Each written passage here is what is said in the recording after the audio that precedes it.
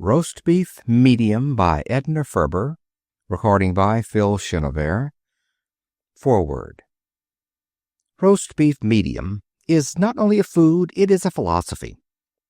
Seated at life's dining table with a menu of morals before you, your eye wanders a bit over the entrees, the hors d'oeuvres, and the things à la, though you know that roast beef medium is safe and sane and sure. It agrees with you.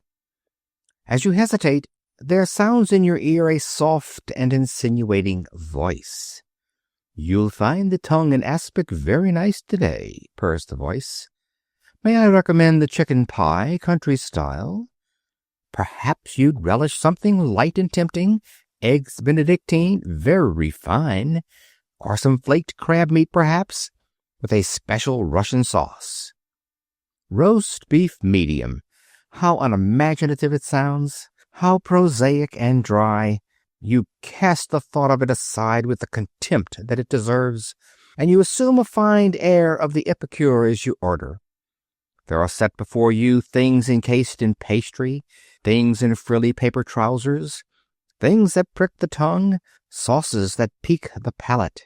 There are strange vegetable garnishings cunningly cut. This is not only food, these are viands.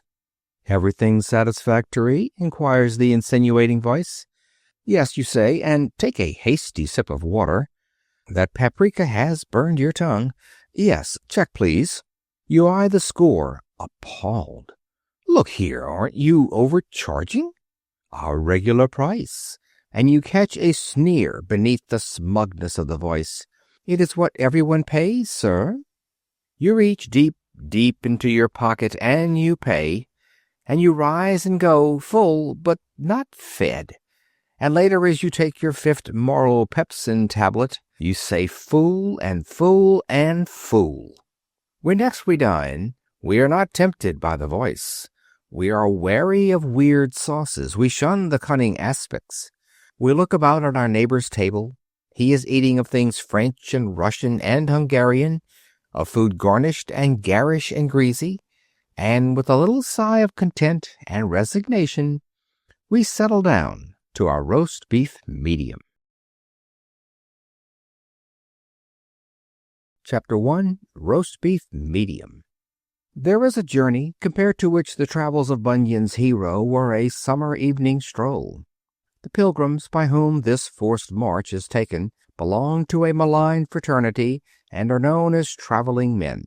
Sample case in hand, trunk key in pocket, cigar in mouth, brown derby atilt at an angle of 90, each young and untried traveler starts on his journey down that road which leads through morasses of chicken à la Creole, over greasy mountains of queen fritters made doubly perilous by slippery glaciers of rum sauce, into formidable jungles of breaded veal chops threaded by sanguine and deadly streams of tomato gravy, past sluggish mires of dreadful things en casserole, over hills of corned beef hash, across shaking quagmires of veal glacé, plunging into sloughs of slaw until, haggard, weary, digestion shattered, complexion gone, he reaches the safe haven of roast beef medium.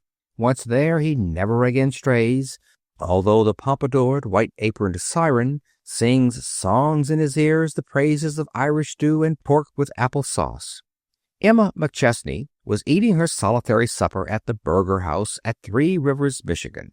She had arrived at the roast beef haven many years before. She knew the digestive perils of a small-town hotel dining room as a guide on the snow-covered mountain knows each treacherous pitfall and chasm.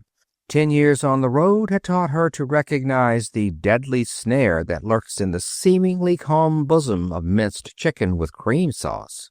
Not for her, the impenetrable mysteries of a hamburger and onions. It had been a struggle, brief but terrible, from which Emma McChesney had emerged triumphant, her complexion and figure saved. No more metaphor. On with the story which left Emma at her safe and solitary supper. She had the last number of the Dry Goods Review propped up against the vinegar cruet and the Worcestershire and the salt shaker. Between conscientious but disinterested mouthfuls of medium roast beef, She was reading the snappy ads set forth by her firm's bitterest competitors, the Strauss Sans-Silk Skirt Company. It was a good reading ad.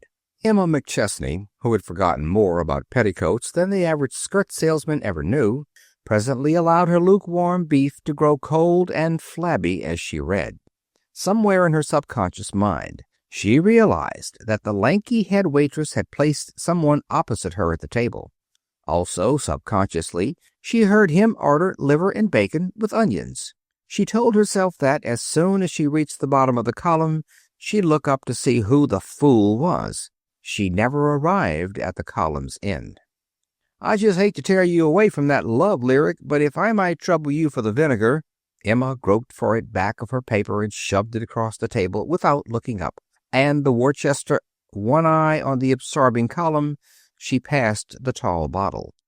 But at its removal, her prop was gone. The dry goods review was too weighty for the salt shaker alone. And the salt. Thanks. Warm, isn't it? There was a double vertical frown between Emma McChesney's eyes as she glanced up over the top of her dry goods review. The frown gave way to a half smile. The glance settled into a stare. "But then anybody would have stared. He expected it," she said afterwards in telling about it. "I've seen matinee idols and Taylor's Supply salesmen and Julian Eltinge, but this boy had any male professional beauty I ever saw, looking as handsome and dashing as a bowl of cold oatmeal. And he knew it." Now, in the 10 years that she had been out representing T.A. Buck's Featherloom Petticoats, Emma McChesney had found it necessary to make a rule or two for herself.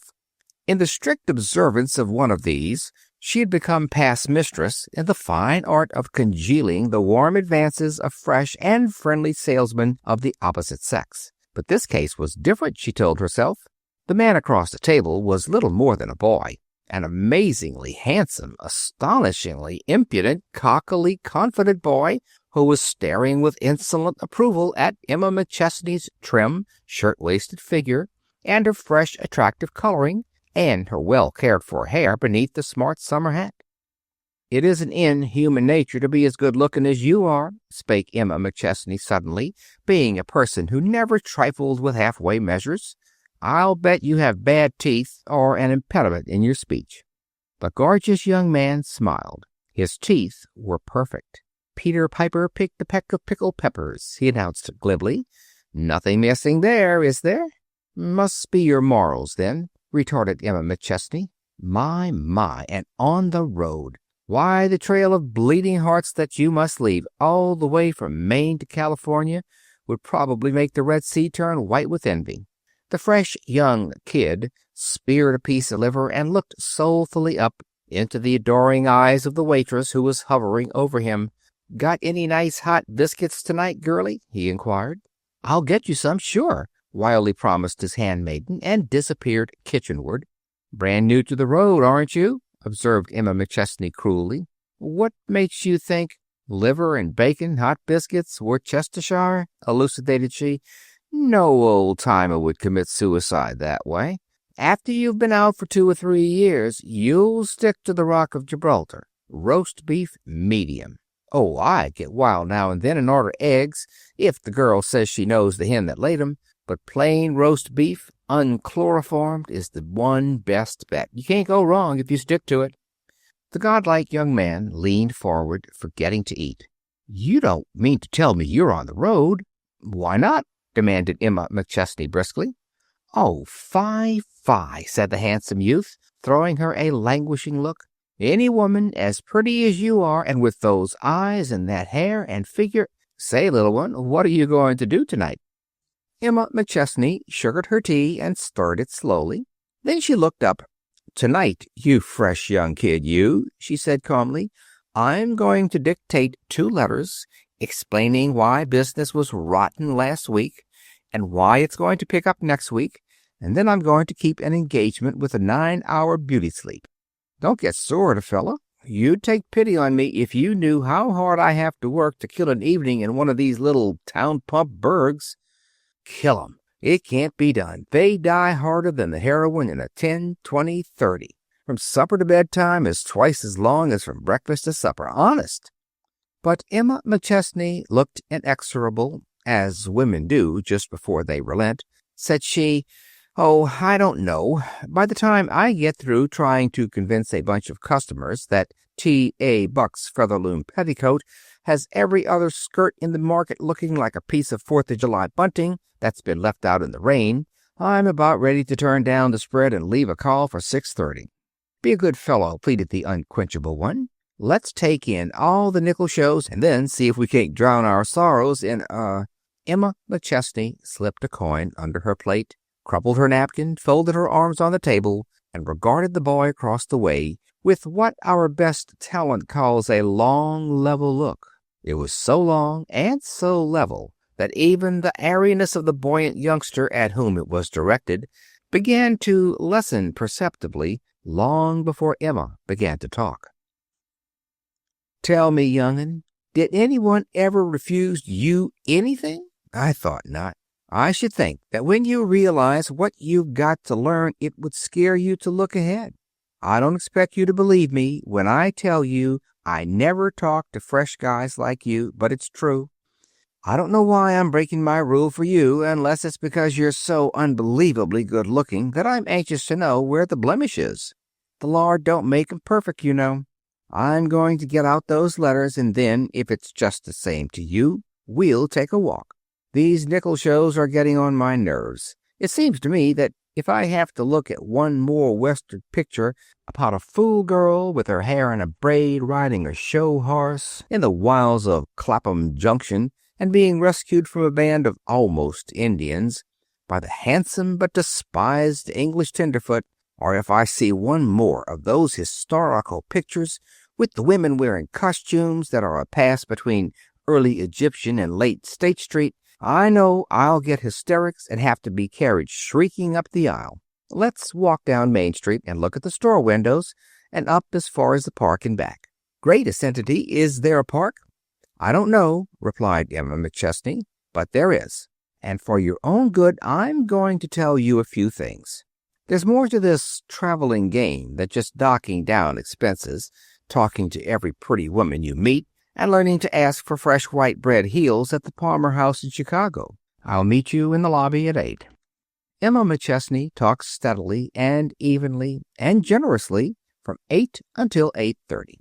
She talked from the great storehouse of practical knowledge which she had accumulated in her 10 years on the road. She told the handsome young cub many things for which he should have been undyingly thankful. But when they reached the park, the cool, dim, moon-silver park, its benches dotted with glimpses of white showing close beside a blur of black, Emma McChesney stopped talking. Not only did she stop talking, but she ceased to think of the boy seated beside her on the bench. In the bandstand, under the arc light, at the center of the pretty little square, some neighborhood children were playing a noisy game, with many shrill cries and much shouting and laughter. Suddenly, from one of the houses across the way, a woman's voice was heard, even above the clamor of the children. "Freddie!" called the voice. "Maybelle! Come now!" And the boy's voice answered, as boys' voices have since Cain was a child playing in the Garden of Eden, and as boys' voices will as long as boys are. "Aw, Ma, I ain't a bit sleepy. We just begun a new game, and I'm leader. Can't we stay out a couple of minutes more?"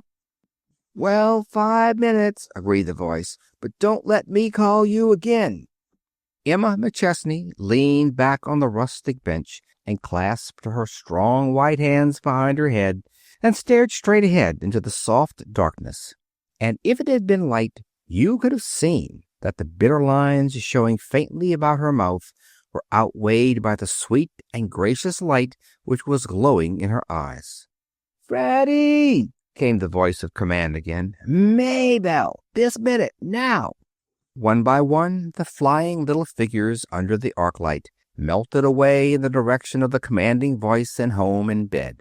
And Emma McChesney forgot all about fresh young kids and Featherloom petticoats and discounts and bills of lading and sample cases and grouchy buyers. After all, it had been her protecting maternal instinct which had been aroused by the boy at supper, although she had not known it then. She did not know it now, for that matter. She was busy remembering just such evenings in her own life, summer evenings filled with the high, shrill laughter of children at play. She, too, had stood in the doorway, making a funnel of her hands, so that her clear call through the twilight might be heard above the cries of the boys and girls. She had known how loath the little feet had been to leave their play, and how they had lagged up the porch steps and into the house. Years, whose memory she had tried to keep behind her, now suddenly loomed before her in the dim quiet of the little flower-scented park. A voice broke the silence and sent her dream thoughts scattering to the winds. "Honestly, kid," said the voice, "I could be crazy about you if you'd let me." The forgotten figure beside her woke into sudden life. A strong arm encircled her shoulders. A strong hand seized her own, which were clasped behind her head. Two warm, eager lips were pressed upon her lips, checking the little cry of surprise and wrath that rose in her throat. Emma McChesney wrenched herself free with a violent jerk and pushed him from her. She did not storm. She did not even rise. She sat very quietly, breathing fast. When she turned at last to look at the boy beside her, it seemed that her white profile cut the darkness. The man shrunk a little and would have stammered something, but Emma McChesney checked him. "You nasty, good-for-nothing, handsome young devil, you," she said. "So you're married." He sat up with a jerk. "How did you... What makes you think so?" "That was a married kiss, a 2-year-old married kiss at least. No boy would get as excited as that about kissing an old stager like me. The chances are you're out of practice. I knew that if it wasn't teeth or impediment, it must be morals, and it is." She moved over on the bench until she was close beside him. "Now, listen to me, boy." She leaned forward impressively. "Are you listening?" "Yes," answered the handsome young devil sullenly. "What I've got to say to you isn't so much for your sake as for your wife's. I was married when I was 18 and stayed married 8 years. I've had my divorce 10 years, and my boy is 17 years old. Figure it out. How old is Anne?" "I don't believe it," he flashed back. "You're not a day over 26. Anyway, you don't look it." Thanks," drawled Emma. "That's because you've never seen me in negligee. A woman's as old as she looks with her hair on the dresser and bed only a few minutes away. Do you know why I was decent to you in the first place? Because I was foolish enough to think that you reminded me of my own kid.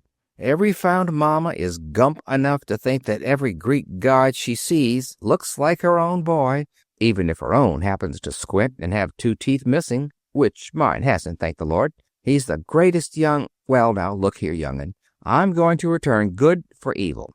Traveling men and geniuses should never marry. But as long as you've done it, you might as well start right. If you move from this spot till I get through with you, I'll yell police and murder. Are you ready?" "I'm dead sorry. On the square. I am..." "10 minutes late," interrupted Emma McChesney. "I'm dishing up a sermon, hot for one, and you've got to choke it down. Whenever I hear a traveling man howling about his lonesome evenings, and what a dog's life it is, and no way for a man to live, I always wonder what kind of a summer picnic he thinks it is for his wife. She's really a widow 7 months in the year, without any of the widow's privileges. Did you ever stop to think what she's doing evenings? No, you didn't. Well, I'll tell you. She's sitting home night after night, probably embroidering monograms on your shirt sleeves by way of diversion. And on Saturday night, which is the night when every married woman has the inalienable right to be taken out by her husband, she can listen to the woman in the flat upstairs getting ready to go to the theater.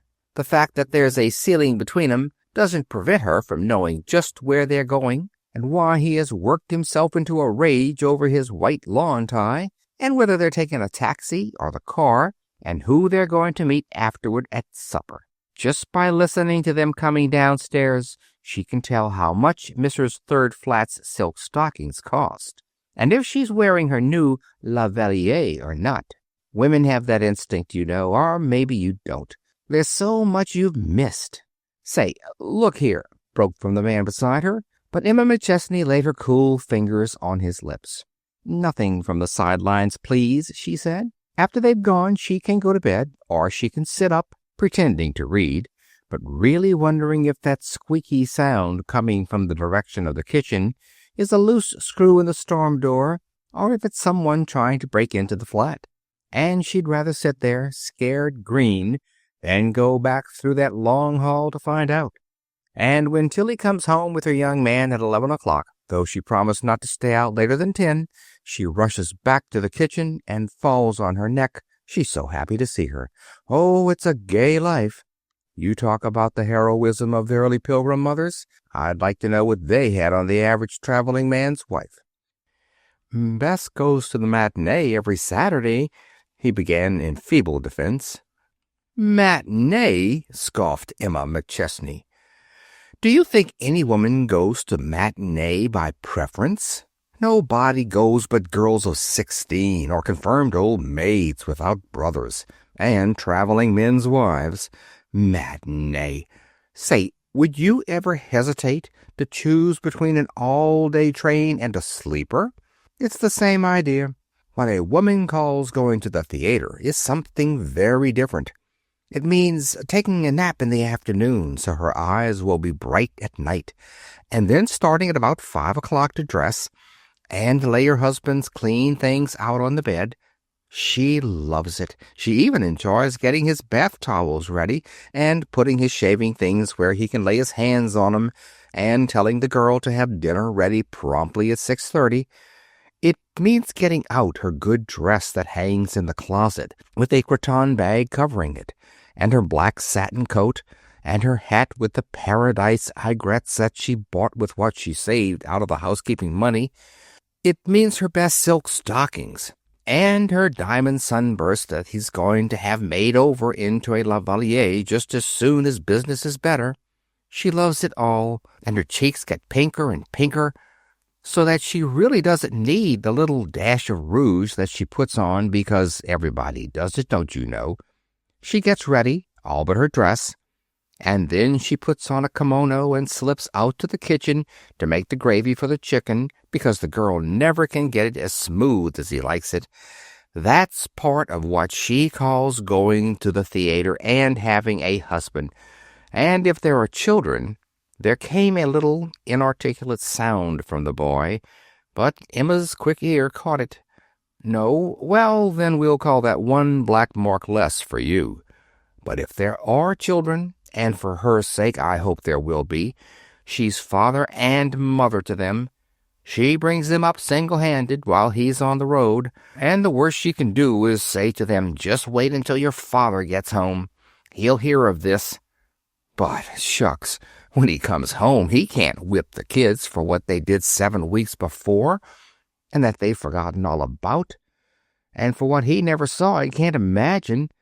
Besides, he wants his comfort when he gets home. He says he wants a little rest and peace, and he's darned if he's going to run around evenings. Not much he isn't, but he doesn't object to her making a special effort to cook all those little things that he's been longing for on the road. Oh, there'll be a seat in heaven for every traveling man's wife. Though at that, I'll bet most of 'em will find themselves stuck behind a post. You're all right, exclaimed Emma McChesney's listener suddenly.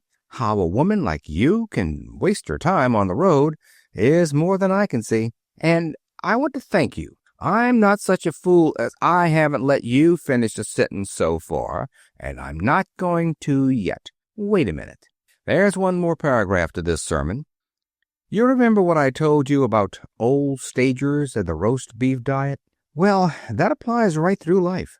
It's all very well to trifle with the little side dishes at first, but there comes a time when you've got to quit fooling with the minced chicken and the imitation lamb chops of this world and settle down to plain, everyday roast beef medium. That other stuff may tickle your palate for a while, but sooner or later it will turn on you and ruin your moral digestion. You stick to roast beef medium. It may sound prosaic and unimaginative and dry, but you'll find that it wears in the long run. You can take me over to the hotel now. I've lost an hour's sleep, but I don't consider it wasted. And you'll oblige me by putting a stopper on any conversation that may occur to you between here and the hotel. I've talked until I'm so low on words that I'll probably have to sell Featherlooms in sign language tomorrow." They walked to the very doors of the Burger House in silence, but at the foot of the stairs that led to the parlor floor, he stopped and looked into Emma McChesney's face. His own was rather white and tense. "Look here," he said, "I've got to thank you. That sounds idiotic, but I guess you know what I mean, and I won't ask you to forgive a hound like me. I haven't felt so ashamed of myself since I was a kid. Why, if you knew Bess, I guess I know Bess all right. I used to be a Bess myself. Just because I'm a traveling man, it doesn't follow that I've forgotten the Bess feeling.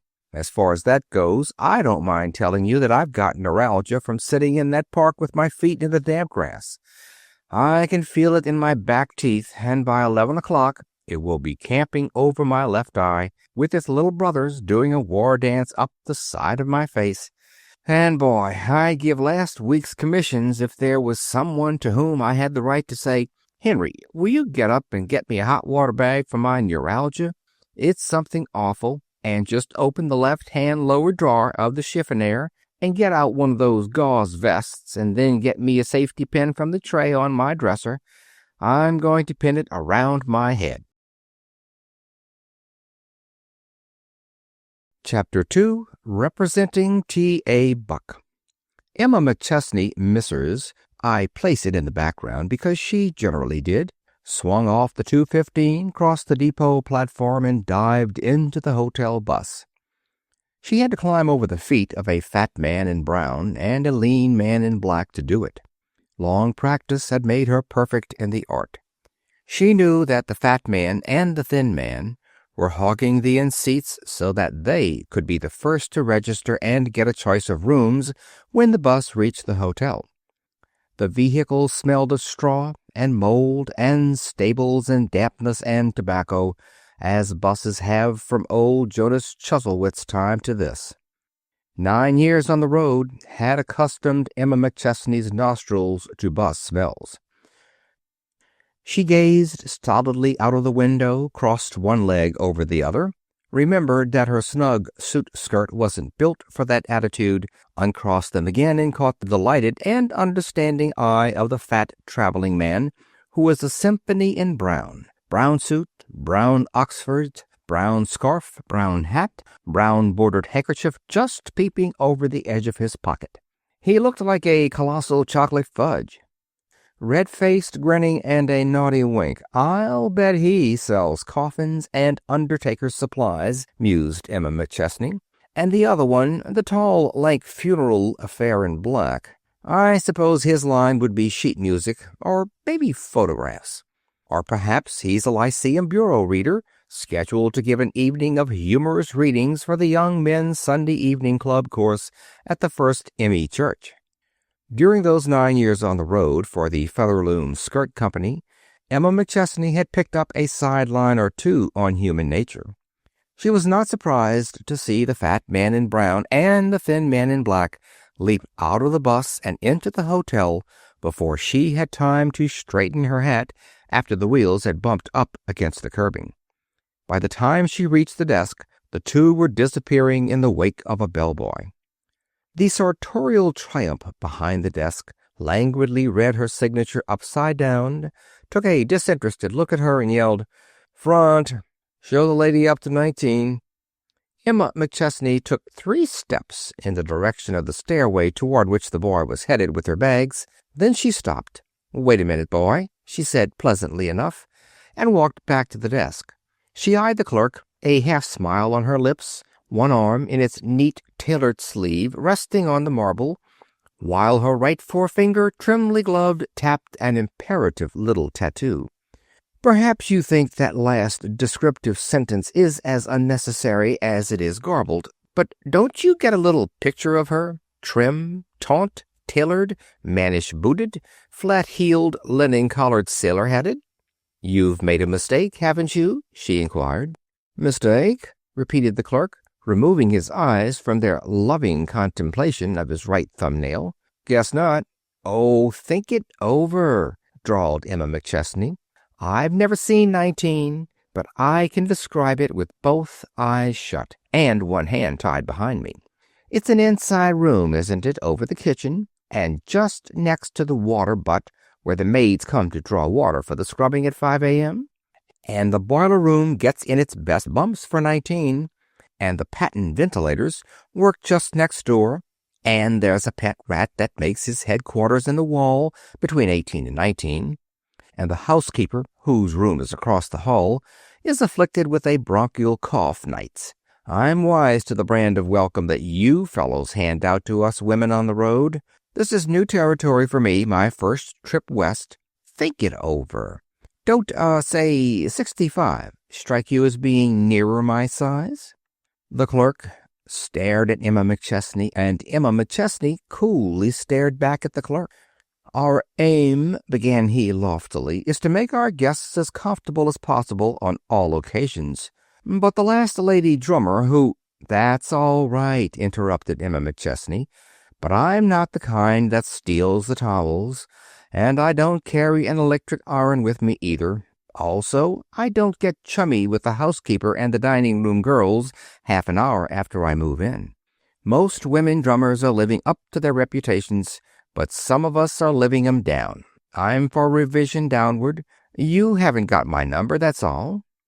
A slow gleam of unwilling admiration illumined the clerk's chill eye. He turned and extracted another key with its jangling metal tag from one of the many pigeonholes behind him. "You win," he said. He leaned over the desk and lowered his voice discreetly. "Say, girlie, go on into the cafe and have a drink on me." "Wrong again," answered Emma McChesney. "Never use it. Bad for the complexion. Thanks just the same. Nice little hotel you got here." In the corridor leading to 65, there was a great litter of pails and mops and brooms and damp rags, and one heard the sigh of a vacuum cleaner. "Spring house cleaning," exclaimed the bellboy, hurdling a pail. Emma McChesney picked her way over a little heap of dust cloths and a ladder or so. "House cleaning," she repeated dreamily. "Spring house cleaning." And there came a troubled, yearning light into her eyes. It lingered there after the boy had unlocked and thrown open the door of 65, pocketed his dime, and departed. 65 was, well, you know what 65 generally is in a Middle Western town. Iron bed, tan wallpaper, pine table, pine dresser, pine chair, red carpet, stuffy smell, fly buzzing at window, sun beating in from the west. Emma McChesney saw it all in one accustomed glance. "Lordy, I hate to think what 19 must be," she told herself, and unclasped her bag. Out came the first aid to the travel-stained, a jar of cold cream. It was followed by powder, chamois, brush, comb, toothbrush. Emma McChesney dug 4 fingers into the cold cream jar, slapped the stuff on her face, rubbed it in a bit, wiped it off with a dry towel, straightened her hat, dusted the chamois over her face, glanced at her watch, and hurriedly whisked downstairs. After all, she mused, that thin guy might not be out for a music house. Maybe his line of skirts, too. You never can tell. Anyway, I'll beat him to it. Saturday afternoon and springtime in a small town. Do you know it? Main Street, on the right side, all a bustle, farmers' wagons drawn up at the curbing, farmers' wives in the inevitable rusty black with dowdy hats furbished up with a little red muslin rose in honor of spring. Grand opening at the new 5 and 10 cent store, with women streaming in and streaming out again, each with a souvenir pink carnation pinned to her coat. Every one carrying bundles and yellow paper bags that might contain bananas or hats or grass seed. The 32 automobiles that the town boasts all dashing up and down the street, driven by hatless youths in careful college clothes. A crowd of at least 11 waiting at Jensen's drugstore corner for the next interurban car. Emma McChesney found herself strolling when she should have been hustling in the direction of the novelty cloak and suit store. She was aware of a vague, strangely restless feeling in the region of her heart, or was it her liver or her lungs? Reluctantly, she turned in at the entrance of the novelty cloak and suit store and asked for the buyer. Here we might introduce one of those side-splitting little business deal scenes, but there can be paid no finer compliment to Emma McChesney's saleswomanship than to state that she landed her man on a busy Saturday afternoon with a store full of customers and the head woman clerk dead against her from the start. As she was leaving, "Generally it's the other way around," smiled the boss, regarding Emma's trim comeliness, "but seeing you're a lady, why, it'll be on me." He reached for his hat. "Let's go and have a little something." "Not any, thanks," Emma McChesney replied, a little wearily. On her way back to the hotel, she frankly loitered. Just to look at her made you certain that she was not of our town. Now, that doesn't imply that the women of our town do not dress well, because they do. But there was something about her, a flirt of chiffon at the throat, or her hat quill stuck in a certain way, or the stitching on her gloves, or the vamp of her shoe, that was of a style which had not reached us yet. As Emma McChesney loitered, looking in at the shop windows and watching the women hurrying by, intent on the purchase of their Sunday dinners, that vague, restless feeling seized her again. There were rows of plump fowls in the butcher shop windows and juicy roasts. The cunning hand of the butcher had enhanced the redness of the meat by trimmings of curly parsley. Salad things and new vegetables glowed behind the grocer's plate glass. There were the tender leaves of lettuces, the coral of tomatoes, the brown-green of stout asparagus stalks, bins of spring peas and beans, and carrots, and bunches of greens for soup. There came over the business-like soul of Emma McChesney a wild longing to go in and select a 10-pound roast, taking care that there should be just the right proportion of creamy fat and red meat. She wanted to go in and poke her fingers in the ribs of a broiler.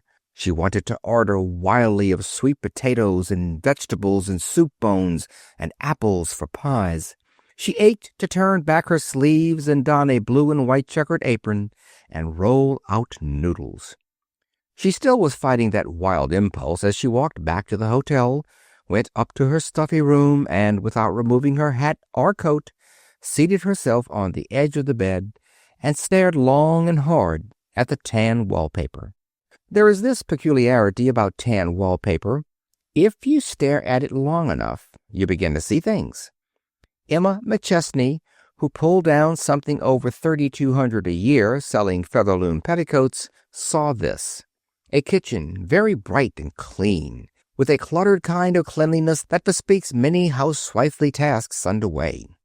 There were mixing bowls and saucepans and a kettle or so, and from the oven there came the sounds of sputtering and hissing. About the room there hung the divinely delectable scent of freshly baked cookies. Emma McChesney saw herself in an all-enveloping checked gingham apron, her sleeves rolled up, her hair somewhat wild, and one lock powdered with white where she had pushed it back with a floury hand.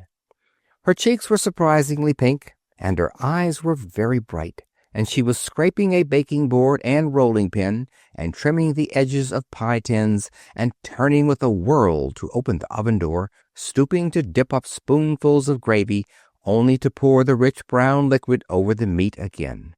There were things on top of the stove that required sticking into with a fork, and other things that demanded tasting and stirring with a spoon. A neighbor came in to borrow a cup of molasses, and Emma urged upon her one of her freshly baked cookies. And there was a ring at the front door bell, and she had to rush away to do battle with a persistent book agent. The buzzing fly alighted on Emma McChesney's left eyebrow. She swatted at it with a hand that was not quite quick enough, spoiled the picture, and slowly rose from her perch at the bedside. "Oh, damn," she remarked wearily, and went over to the dresser.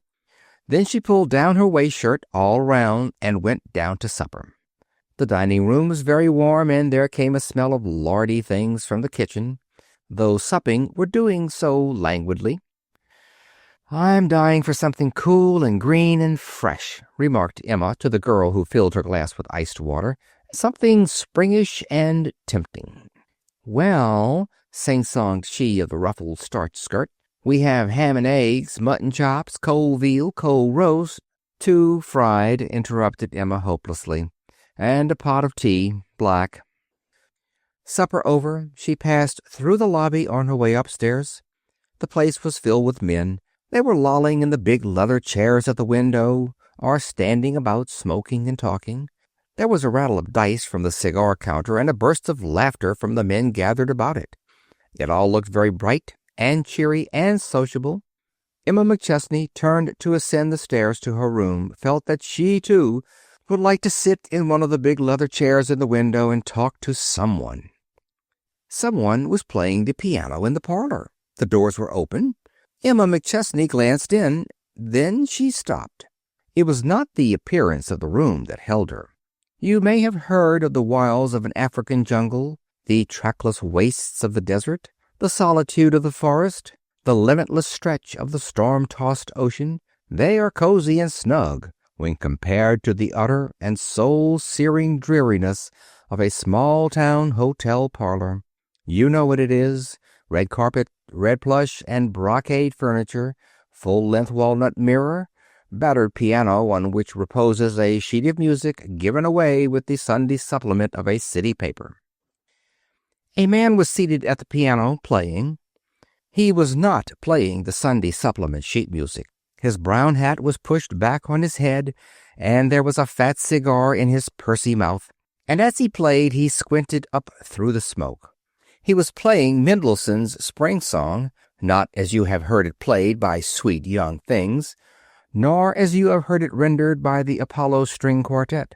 Under his fingers it was a fragrant, trembling, laughing, sobbing, exquisite thing. He was playing it in a way to make you stare straight ahead and swallow hard. Emma McChesney leaned her head against the door. The man at the piano did not turn. So she tiptoed in, found a chair in a corner, and noiselessly slipped into it. She sat very still, listening, and the past that might have been and the future that was to be stretched behind and before her, as is strangely often the case when we are listening to music. She stared ahead with her eyes that were very wide open and bright. Something in the attitude of the man sitting hunched there over the piano keys, and something in the beauty and pathos of the music brought a hot haze of tears to her eyes. She leaned her head against the back of the chair and shut her eyes and wept quietly and heartbrokenly. The tears slid down her cheek and dropped on her smart tailored waist and her Irish lace jabot, and she didn't care a bit.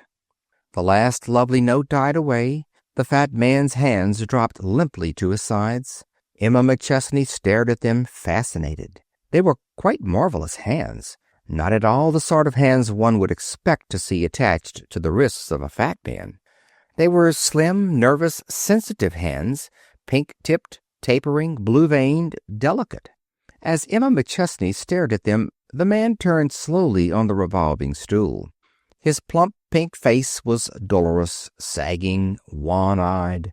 He watched Emma McChesney as she sat up and dried her eyes. A satisfied light dawned in his face. "Thanks," he said, and mopped his forehead and chin and neck with the brown-edged handkerchief. You can't be Paderewski. He's thin. But if he plays any better than that, then I don't want to hear him. You've upset me for the rest of the week. You've started me thinking about things that... The fat man clasped his thin, nervous hands in front of him and leaned forward. About things that you're trying to forget. It starts me that way, too. That's why sometimes I don't touch the keys for weeks. Say, what do you think of a man who can play like that, and who is out on the road for a living just because he knows it's a sure thing? Music? That's my gift, and I've buried it. Why? Because the public won't take a fat man seriously. When he sits down at the piano, they begin to howl for Italian rag.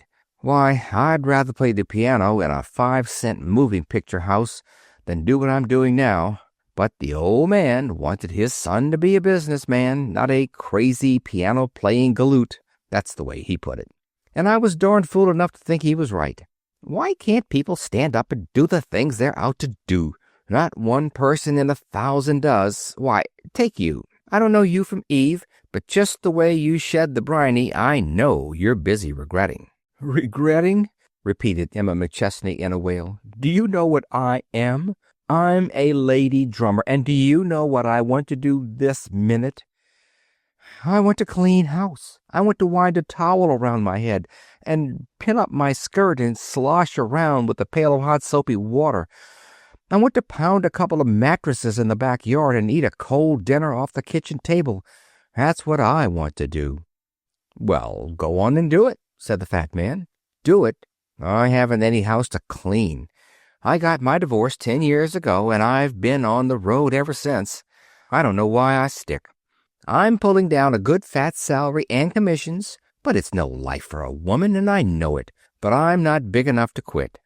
It's different with a man on the road. He can spend his evenings taking in 2 or 3 nickel shows, or he can stand on the drugstore corner and watch the pretty girls go by, or he can have a game of billiards, or maybe cards, or he can have a nice quiet time just going up to his room and smoking a cigar and writing to his wife or his girl. Do you know what I do?" "No," answered the fat man interestedly. "What?" "Evenings I go up to my room and sew or read. Sew.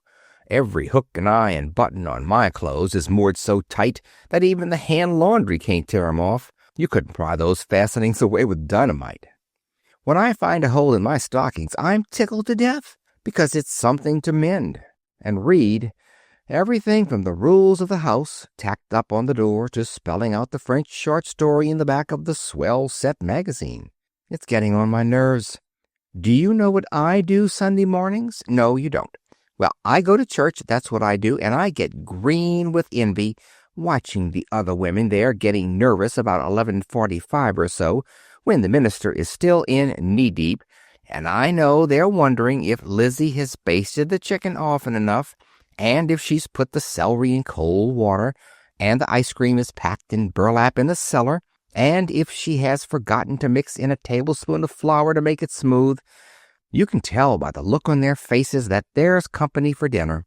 And you know that after dinner they'll sit around, and the men will smoke, and the women folks will go upstairs, and she'll show the other woman her new scalloped, monogrammed, hand-embroidered guest towels, and the waist that her cousin Ethel brought from Paris. And maybe they'll slip off their skirts and lie down on the spare-room bed for a 10-minute nap. And you can hear the hired girl rattling the dishes in the kitchen and talking to her lady friend who is helping her wipe up so they can get out early. You can hear the two of them laughing above the clatter of the dishes. The fat man banged one fist down on the piano keys with a crash. "I'm through," he said. "I quit tonight. I've got my own life to live. Here, will you shake on it? I'll quit if you will. You're a born housekeeper. You don't belong on the road any more than I do. It's now or never, and it's going to be now with me. When I strike the pearly gates, I'm not going to have St. Peter say to me, 'Ed, old kid, what have you done with your talents?'" "You're right," sobbed Emma McChesney, her face glowing. "By the way," interrupted the fat man, "what's your line?" "Petticoats. I'm out for T.A. Buck's Featherloom skirts. What's yours?" "Suffering cats," shouted the fat man. "Do you mean to tell me that you're the fellow that sold that bill to Bloom of the novelty cloak and suit concern and spoiled a sale for me? You? Are you? You bet I am. I sell the best little skirt in the world. Strauss's sans silk petticoat, warranted not to crack, rip, or fall into holes. Greatest little skirt in the country." Emma McChesney straightened her collar and jabot with a jerk and sat up. "Oh, now, don't give me that bunk. You've got a good little cellar, all right, but that guarantee don't hold water any more than the petticoat contains silk. I know that stuff. It looms up big in the window displays, but it's got a filler of glucose or starch or mucilage or something, and 2 days after you wear it, it's as limp as a cheesecloth rag. It's showy, but you take a line like mine, for instance. Why, my customers swear by me. I make the cob tomorrow, and there's Nussbaum of the Paris Emporium, the biggest store there, who just—" "I make the cob, too," remarked Emma McChesney, the light of battle in her eye. "You mean," gently insinuated the fat man, "that you were going to, but that's all over now." "Huh?" said Emma. Our agreement, you know, the fat man reminded her sweetly. You aren't going back on that.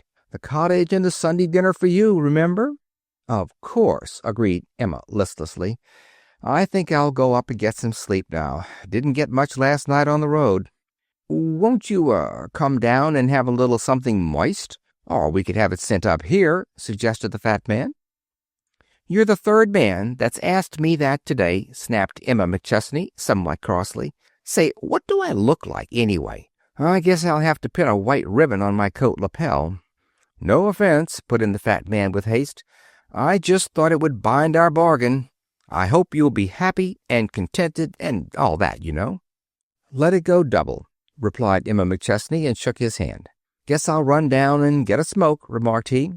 He ran down the stairs in a manner wonderfully airy for one so stout. Emma watched him until he disappeared around a bend in the stairs. Then she walked hastily in the direction of 65. Down in the lobby, the fat man, cigar in mouth, was cautioning the clerk and emphasizing his remarks with one forefinger. I want to leave a call for 6:30, he was saying, not a minute later. I have got to get out of here on that 7:35 for DeKalb. Got a Sunday customer there. As he turned away, a telephone bell tinkled at the desk. The clerk bent his stately head. Clerk. Yes, ma'am. No, ma'am. There's no train out of here tonight for DeKalb. Tomorrow morning. 7:35 a.m. I sure will. At 6:30? Surest thing you know. Chapter 3. Chickens. For the benefit of the bewildered reader, it should be said that there are two distinct species of chickens. There is the chicken which you find in the barnyard, in the incubator, or on a hat. And there is the type indigenous to State Street, Chicago. Each is known by its feathers. The barnyard variety may puzzle the amateur fancier, but there is no mistaking the State Street chicken. It is known by its soiled, high, white canvas boots, by its tight, short, black skirt, by its slug pearl earrings, by its bewildering coiffure, by every line of its slim young body, by every curve of its cheek and throat. You know it is adorably, pitifully young. By its carmined lip, its near smart hat, its babbling of him, and by the knowledge which looks boldly out of its eyes, you know it is tragically old. Seated in the Pullman car with a friendly newspaper protecting her bright hair from the doubtful gray-white of the chair cover, Emma McChesney, traveling saleswoman for T.A. Buck's Featherloom Petticoats, was watching the telephone poles chase each other back to Duluth, Minnesota, and thinking fondly of Mary Cutting, who is the mother confessor and comforter of the State Street chicken. Now, Duluth, Minnesota, is trying to be a city. In watching its struggles, a hunger for a taste of the real city had come upon Emma McChesney. She had been out with her late fall line from May until September. Every Middle Western town of 5,000 inhabitants or over had received its share of Emma McChesney's attention and petticoats. It had been a mystifyingly good season in a bad business year. Even old T.A. himself was almost satisfied. Commissions piled up with gratifying regularity for Emma McChesney. Then, quite suddenly, the lonely evenings, the lack of woman companionship, and the longing for a sight of her 17-year-old son had got on Emma McChesney's nerves. She was 2 days ahead of her schedule, whereupon she wired her son thus: Dear kid, meet me Chicago, usual place, Friday, large time, my treat, mother. Then she had packed her bag, wired Mary Cutting that she would see her Thursday, and had taken the first train out for Chicago. You might have found the car close, stuffy, and uninteresting. 10 years on the road had taught Emma McChesney to extract a maximum of enjoyment out of a minimum of material. Emma McChesney's favorite occupation was selling T.A. Buck's Featherloom Petticoats, and her favorite pastime was studying men and women. The two things went well together. When the train stopped for a minute or two, you could hear a faint rattle and click from the direction of the smoking compartment where 3 jewelry salesmen from Providence, Rhode Island, were indulging in their beloved but dangerous diversion of dice throwing. Just across the aisle was a woman with her daughter, Chicago-bound to buy a trousseau. They were typical, wealthy, small-town women, smartly garbed in a fashion not more than 20 minutes late. In the quieter moments of the trip, Emma McChesney could hear the mother's high-pitched East End Ladies' Reading Club voice saying, "I'd have the velvet suit made fussy, with a real fancy waist, too, for afternoons. You can go anywhere in a handsome velvet three-piece suit." The girl had smiled dreamily and gazed out of the car window. "I wonder," she said, "if there'll be a letter from George. He said he would sit right down and write." In the safe seclusion of her high-backed chair, Emma McChesney smiled approvingly. 17 years ago, when her son had been born, and 10 years ago, when she had got her divorce, Emma McChesney had thanked her God that her boy had not been a girl. Sometimes now she was not so sure about it. It must be fascinating work selecting velvet suits made fussy for a daughter's trousseau. Just how fully those 5 months of small-town existence had got on her nerves, Emma McChesney did not realize until the train snorted into the shed and she sniffed the mingled smell of smoke and stockyards and found it sweet in her nostrils. An unholy joy seized her. She entered the biggest store and made for the millinery department. Yielding to an uncontrollable desire to buy a hat, it was a pert, trim, smart little hat. It made her 36 years seem less possible than ever, and her 17-year-old son an absurdity. It was 4:30 when she took the elevator up to Mary Cutting's office on the 10th floor. She knew she would find Mary Cutting there. Mary Cutting, friend, counselor, advisor to every young woman in the great store and to all Chicago's silly, helpless chickens. A dragon sat before Mary Cutting's door and wrote names on slips, but at the sight of Emma McChesney she laid down her pencil. "Well," smiled the dragon, "you're a sight for sore eyes. There's nobody in there with her. Just walk in and surprise her." At a rosewood desk in a tiny, cozy office sat a pink-cheeked, white-haired woman. You associated her in your mind with black velvet and real lace. She did not look up as Emma McChesney entered. Emma McChesney waited for one small moment, then, "Cut out the bank president stuff, Mary Cutting, and make a fuss over me," she commanded. The pink-cheeked, white-haired woman looked up. You saw that her eyes were wonderfully young. She made 3 marks on a piece of paper, pushed a call button at her desk, rose and hugged Emma McChesney thoroughly and satisfactorily, then held her off a moment and demanded to know where she had bought her hat. "Got it 10 minutes ago in the millinery department downstairs. Had to.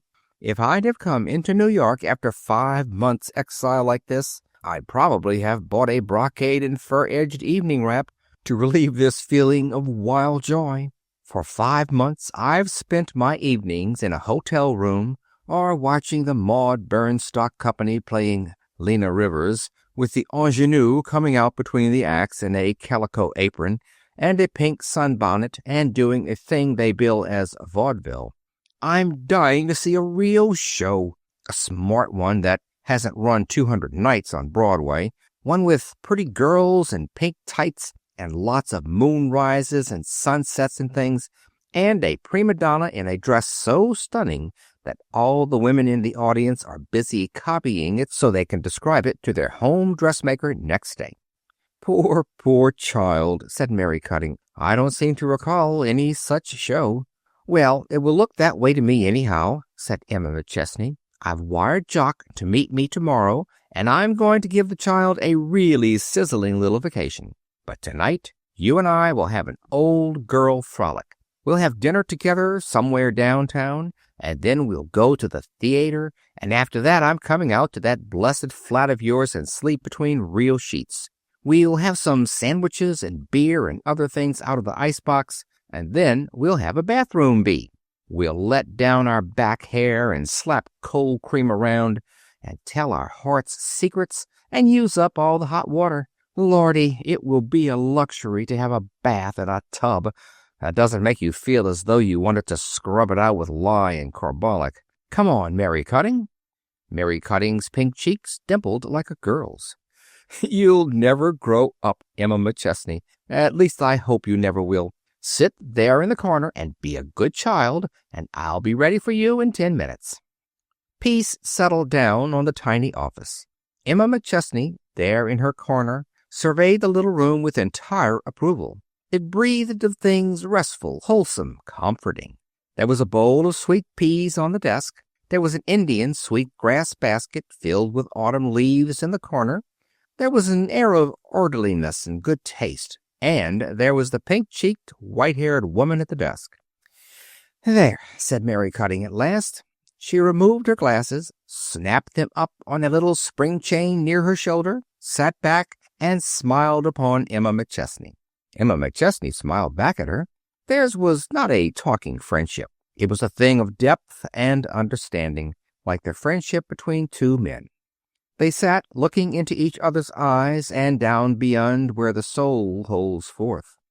And because what he saw there was beautiful and sightly, they were seized with a shyness such as two men feel when they love each other, and so they awkwardly endeavored to cover up their shyness with words. "You could stand a facial and a decent scalp massage, Emma," observed Mary Cutting, in a tone pregnant with love and devotion. "Your hair looks a little dry. Those small-town manicures don't know how to give a real treatment. I'll have it tomorrow morning before the kid gets in at 11. As the Lily Russell of the traveling profession, I can't afford to let my beauty wane. That complexion of yours makes me mad, Mary. It goes through a course of hard water and Chicago dirt and comes up looking like a rose leaf with the morning dew on it. Where'll we have supper?" "I know a new place," replied Mary Cutting. "German, but not greasy." She was sorting, marking, and pigeonholing various papers and envelopes. When her desk was quite tidy, she shut and locked it, and came over to Emma McChesney. "Something nice happened to me today," she said softly. "Something that made me realize how worthwhile life is. You know we have 5,000 women working here, almost double that during the holidays. A lot of them are under 20, and Emma, a working girl under 20 in a city like this. Well, a brand new girl was looking for me today. She didn't know the way to my office, and she didn't know my name, so she stopped one of the older clerks, blushed a little, and said, 'Can you tell me the way to the office of the comfort lady?' That's worth working for, isn't it, Emma McChesney?" "It's worth living for," answered Emma McChesney gravely. It's worth dying for. To think that those girls come to you with their little sacred things, their troubles and misfortunes and unhappinesses and their disgraces sometimes," Mary Cutting finished for her. "Oh, Emma McChesney, sometimes I wonder why there isn't a national school for the education of mothers. I marvel at their ignorance more and more every day. Remember, Emma, when we were kids, our mothers used to send us flying to the grocery on baking day? All the way from our house to Heinz Grocery, I'd have to keep on saying over and over, 'Sugar, butter, molasses, sugar, butter, molasses, sugar, butter, molasses.' If I stopped for a minute, I'd forget the whole thing. It isn't so different now. Sometimes at night, going home in the car after a day so bad that the whole world seems rotten, I make myself say over and over, as I used to repeat my sugar, butter, molasses, 'It's a glorious good old world. It's a glorious good old world. It's a glorious good old world.' And I daren't stop for a minute for fear of forgetting my lesson." For the third time in that short half hour, a silence fell between the two, a silence of perfect sympathy and understanding. 5 little strokes, tripping over each other in their haste, came from the tiny clock on Mary Cutting's desk. It roused them both. "Come on, old girl," said Mary Cutting. "I've a chore or two still to do before my day is finished.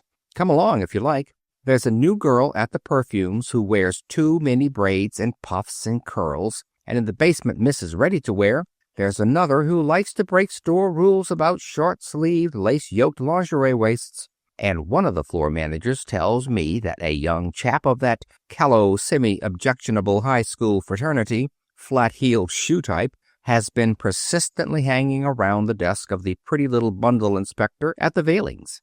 We're trying to clear the store of that type. They call girls of that description chickens. I wonder why someone hasn't found a name for the masculine chicken." "I'll give 'em one," said Emma McChesney. as they swung down a broad, bright aisle of the store. "Call 'em weasels. That covers their style, occupation, and character." They swung around the corner to the Veilings, and there they saw the very pretty, very blonde, very young Chicken deep in conversation with her weasel. The weasel's trousers were very tight and English, and his hat was properly woolly and alpine, and dented very much on one side, and his heels were fashionably flat, and his hair was slickly pompadour. Mary Cutting and Emma McChesney approached them very quietly, just in time to hear the weasel say, "Well, so long then, shrimp. See you at 8." And he swung round and faced them. The sick horror of uncertainty which had clutched at Emma McChesney when first she saw the weasel's back held her with awful certainty now. But 10 years on the road had taught her self-control, among other things. So she looked steadily and calmly into her son's scarlet face. Jock's father had been a liar. She put her hand on the boy's arm. "You're a day ahead of schedule, Jock," she said evenly. "So are you," retorted Jock sullenly, his hands jammed into his pockets. "All the better for both of us, kid. I was just going over to the hotel to clean up, Jock. Come along, boy." The boy's jaw set. His eyes sought any haven but that of Emma McChesney's eyes. "I can't," he said, his voice very low. "I've an engagement to take dinner with a bunch of fellows. We're going down to the inn. Sorry." A certain cold rigidity settled over Emma McChesney's face. She eyed her son in silence until his miserable eyes perforce looked up into hers. "I'm afraid you'll have to break your engagement," she said. She turned to face Mary Cutting's regretful, understanding gaze. Her eyebrows lifted slightly. Her head inclined ever so little in the direction of the half-scared, half-defiant Chicken. "You attend to your chicken, Mary," she said. "I'll see to my weasel." So Emma McChesney and her son, Jock, looking remarkably like brother and sister, walked down the broad store aisles and out into the street. There was little conversation between them. When the pillared entrance of the hotel came into sight, Jock broke the silence sullenly. "Why do you stop at that old barracks? It's a rotten place for women. No one stops there but clothing salesmen and boobs who still think it's Chicago's leading hotel. No place for a lady." "Any place in the world is the place for a lady, Jock," said Emma McChesney quietly. Automatically, she started toward the clerk's desk. Then she remembered and stopped. "I'll wait here," she said. "Get the key for 518, will you please? And tell the clerk that I'll want the room adjoining beginning tonight instead of tomorrow, as I first intended. Tell him you're Mrs. McChesney's son." He turned away. Emma McChesney brought her handkerchief up to her mouth and held it there a moment, and the skin showed white over the knuckles of her hand. In that moment, every one of her 36 years were on the table, face up. "We'll wash up," said Emma McChesney when he returned. "Then we'll have dinner here." "I don't want to eat here," objected Jock McChesney. "Besides, there's no reason why I can't keep my evening's engagements." "And after dinner," went on his mother, as though she had not heard, "we'll get acquainted, kid." It was a cheerless, rather tragic meal, though Emma McChesney saw it through from soup to finger bowls. When it was over, she led the way down the old-fashioned, red-carpeted corridors to her room. It was the sort of room to get on its occupant's nerves at any time, with its red plush armchairs, its black walnut bed, and its walnut center table inlaid with an apoplectic slab of purplish marble. Emma McChesney took off her hat before the dim old mirror and stood there, fluffing out her hair here, patting it there. Jock had thrown his hat and coat on the bed. He stood now, leaning against the footboard, his legs crossed, his chin on his breast, his whole attitude breathing sullen defiance. "Jock," said his mother, still patting her hair, "perhaps you don't know it, but you're pouting just as you used to when you wore pinafores. I always hated pouting children. I'd rather hear them howl. I used to spank you for it. I have prided myself on being a modern mother, but I want to mention, in passing, that I'm still in a position to enforce that ordinance against pouting." She turned around abruptly. "Jock, tell me, how did you happen to come here a day ahead of me, and how do you happen to be so chummy with that pretty, weak-faced little thing at the veiling counter? And how, in the name of all that's unbelievable, have you managed to become a grown-up in the last few months? Jock regarded the mercifully faded roses in the carpet. His lower lip came forward again. Oh, a fellow can't always be tied to his mother's apron strings. I like to have a little fling myself. I know a lot of fellows here. They are frat brothers, and anyway, I needed some new clothes. For one long moment, Emma McChesney stared in silence. Then, "Of course," she began slowly, "I knew you were 17 years old. I've even bragged about it. I've done more than that. I've gloried in it. But somehow, whenever I thought of you in my heart, and that was a great deal of time, it was as though you still were a little tyke in knee pants with your cap on the back of your head and a chunk of apple bulging your cheek. Jock, I've been earning close to $6,000 a year since I put in that sideline of garters. Just how much spending money have I been providing you with?" Jock twirled a coat button uncomfortably. "Well, quite a lot. But a fellow's got to have money to keep up appearances. A lot of fellows in my crowd have more than I. There are clothes and tobacco and then flowers and cabs for the skirts, girls, I mean. And, kid," impressively, "I want you to sit down over there in that plush chair, the red one with the lumps in the back. I want you to be uncomfortable. From where I am sitting, I can see that in you there is the making of a first-class cad. That's no pleasant thing for a mother to realize. Now, don't interrupt me. I'm going to be chairman, speaker, program, and Ways and Means Committee of this meeting. Jock, I got my divorce from your father 10 years ago. Now, I'm not going to say anything about him, just this one thing. You're not going to follow in his footsteps, kid. Not if I have to take you to pieces like a nickel watch and put you all together again. You're Emma McChesney's son, and 10 years from now, I intend to be able to brag about it, or I'll want to know the reason why, and it'll have to be a blamed good reason." "I'd like to know what I've done," blurted the boy. "Just because I happened to come here a few hours before you expected me, and just because you saw me talking to a girl, why, it isn't what you've done. It's what those things stand for. I've been at fault, but I'm willing to admit it. Your mother is a working woman, Jock. You don't like that idea, do you? But you don't mind spending the money that the working woman provides you with, do you? I'm earning a man's salary, but, Jock, you oughtn't to be willing to live on it." "What do you want me to do?" demanded Jock. "I'm not out of high school yet. Are there fellows whose fathers aren't earning as much?" "Fathers?" interrupted Emma McChesney. "There you are, Jock. I don't have to make the distinction for you. You're sufficiently my son to know it in your heart. I had planned to give you a college education if you showed yourself deserving. I don't believe in sending a boy in your position to college unless he shows some special leaning toward a profession. Mother, you know how wild I am about machines and motors and engineering and all that goes with it. Why, I'd work—" "You'll have to, Jock. That's the only thing that will make a man of you. I've started you wrong, but it isn't too late yet. It's all very well for boys with rich fathers to run to clothes and city jaunts and chickens and cabs and flowers.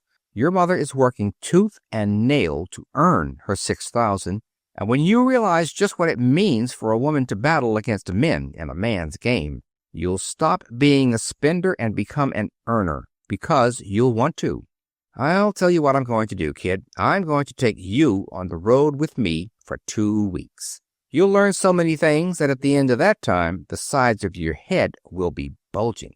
"I'd like it!" exclaimed the boy, sitting up. "It will be regular fun." "No, it won't," said Emma McChesney. "Not after the first 3 or 4 days. But it will be worth more to you than a foreign tour and a private tutor." She came over to him and put her hand on his shoulder. "Your room's just next to mine," she said. "You and I are going to sleep on this. Tomorrow we'll have a real day of it, as I promised. If you want to spend it with the fellows, say so. I'm not going to spoil this little lark that I promised you."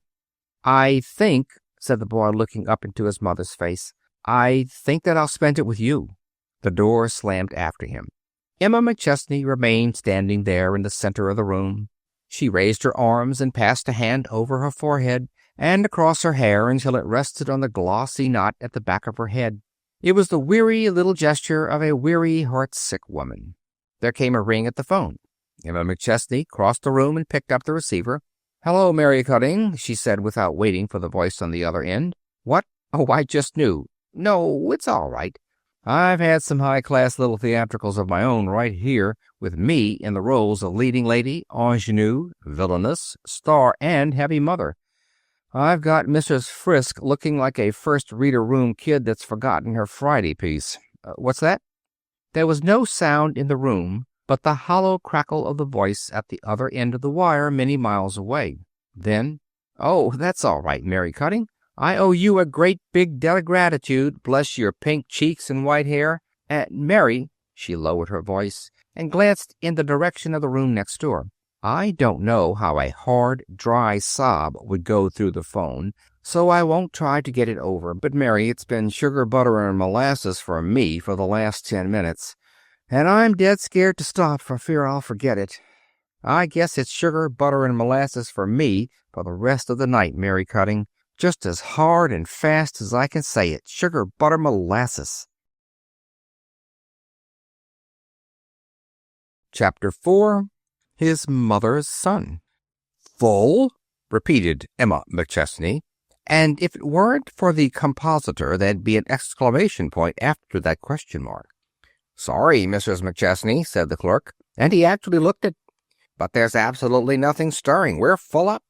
The Benevolent Brotherhood of Bisons is holding its regular annual state convention here. We're putting up cots in the hall." Emma McChesney's keen blue eyes glanced up from their inspection of the little bunch of mail which had just been handed her. "Well, pick out a hall with a southern exposure and set up a cot or so for me," she said agreeably, "because I've come to stay. After selling Featherloom Petticoats on the road for 10 years, I don't see myself trailing up and down this town looking for a place to lay my head. I've learnt this one large immovable truth, and that is that a hotel clerk is a hotel clerk. It makes no difference whether he is stuck back of a marble pillar and hidden by a gold vase full of 36-inch American Beauty roses at the Knickerbocker, or setting the late fall fashions for men in Galesburg, Illinois. By one small degree was the perfect poise of the peerless personage behind the register jarred, but by only one. He was a hotel night clerk. "It won't do you any good to get sore, Mrs. McChesney," he began suavely. "Now, a man would—" "But I'm not a man," interrupted Emma McChesney. "I'm only doing a man's work and earning a man's salary and demanding to be treated with as much consideration as you'd show a man." The personage busied himself mightily with a pen and a blotter and sundry papers, as is the manner of personages when annoyed. "I'd like to accommodate you. I'd like to do it." "Cheer up," said Emma McChesney. "You're going to. I don't mind a little discomfort, though I want to mention in passing that if there were any lady bisons present, you needn't bank on doubling me up with them. I've had one experience of that kind. It was in Albia, Iowa. I'd sleep in the kitchen range before I'd go through another." Up went the erstwhile falling poise. "You're badly mistaken, madam. I'm a member of this order myself, and a finer lot of fellows it has never been my pleasure to know." "Yes, I know," drawled Emma McChesney. "Do you know, the thing that gets me is the inconsistency of it. Along come a lot of boobs who never use a hotel the year round, except to loaf in the lobby and wear out the leather chairs, and use up the matches and toothpicks, and get the baseball returns, and immediately you turn away a traveling man who uses a $3-a-day room with a sample room downstairs for his stuff, who tips every porter and bellboy in the place, asks for no favors, and who, if you give him a halfway decent cup of coffee for breakfast, will fall in love with the place and boom it all over the country. Half of your benevolent bisons are here on the European plan, with a view to patronizing the free lunch counters, or being asked to take dinner at the home of some local bison whose wife has been cooking up on pies and chicken salad and veal roast for the past week." Emma McChesney leaned over the desk a little and lowered her voice to the tone of confidence. "Now, I'm not in the habit of making a nuisance of myself like this. I don't get so chatty as a rule, and I know that I could jump over to Monmouth and get first-class accommodations there. But just this once I've a good reason for wanting to make you and myself a little miserable. You see, my son is traveling with me this trip." "Son?" echoed the clerk, staring. "Thanks. That's what they all do.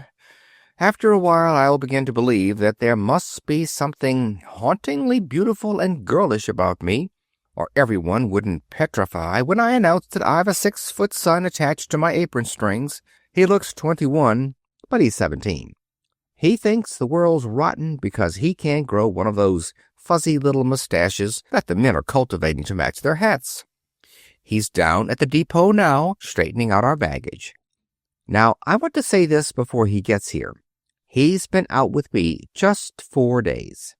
Those 4 days have been a revelation, an eye-opener, and a series of rude jolts.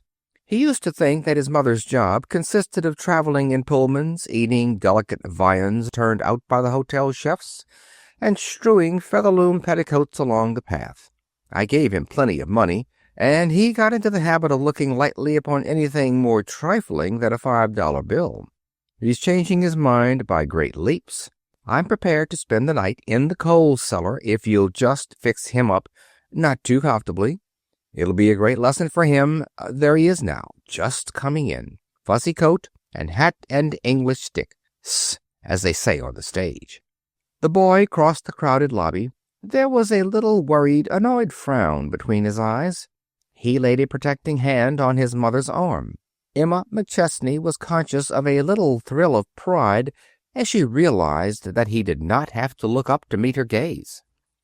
"Look here, Mother, they tell me there's some sort of convention here and the town's packed. That's what all those banners and things were for. I hope they've got something decent for us here. I came up with a man who said he didn't think there was a hole left to sleep in." "You don't say!" exclaimed Emma McChesney, and turned to the clerk. "This is my son, Jock McChesney, Mr. Sims. Is this true?" "Glad to know you, sir," said Mr. Sims. "Why, yes, I'm afraid we are pretty well filled up. But seeing it's you, maybe we can do something for you." He ruminated, tapping his teeth with a pen-holder, and eyeing the pair before him with a maddening blankness of gaze. Finally, "I'll do my best, but you can't expect much. I guess I can squeeze another cot into 87 for the young man. Let's see now, who's in 87? Well, there's 2 Bisons in the double bed, and 1 in the single, and Fat Ed Myers in the cot, and—" Emma McChesney stiffened into acute attention. "Myers?" she inquired. "Do you mean Ed Myers of the Strauss Sans Silk Skirt Company?" "That's so. You 2 are in the same line, aren't you? He's a great little piano player, Ed is. Ever heard him play?"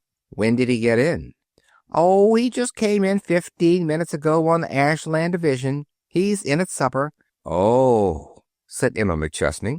The 2 letters breathed relief. But relief had no place in the voice or on the countenance of Jock McChesney. He bristled with belligerence. "This cattle car style of sleeping don't make a hit. I haven't had a decent night's rest for 3 nights. I never could sleep on a sleeper. Can't you fix us up better than that?" "Best I can do. But where's Mother going? I see you advertise 3 large and commodious steam-heated sample rooms in Connection. I suppose Mother's due to sleep on one of the tables there?" "Jock," Emma McChesney reproved him, "Mr. Sims is doing us a great favor. There isn't another hotel in town that would—" "You're right, there isn't," agreed Mr. Sims. "I guess the young man is new to this traveling game. As I said, I'd like to accommodate you, but let's see now. Tell you what I'll do. If I can get the housekeeper to go over and sleep in the maid's quarters just for tonight, you can use her room. There you are. Of course, it's over the kitchen, and there may be some little noise early in the morning." Emma McChesney raised a protesting hand. "Don't mention it. Just lead me thither. I am so tired I could sleep in an excursion special that was switching at Pittsburgh. Jock, me child, we're in luck. That's twice in the same place. The first time was when we were inspired to eat our supper on the diner, instead of waiting until we reached here to take the leftovers from the bison's grazing. I hope the housekeeper hasn't a picture of her departed husband dangling life-size on the wall at the foot of the bed. But they always have. Good night, son. Don't let the bisons bite you. I'll be up at 7. But it was 6:30 a.m. when Emma McChesney turned the little bend in the stairway that led to the office. The scrub woman was still in possession. The cigar counter girl had not yet made her appearance. There was about the place a general air of the night before, all but the night clerk. He was as spruce and trim and alert and smooth-shaven as only a night clerk can be after a night's vigil. "Morning," Emma McChesney called to him. She wore blue serge and a smart fall hat. The late autumn mornings were not crisper and sunnier than she. "Good morning, Mrs. McChesney," returned Mr. Sims sonorously. "Have a good night's sleep? I hope the kitchen noises didn't wake you." Emma McChesney paused with her hand on the door. "Kitchen? Oh, no. I could sleep through a vaudeville China juggling act. But what an extraordinarily unpleasant-looking man that housekeeper's husband must have been. That November morning boasted all those qualities which November morning writers are so prone to bestow upon the month. But the words wine and sparkle and sting and glow and snap do not seem to cover it. Emma McChesney stood on the bottom step, looking up and down Main Street and breathing in great draughts of that unadjectivable air. Her complexion stood the test of the merciless, astringent morning, and came up triumphantly and healthily firm and pink and smooth. The town was still asleep. She started to walk briskly down the bare and ugly main street of the little town. In her big, generous heart and her keen, alert mind there were many sensations and myriad thoughts, but varied and diverse as they were, they all led back to the boy up there in the stuffy, overcrowded hotel room, the boy who was learning his lesson. Half an hour later, she re-entered the hotel, her cheeks glowing. Jock was not yet down, so she ordered and ate her wise and cautious breakfast of fruit and cereal and toast and coffee, skimming over her morning paper as she ate. At 7:30, she was back in the lobby, newspaper in hand. The bisons were already astir. She seated herself in a deep chair in a quiet corner, her eyes glancing up over the top of her paper toward the stairway. At 8 o'clock, Jock McChesney came down. There was nothing of jauntiness about him. His eyelids were red. His face had the doughy look of one whose sleep had been brief and feverish. As he came toward his mother, you noticed a stain on his coat and a sunburst of wrinkles across one leg of his modish brown trousers. "Good morning, son," said Emma McChesney. "Was it as bad as that?" Jock McChesney's long fingers curled into a fist. "Say," he began, his tone venomous, "do you know what those... "Say it," commanded Emma McChesney. "I'm only your mother. If you keep that in your system, your breakfast will curdle in your stomach." Jock McChesney said it. I know no phrase better fitted to describe his tone than that old favorite of the erotic novelties. It was vibrant with passion. It breathed bitterness. It sizzled with savagery. Alliteration is useless. "Well," said Emma McChesney encouragingly, "go on." "Well," gulped Jock McChesney and glared, "those two-bedded, bloomin' blasted bisons came in at 12, and the single one about 15 minutes later. They didn't surprise me. They were a herd of about 93 of 'em in the hall, all saying good night to each other and planning where they'd meet in the morning, and the time and place and probable weather conditions. For that matter, there were droves of 'em pounding up and down the halls all night. I never saw such restless cattle. If you'll tell me what makes more noise in the middle of the night than the metal disc of a hotel key banging and clanging up against the door, I'd like to know what it is. My 3 bisons were all dolled up with fool ribbons and badges and striped paper canes. When they switched on the light, I gave a crack imitation of a tired working man trying to get a little sleep. I breathed regularly and heavily, with an occasional moaning snore. But if those two hippopotamus bisons had been alone on their native plains, they couldn't have cared less. They bellowed and pawed the earth and threw their shoes around and yawned and stretched and discussed their plans for the next day and reviewed all their doings of that day. Then one of them said something about turning in, and I was so happy I forgot to snore. Just then another key clanged at the door. In walked a fat man in a brown suit and a brown derby, and stuff was off. That, said Emma McChesney, would be Ed Myers of the Strauss Sans Silk Skirt Company. None other than our hero. Jock's tone had added acidity. It took those four about 2 minutes to get acquainted. In 3, they had told their real names, and it turned out that Myers belonged to an organization that was a second cousin of the Bison's. In 5 minutes, they had got together a deck and a pile of chips and were shirt-sleeving it around a game of pinochle. I would doze off to the slap of cards and the click of chips and wake up when the bellboy came in with another round, which he did every 6 minutes. When I got up this morning, I found that fat Ed Myers had been sitting on the chair over which I trustingly had draped my trousers. This sunburst of wrinkles is where he mostly sat. This spot on my coat is where a bison drank his beer. Emma McChesney folded her paper and rose, smiling. It is sort of trying, I suppose, if you're not used to it. Used to it? Shouted the outraged Jock. Used to it? Do you mean to tell me there's nothing unusual about... Not a thing. Oh, of course you don't strike a bunch of bisons every day, but it happens a good many times. The world is full of ancient orders, and they're everlastingly getting together and drawing up resolutions and electing officers. Don't you think you'd better go into breakfast before the bisons begin to forage? I've had mine. The gloom which had overspread Jock McChesney's face lifted a little. The hungry boy in him was uppermost. That's so. I'm going to have some wheat cakes and steak and eggs and coffee and fruit and toast and rolls. Why slight the fish? Inquired his mother. Then he turned toward the dining room. I've 2 letters to get out. Then I'm going down the street to see a customer.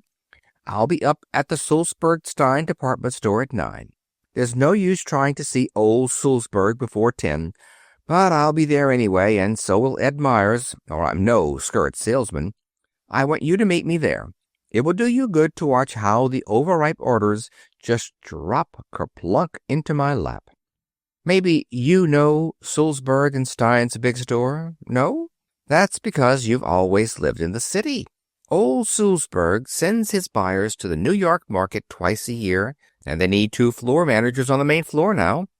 The money those people spend for red and green decorations at Christmas time, and apple blossoms and pink crepe paper shades in the spring, must be something awful. Young Stein goes to Chicago to have his clothes made, and old Sulzberg likes to keep the traveling men waiting in the little anteroom outside his private office. Jock McChesney finished his huge breakfast, strolled over to Sulzberg and Stein's, and inquired his way to the office, only to find that his mother was not yet there. There were 3 men in the little waiting room. One of them was fat Ed Myers. His huge bulk overflowed the spindle-legged chair on which he sat. His brown derby was in his hands. His eyes were on the closed door at the other side of the room. So were the eyes of the other 2 travelers. Jock took a vacant seat next to fat Ed Myers, so that he might, in his mind's eye, pick out a particularly choice spot upon which his hard young fist might land if only he had the chance. Breaking up a man's sleep like that, the great big overgrown mutt. "What's your line?" said Ed Myers, suddenly turning toward Jock. Prompted by some imp. "Skirts," answered Jock. "Ladies' petticoats." As if men ever wore 'em, he giggled inwardly.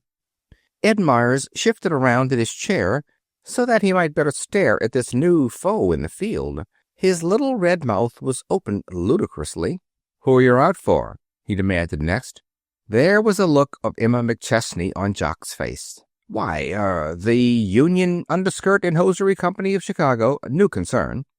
Must be, ruminated Ed Myers. I never heard of 'em, and I know 'em all. You're starting in young, ain't you, kid? Well, it never hurts you. You'll learn something new every day. Now me, in breezed Emma McChesney. Her quick glance rested immediately upon Myers and the boy, and in that moment some instinct prompted Jock McChesney to shake his head ever so slightly and assume a blankness of expression. And Emma McChesney, with that shrewdness which had made her one of the best salesmen on the road, saw and miraculously understood. "How do, Mrs. McChesney?" grinned fat Ed Myers. "You see I beat you to it?" "So I see," smiled Emma cheerfully. "I was delayed. Just sold a nice little bill to Watkins down the street." She seated herself across the way and kept her eyes on that closed door. "Say, kid," Myers began in the husky whisper of the fat man, "I'm going to put you wise to something, seeing you're new to this game. See that lady over there?" He nodded discreetly in Emma McChesney's direction. "Pretty, isn't she?" said Jock appreciatively. "Know who she is?" "Well, she does look familiar, but—" "Oh, come now, quit your bluffing. If you'd ever met that dame, you'd remember it. Her name's McChesney, Emma McChesney, and she sells T.A. Buck's Featherloom Petticoats. I'll give her dues. She's the best little salesman on the road. I'll bet that girl could sell a ruffled, accordion-plaited underskirt to a fat woman who is trying to reduce. She's got the darndest way with her, and at that she's straight, too." If Ed Myers had not been gazing so intently into his hat, trying at the same time to look cherubically benign, he might have seen a quick and painful scarlet sweep the face of the boy, coupled with a certain tense look of the muscles around the jaw. "Well, now look here," he went on, still in a whisper. "We're both skirt men, you and me. Everything's fair in this game.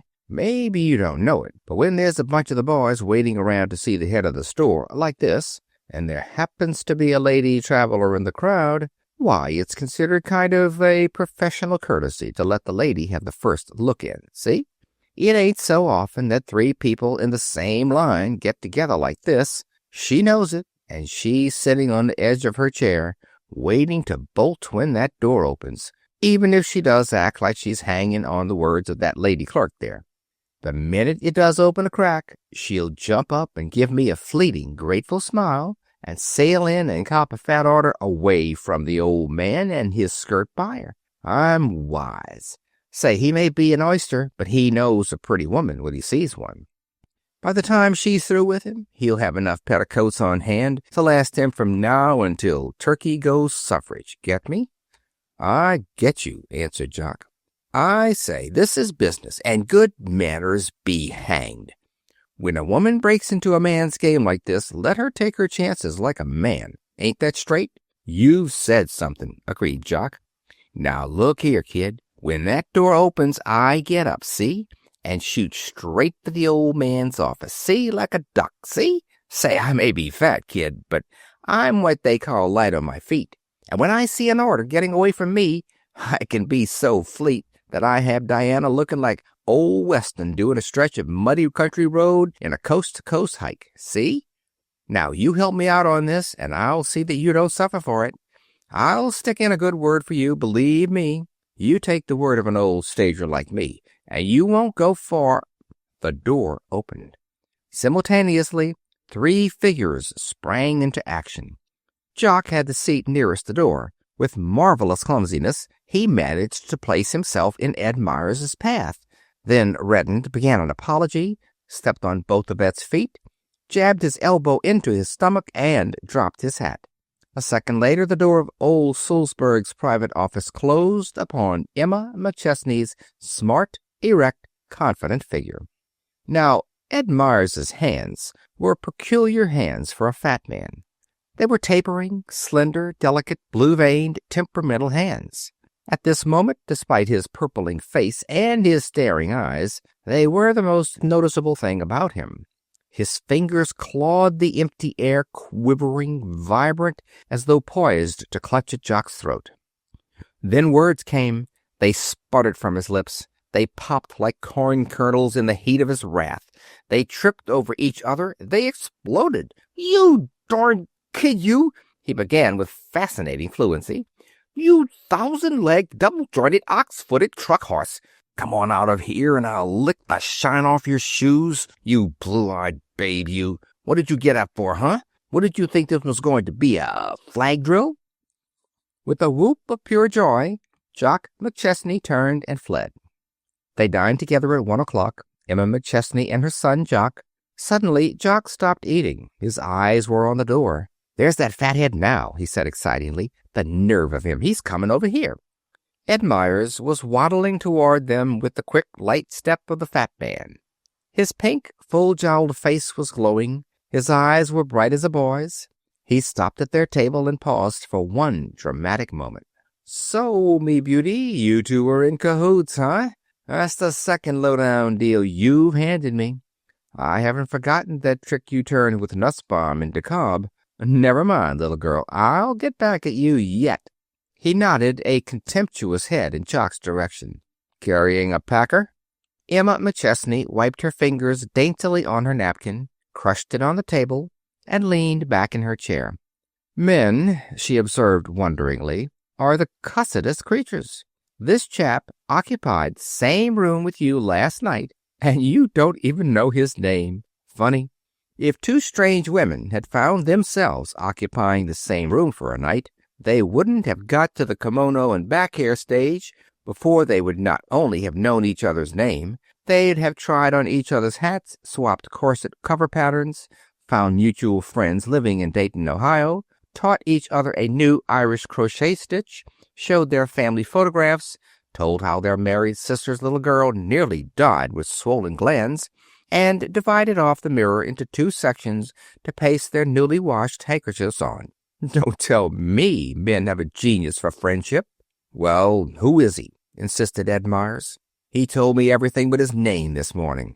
I wish I had throttled him with a bunch of Bison's badgers last night." "His name," smiled Emma McChesney, "is Jock McChesney. He's my one and only son, and he's put through his first little business deal this morning just to show his mother that he can be a help to his folks if he wants to. Now, Ed Myers, if you're going to have apoplexy, don't you go and have it around this table. My boy is only on his second piece of pie, and I won't have his appetite spoiled." Chapter 5. Pink Tights and Ginghams. Someone, probably one of those Frenchmen whose life job it was to make epigrams, once said that there are but two kinds of women, good women and bad women.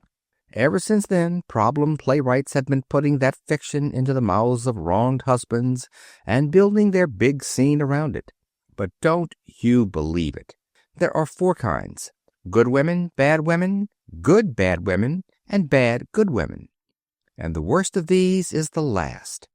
This should be a story of all four kinds, and when it is finished, I defy you to discover which is which.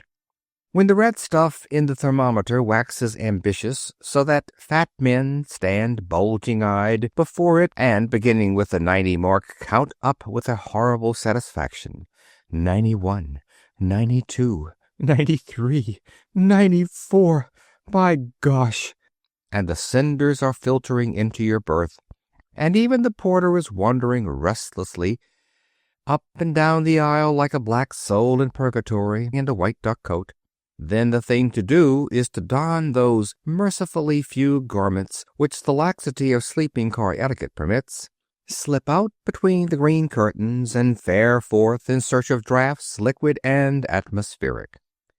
At midnight, Emma McChesney, inured as she was to sleepers and all their horrors, found her lower eight unbearable. With the bravery of desperation, she groped about for her cinder-strewn belongings, donned slippers and kimono, waited until the tortured porter's footsteps had squeaked their way to the far end of the car, then sped up the dim aisle toward the back platform. She wrenched open the door, felt the rush of air, drew in a long, grateful, smoke-steam, dust-laden lungful of it, felt the breath of it on spine and chest, sneezed, realized that she would be the victim of a summer cold next day, and knowing, cared not. "Great, ain't it?" said a voice in the darkness. Narrator, a woman's voice. Emma McChesney was of the non-screaming type, but something inside of her suspended action for the fraction of a second. She peered into the darkness. "Did you get scared?" inquired the voice. Its owner lurched forward from the corner in which she had been crouching into the half-light cast by the vestibule night globe. Even as men judge one another by a Masonic emblem, an elk pin, or the band of a cigar, so do women in sleeping cars weigh each other according to the rules of the ancient order of the kimono. 7 seconds after Emma McChesney first beheld the negligee that stood revealed in the dim light, she had its wearer neatly weighed, marked, listed, docketed, and placed. It was the kind of kimono that is associated with straw-colored hair and French heel shoes and overfed dogs at the end of a leash. The Japanese are wrongly accused of having perpetrated it. In pattern, it showed bright green flowers that never were, sprawling on a purple background. A diamond bar fastened it not too near the throat. It was one of Emma McChesney's boasts that she was the only living woman who could get off a sleeper at Bay City, Michigan at 5 a.m. without looking like a Swedish immigrant just dumped at Ellis Island. Traveling had become a science with her, as witness her serviceable dark blue silk kimono and her hair in a schoolgirl braid down her back. The blonde woman cast upon Emma McChesney an admiring eye. "God, it's hot," she said sociably. "I wonder," mused Emma McChesney, "if that porter could be hypnotized into making some lemonade, a pitcherful with a lot of ice in it, and the cold sweat breaking out all over the glass." "Lemonade," echoed the other, wonder and amusement in her tone. "Are they still using it?" She leaned against the door, swaying with the motion of the car and hugging her plump, bare arms. "Traveling alone?" she asked. "Oh, yes," replied Emma McChesney, and decided it was time to go in. "Lonesome, ain't it, without company? Going far?" "I'm accustomed to it. I travel on business, not pleasure. I'm on the road, representing T.A. Buck's Featherloom Petticoats." The once handsome violet eyes of the plump blonde widened with surprise. Then they narrowed to critical slits. "On the road, selling goods. And I thought you was only a kid. It's the way your hair's fixed, I suppose. Say, that must be a hard life for a woman, butting into a man's game like that." "Oh, I suppose any work that takes a woman out into the world," began Emma McChesney vaguely, her hand on the doorknob. "Sure," agreed the other. "I ought to know. The hotels and timetables alone are enough to kill. Who do you suppose makes up train schedules? They don't seem to think no respectable train ought to leave anywhere before 11:50 a.m. or arrive after 6 a.m. We played Ottumwa, Iowa last night, and here we are jumping to Illinois." In surprise, Emma McChesney turned at the door for another look at the hair, figure, complexion, and kimono. "Oh, you're an actress. Well, if you think mine is a hard life for a woman, why—" "Me," said the green gold blonde, and laughed not prettily. "I ain't a woman. I'm a queen of burlesque." "Burlesque? You mean one of those—" Emma McChesney stopped, her usual deft tongue floundering. "One of those men-only troops. You guessed it. I'm Blanche LaHaye of the Sam Levin Crackerjack Bells. We get into North Bend at 6 tomorrow morning, and we play there tomorrow night, Sunday." She took a step forward so that her haggard face and artificially tinted hair were very near Emma McChesney. "Know what I was thinking just 1 second before you came out here?" "No, what?" "I was thinking what a cinch it would be to just push aside that canvas thing there by the steps and try what the newspaper accounts call jumping into the night. Say, if I'd had on my other lingerie, I'll bet I'd have done it."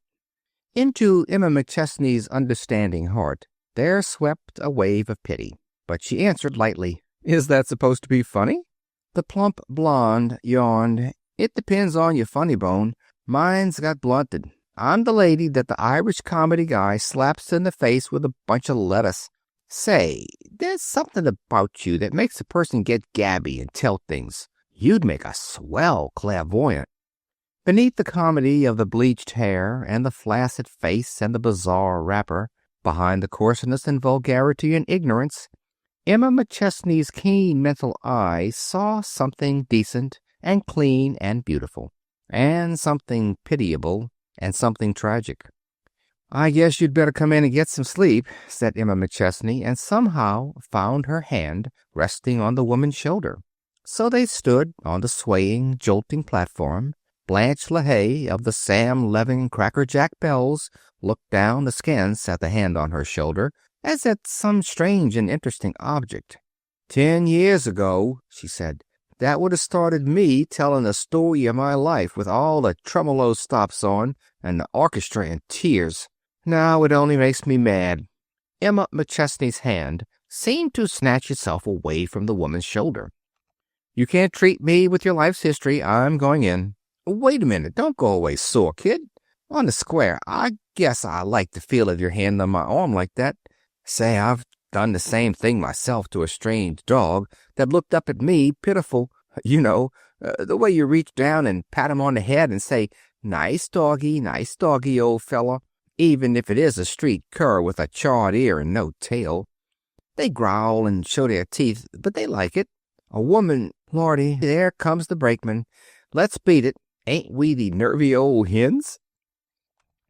The female of the species, as she is found in sleeping car dressing rooms, had taught Emma McChesney to rise betimes that she might avoid contact with certain frowsy, shapeless beings armed with bottles of milky liquids and boxes of rosy pastes and pencils that made arched and inky lines, beings redolent of bitter almond and violet toilet water, beings in doubtful corsets and green silk petticoats perfect as to the accordion-plaited flounce, but showing slits and tatters further up, beings jealously guarding their 10 inches of mirror space and consenting to move for no one, ladies who had come all the way from Texas and who insisted on telling about it despite a mouthful of hairpins, doubtful sisters who called one dearie and required to be hooked up, distracted mothers with 3 small children who wiped their hands on your shirtwaist.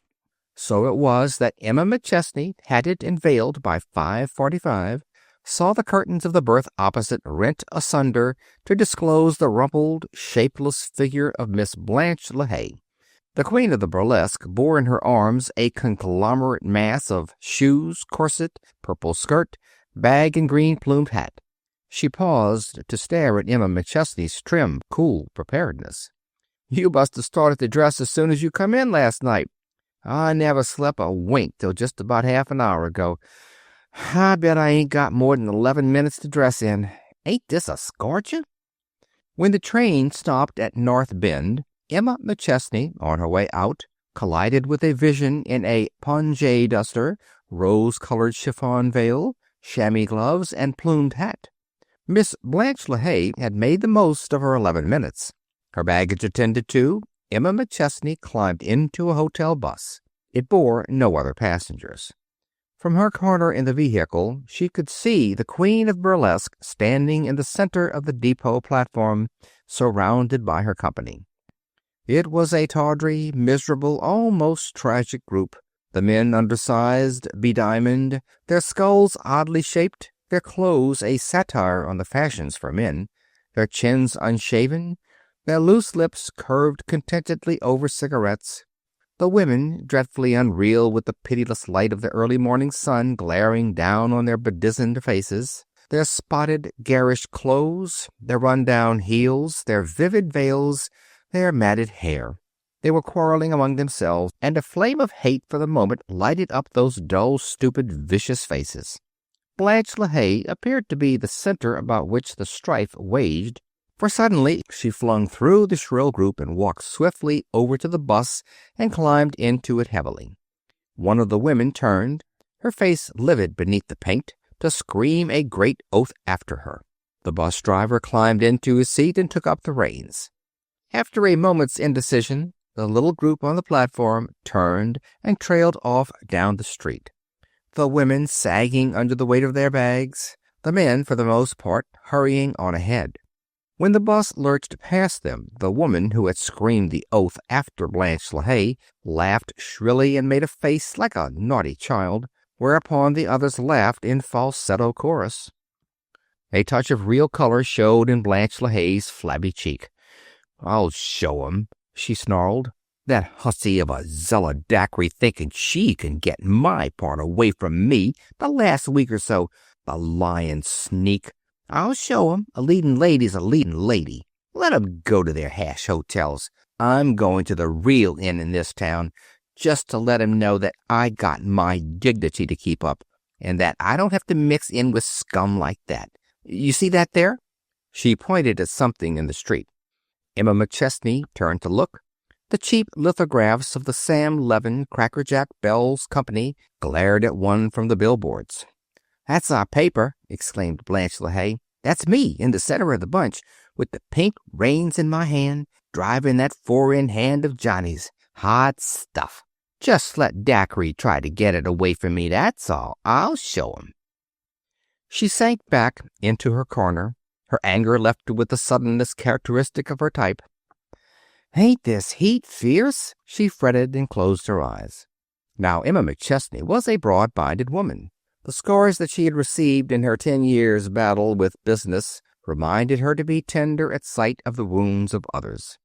But now, as she studied the woman huddled there in the corner, she was conscious of a shuddering disgust of her, of the soiled blouse, of the cheap finery, of the sunken places around the jawbone, of the swollen places beneath the eyes, of the thin carmined lips, of the... Blanche LaHaye opened her eyes suddenly and caught the look on Emma McChesney's face. Caught it and comprehended it. Her eyes narrowed, and she laughed shortly. "Oh, I don't know," drawled Blanche LaHaye. "I wouldn't go so far as that, kid. Say, when I was your age, I didn't plan to be no bum burlesquer neither. I was going to be an actress with a farm on Long Island like the rest of 'em.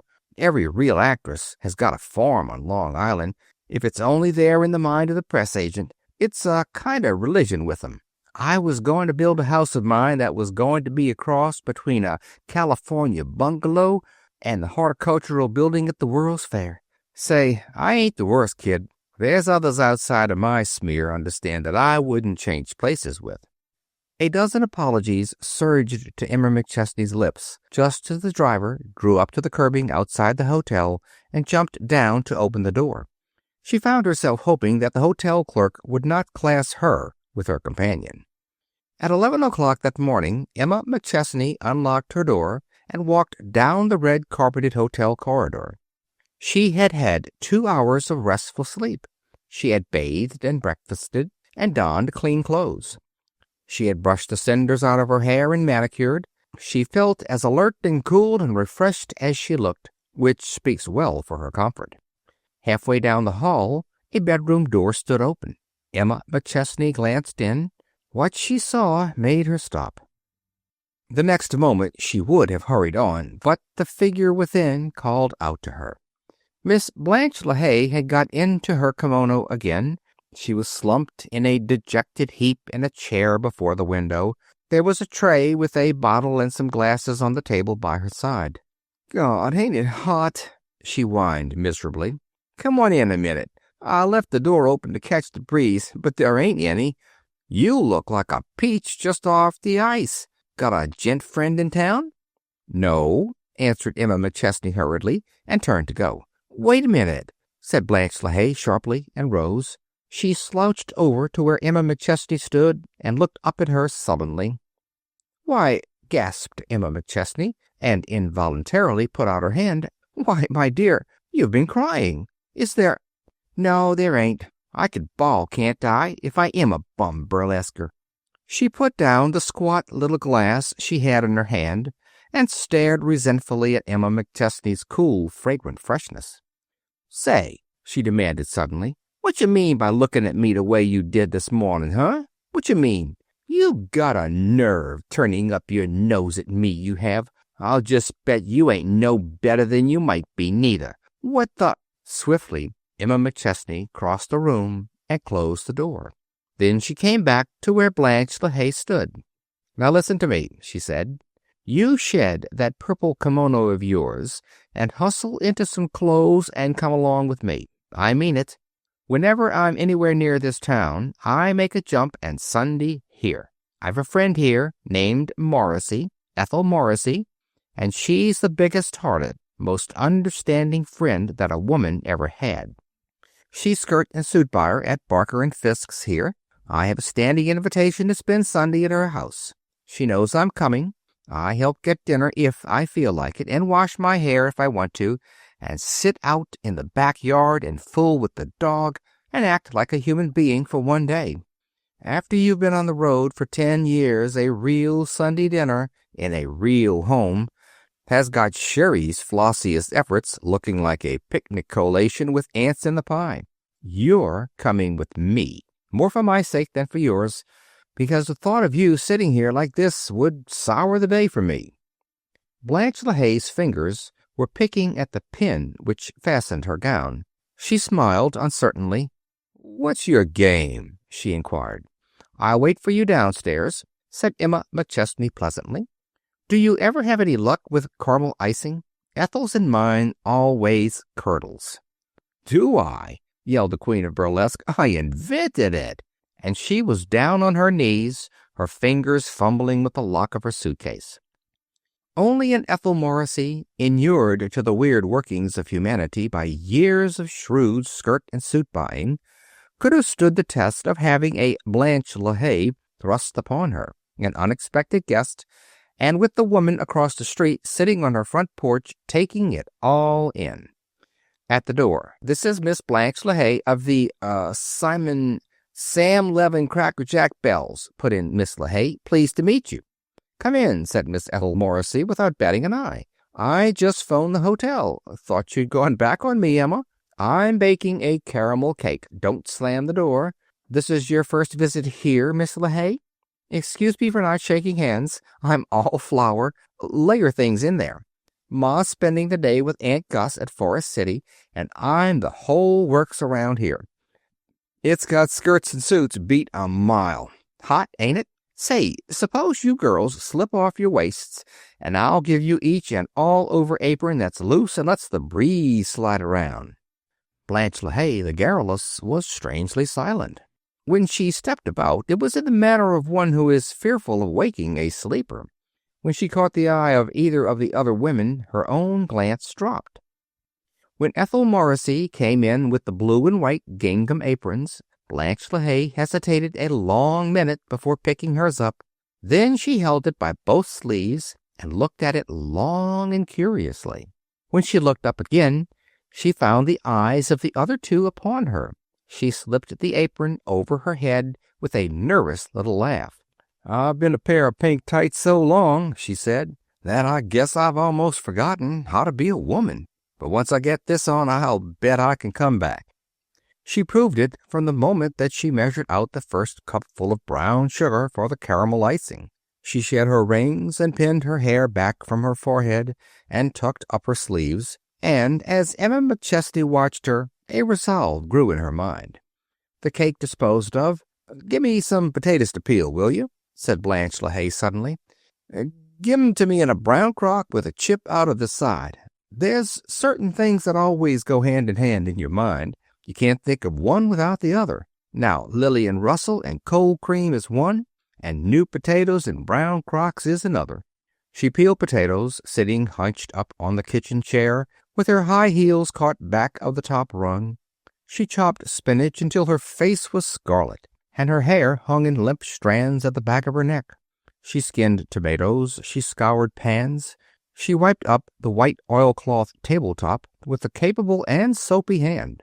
The heat and bustle of the little kitchen seemed to work some miraculous change in her. Her eyes brightened, her lips smiled. Once Emma McChesney and Ethel Morrissey exchanged covert looks when they heard her crooning one of those tuneless chants that women hum when they wring out dishcloths in soapy water. After dinner, in the cool of the sitting room, with the shades drawn and their skirts tucked halfway to their knees, things looked propitious for that first stroke in the plan which had worked itself out in Emma McChesney's alert mind. She caught Blanche LaHaye's eye and smiled. This beats burlesquing, doesn't it?" she said. She leaned forward a bit in her chair. "Tell me, Miss LaHaye, haven't you ever thought of quitting the stage and turning to something decent?" Blanche LaHaye finished for her. "I used to. I've got over that. Now all I ask is to get a laugh when I kick the comedian's hat off with my toe." "But there must have been a time," insinuated Emma McChesney gently. Blanche LaHaye grinned broadly at the two women who were watching her so intently. "I think I ought to tell you," she began, "that I never was a minister's daughter, and I don't remember ever having been deserted by my sweetheart when I was young and trusting. If I was to draw a picture of my life, it would look like one of those charts that the Weather Bureau gets out, one of those high and low barometer things, all uphill and downhill like a chain of mountains in a kid's geography." She shut her eyes and lay back in the depths of the leather-cushioned chair. The three sat in silence for a moment. "Look here," said Emma McChesney suddenly, rising and coming over to the woman in the big chair. "That's not the life for a woman like you. I can get you a place in our office. Not much, perhaps, but something decent, something to start with. If you—" "For that matter," put in Ethel Morrissey quickly, "I could get you something right here in our store. I've been here long enough to have some say-so, and if I recommended you, they'd start you in the basement at first, and then, if you made good, they'd advance you right along." Blanche LaHaye stood up and, twisting her arm around to the back, began to unbutton her gingham apron. "I guess you think I'm a bad one, don't you? Well, maybe I am, but I'm not the worst. I've got a brother. He lives out west, and he's rich and married and respectable. You know the way a man can climb out of the mud while a woman just can't wade out of it? Well, that's the way it was with us. His wife's a regular society bug. She wouldn't admit that there was any such truck as me, unless, maybe, the Municipal Protective League or something of her town got to waging a war against burlesque shows. I hadn't seen Len, that's my brother, in years and years. Then one night in Omaha, I glimpsed him sitting down in the B.H. row. His face just seemed to rise up at me out of the audience. He recognized me, too. Say, men are all alike. What they see in a dingy, half-fed, ignorant bunch like us, I don't know. But the minute a man goes to Cleveland or Pittsburgh or somewhere on business, he'll hunt up a burlesque show, and what's more, he'll enjoy it. Funny. Well, Len waited for me after the show, and we had a talk. He told me his troubles, and I told him some of mine. And when we got through, I wouldn't have swapped with him. His wife's a wonder.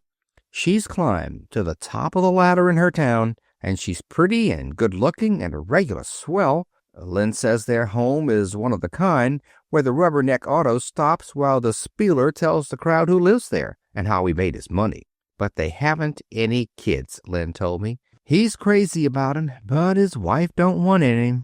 I wish you could have seen Len's face when he was talking about it.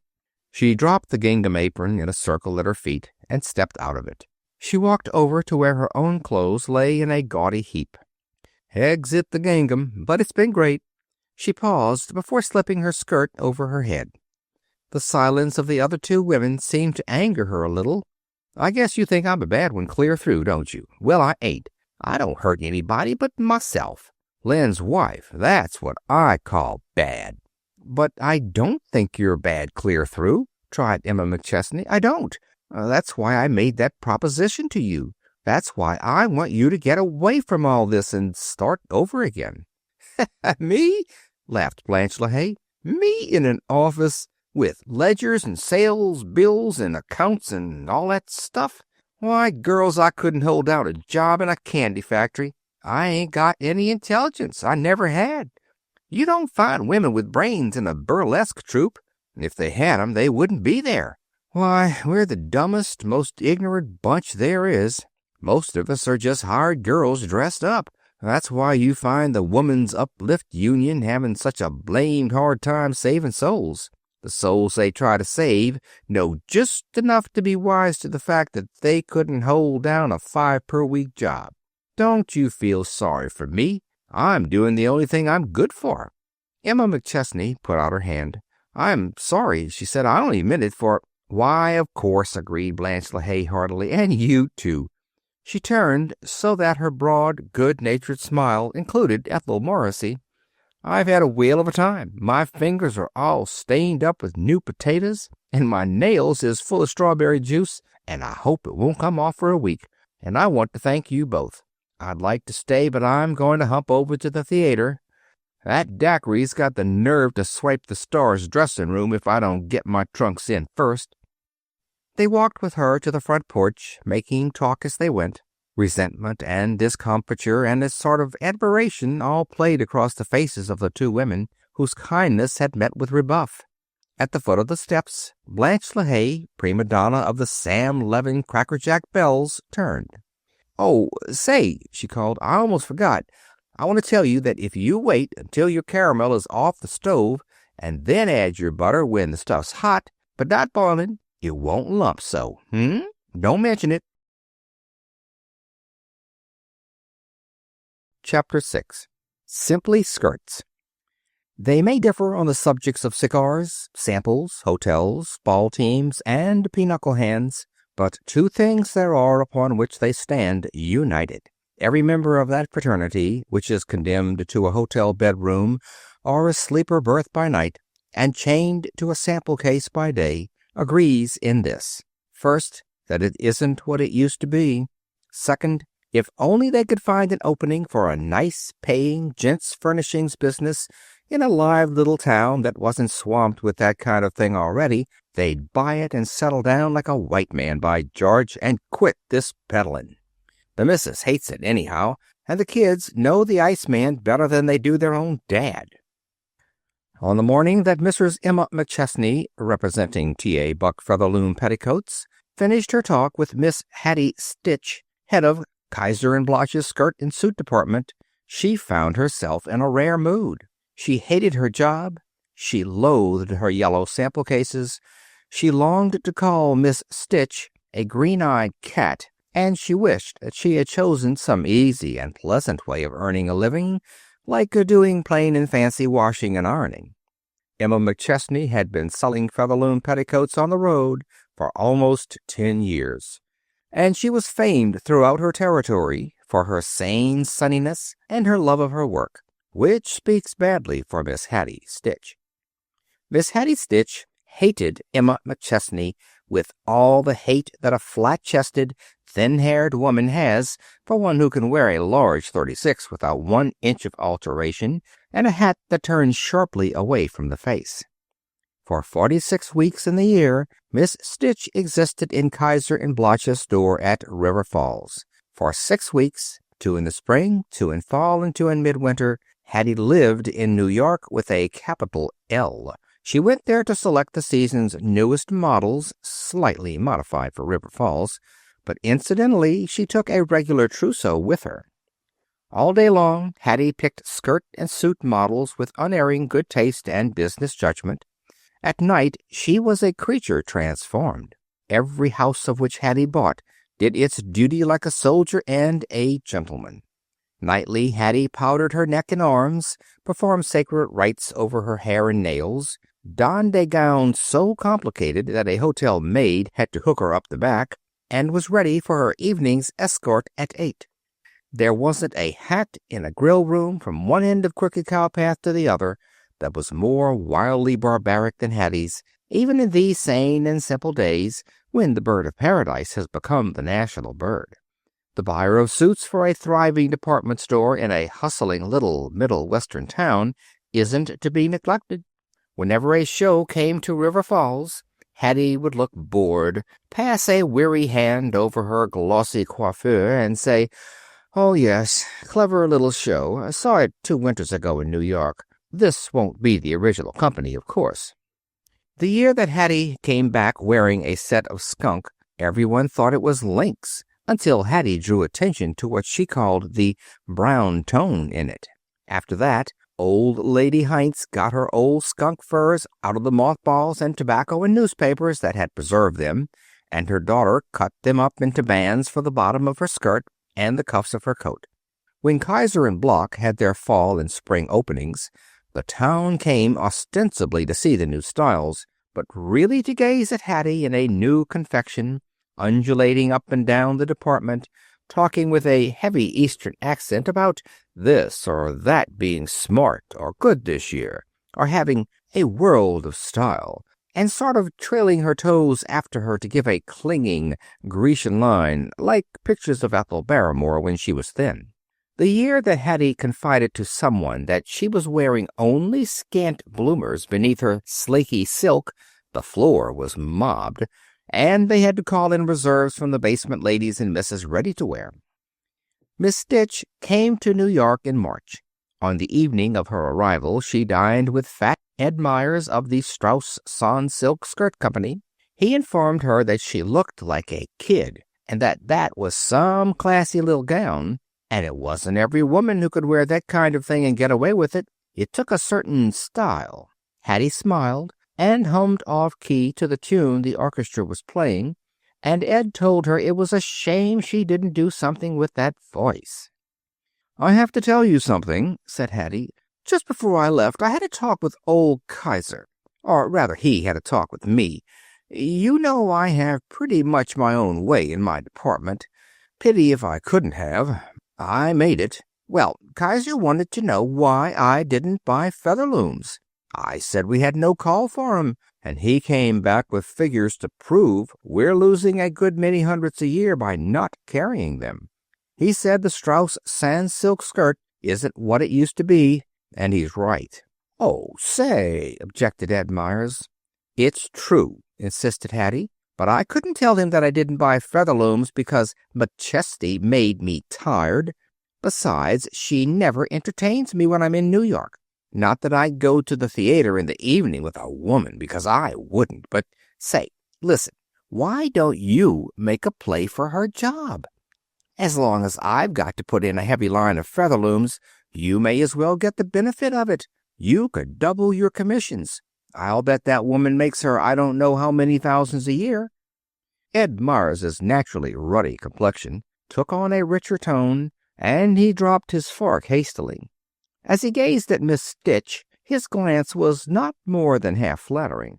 "How you women do love each other, don't you? You don't. I don't mind telling you, my firm's cutting down its road force, and none of us knows who's going to be beheaded next. But, well, a guy wouldn't want to take a job away from a woman, especially a square little trick like McChesney.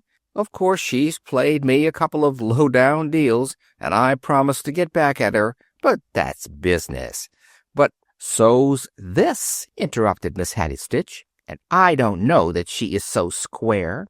Let me tell you that I heard she's no better than she might be. I have it on good authority that 3 weeks ago at the River House in our town—" Their heads came close together over the little rose-shaded restaurant table. At 11 o'clock next morning, fat Ed Myers walked into the office of the T.A. Buck Featherloom Petticoat Company and asked to see old T.A. "He's in Europe," a stenographer informed him. "Spang and Sprudling and Badnin want to see T.A. Jr." "T.A. Jr.?" almost shouted Ed Myers. "You mean to tell me that fellow's taken hold?" "Believe me, that's why Featherlooms are soaring and Sans Silks are sinking. Nobody would have believed it. T.A. Jr.'s got a live wire looking like a stick of licorice. When they thought old T.A. was going to die, young T.A. seemed to straighten out all of a sudden and take hold. It's about time. He must be almost 40, but he don't show it. I don't know, he ain't so good looking, but he's got swell eyes." Ed Myers turned the knob of the door marked Private and entered, smiling. Ed Myers had a smile so cherubic that involuntarily you armed yourself against it. "Hello, Buck," he called jovially. "I hear that at last you're taking an interest in skirts, other than on the hoof." And he offered young T.A. a large, dark cigar with a fussy-looking band encircling its middle. Young T.A. looked at it disinterestedly and spake, saying, "What are you after?" "Why, I just dropped in," began Ed Myers lamely. "The dropping," observed T.A. Jr., "is bad around here this morning. I have one little formula for all visitors today, regardless of whether they're book agents or skirt salesmen. That is, what can I do for you?" Ed Myers tucked his cigar neatly into the extreme right corner of his mouth, pushed his brown derby far back on his head, rested his strangely lean hands on his plump knees, and fixed T.A. Jr. with a shrewd blue eye. "That suits me," he agreed. "I never was one to beat around the bush. Look here, I know skirts from the drawstring to the ruffle. It's a woman's garment, but a man's line. There's 50 reasons why a woman can't handle it like a man. For one thing, the packing cases weigh 25 pounds each, and she's as dependent on a packer and a porter as a baby is on its mother. Another is that if a man has to get up to make a train at 4 a.m., he don't require 25 minutes to fasten down 3 sets of garters and braid his hair and hook his waist up the back and miss the train, and he don't have neuralgic headaches. Then the head of a skirt department in a store is a woman 10 times out of 10. And let me tell you," he leaned forward earnestly, "a woman don't like to buy of a woman. Don't ask me why. I'm too modest, but it's the truth." "Well," said young T.A. with a rising inflection. "Well," finished Ed Myers, "I like your stuff. I think it's great. It's a seller with the right man to push it. I'd like to handle it. And I'll guarantee I could double the returns from your Middle Western territory." T.A. Jr. had strangely translucent eyes. Their luminous quality had an odd effect upon anyone on whom he happened to turn them. He had been scrawling meaningless curlicues on a piece of paper as Ed Myers talked. Now he put down the pencil, turned, and looked Ed Myers fairly in the eye. "You mean you want Mrs. McChesney's territory," he said quietly. "Well, yes, I do," confessed Ed Myers without a blush. Young T.A. swung back to his desk, tore from the pad before him the piece of paper on which he had been scrawling, crushed it, and tossed it into the wastebasket with an air of finality. "Take the second elevator down," he said. "The nearest one's out of order." For a moment Ed Myers stared, his fat face purpling. "Oh, very well," he said, rising. "I just make you a business proposition, that's all. I thought I was talking to a businessman. Now, old T.A." "That'll be about all," observed T.A. Jr. from his desk. Ed Myers started toward the door. Then he paused, turned, and came back to his chair. His heavy jaw jutted out threateningly. "No, it ain't all, either. I didn't want to mention it, and if you treated me like a gentleman, I wouldn't have. But I want to say to you that McChesney's giving this firm a black eye. Morals don't figure with a man on the road, but when a woman breaks into this game, she's got to be on the level." T.A. Jr. rose. The blonde stenographer who had made the admiring remark about his eyes would have appreciated those features now. They glowed luminously into Ed Myers' pale blue ones until that gentleman dropped his eyelids in confusion. He seemed at a disadvantage in every way as T.A. Jr.'s lean, graceful height towered over the fat man's bulk. "I don't know Mrs. McChesney," said T.A. Jr. "I haven't seen her in 6 years. My interest in the business is very recent. I do know that my father swears she's the best salesman he has on the road. Before you go any further, I want to tell you that you'll have to prove what you just implied so definitely and conclusively and convincingly that when you finish, you'll have an ordinary engineering blueprint looking like a Turner landscape. Begin." Ed Myers, still standing, clutched his derby tightly and began. "She's a looker, Emma is, and smooth as the top of your desk, but she's getting careless. Now, a decent, hard-working, straight girl like Miss Hattie Stitch of Kaiser and Blotch's, River Falls, won't buy of her. You'll find you don't sell that firm, and they buy big, too. Why, last summer I had it from the clerk of the hotel in that town that she ran around all day with a woman named LaHaye, Blanche LaHaye, of an aggregation of bum burlesquers called the Sam Levin Crackerjack Bells. And say for a whole month there, she had a tough young kid traveling with her that she called her son. Oh, she's queering your line all right. The days are past when it used to be a signal for a loud, merry laugh if you mentioned you were selling goods on the road. It's a fine art and a science these days, and the name of T.A. Buck has always stood for—" Downstairs, A trim, well-dressed, attractive woman stepped into the elevator and smiled radiantly upon the elevator man, who had smiled first. "Hello, Jake," she said. "What's old in New York? I haven't been here in 3 months. It's good to be back." "Seems grand to see you, Mr. McChesney," returned Jake. "Well, nothing much stirring. What you think of the Grand Central? I understand they're going to have a contrivance so you can stand on a mat in the waiting room and wish yourself down to the track and train that you're leaving on. The Giants have picked a bunch of shines this season. T.A. Jr.'s got a new 60-power auto. Genevieve, that yellow-haired steno, was married last month to Henry, the shipping clerk. My wife presented me with twin girls Monday. Well, thank you, Mrs. McChesney. I guess that'll help some." Emma McChesney swung down the hall and into the big, bright office. She paused at the head bookkeeper's desk. The head bookkeeper was a woman. Old man Buck had learned something about the faithfulness of women employees. The head bookkeeper looked up and said some convincing things. "Thanks," said Emma in return. "It's mighty good to be here. Is it true that skirts are going to be full in the back? How's business? T.A. in?" "Young T.A. is, but I think he's busy just now. You know T.A. Sr. isn't back yet. He had a tight squeeze, I guess. Everybody's talking about the way young T.A. took hold. You know he spent years running around Europe, and he made a specialty of first nights and first editions and French cars when he did show up here. But now he's changed the advertising and designing and cutting departments around here until there's as much difference between this place now and the place it was 3 months ago as there is between a hoop skirt and a hobble. He designed one skirt. Here, Miss Kelly, just go in and get one of those embroidery flounce models for Mrs. McChesney. How's that? Honestly, I'd wear it myself." Emma McChesney held the garment in her two hands and looked it over critically. Her eyes narrowed thoughtfully. She looked up to reply when the door of T.A. Buck's private office opened, and Ed Myers walked briskly out. Emma McChesney put down the skirt and crossed the office so that she and he met just in front of the little gate that formed an entrance along the railing. Ed Myers' mouth twisted itself into a smile. He put out a welcoming hand. "Why, hello, stranger. When did you drive in? How's every little thing? I'm darned if you don't grow prettier and younger every day of your sweet life."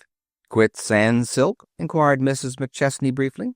"Why, no, but I was just telling young T.A. in there that if I could only find a nice paying little gents furnishing business in a live little town that wasn't swamped with that kind of thing already, I'd buy it, by George.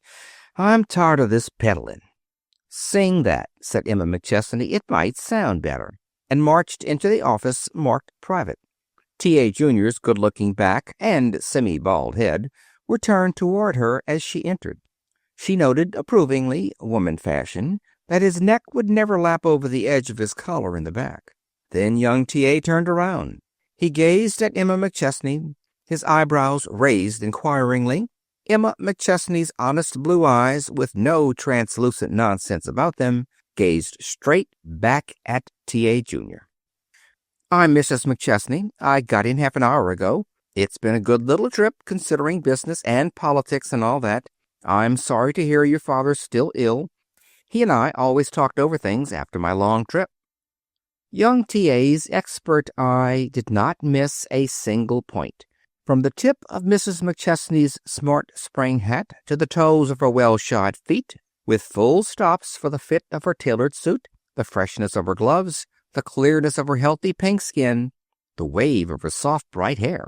"How do you do, Mrs. McChesney?" said young T.A. emphatically. "Please sit down. It's a good idea, this talking over your trip.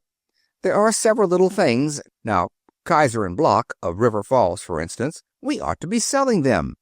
The head of their skirt and suit department is named Stitch, isn't she? Now, what would you say of Miss Stitch?"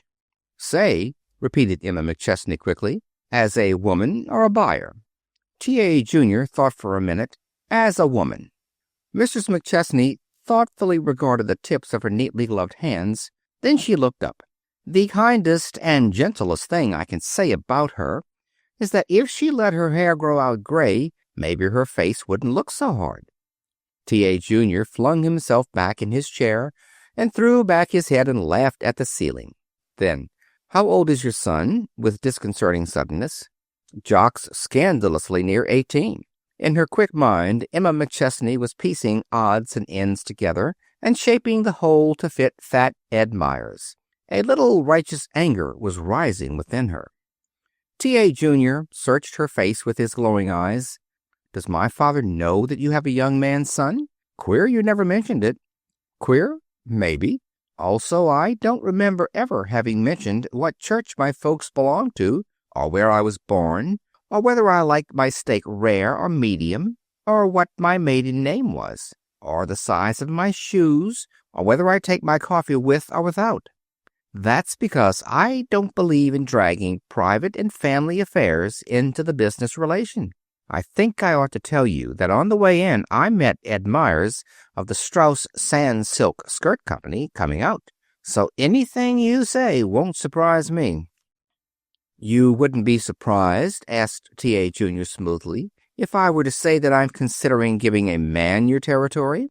Emma McChesney's eyes, those eyes that had seen so much of the world and its ways, and that still could return your gaze so clearly and honestly, widened until they looked so much like those of a hurt child or a dumb animal that has received a death wound that young T.A. dropped his gaze in confusion.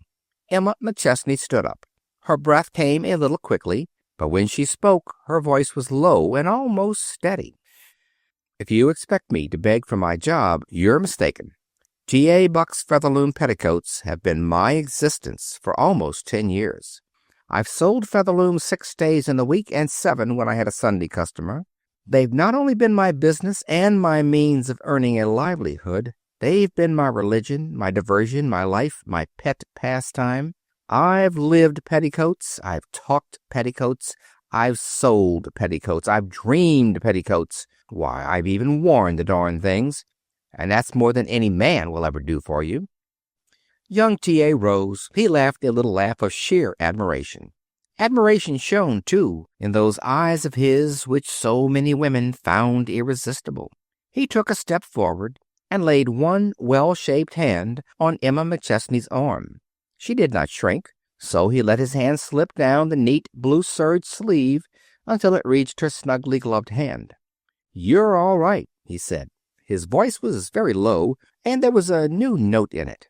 "Listen, girlie, I've just bought a new 60-power machine. Have dinner with me tonight, will you? And we'll take a run out in the country somewhere. It's warm even for March. I'll bring along a fur coat for you, Mrs. McChesney stood thoughtfully regarding the hand that covered her own. The blue of her eyes and the pink of her cheeks were a marvel to behold. "It's a shame," she began slowly, "that you're not 25 years younger, so that your father could give you the licking you deserve when he comes home. I shouldn't be surprised if he'd do it anyway. The Lord preserve me from these quiet, deep devils with temperamental hands and luminous eyes. Give me one of the bull-necked, red-faced, hoarse-voiced fresh kind every time. You know what they're going to say, at least, and you're prepared for them. If I were to tell you how the hand you're holding is tingling to box your ears, you'd marvel that any human being could have that much repression and live. I've heard of this kind of thing, but I didn't know it happened often off the stage and outside of novels. Let's get down to cases. If I let you make love to me, I keep my job. Is that it?" "Why, no, to tell the truth, I was only—" "Don't embarrass yourself. I just want to tell you that before I'd accept your auto ride, I'd open a little fancy art goods and needlework store in Menominee, Michigan, and get out the newest things in hardanger work and Egyptian embroidery. And that's my notion of zero in occupation. Besides, no plain, everyday working woman could enjoy herself in your car because her conscience wouldn't let her. She'd be thinking all the time how she was depriving some poor, hard-working chorus girl of her legitimate pastime, and that would spoil everything. The elevator man told me that you had a new motor car, but the news didn't interest me half as much as that of his having new twin girls. Anything with $5,000 can have a 60-power machine, but only an elevator man on $8 a week can afford the luxury of twins. My dear Mrs. McChesney, don't said Emma McChesney sharply. I couldn't stand much more. I joke, you know, when other women cry. It isn't so wearing. She turned abruptly and walked toward the door. T.A. Jr. overtook her in 3 long strides and placed himself directly before her. My cue, said Emma McChesney with a weary brightness, to say, let me pass, sir. Please don't, pleaded T.A. Jr. I'll remember this the rest of my life. I thought I was a statue of modern business methods. But after today, I'm going to ask the office boy to help me run this thing. If I could only think of some special way to apologize to you. Oh, it's all right, said Emma McChesney indifferently. But it isn't. It isn't. You don't understand. That human jellyfish of a Myers said some things, and I thought I'd be clever and prove them. I can't ask your pardon. There aren't words enough in the language. Why, you're the finest little woman. You'd restore the faith of a cynic who had chronic indigestion. I wish Say, let me relieve you of a couple of those small towns that you hate to make and give you Cleveland and Cincinnati. And let me... Why, say, Mrs. McChesney, please, don't. This isn't the time to... I can't help it, sobbed Emma McChesney, her 2 hands before her face. I'll stop in a minute. There, I'm stopping now. For heaven's sake, stop patting me on the head.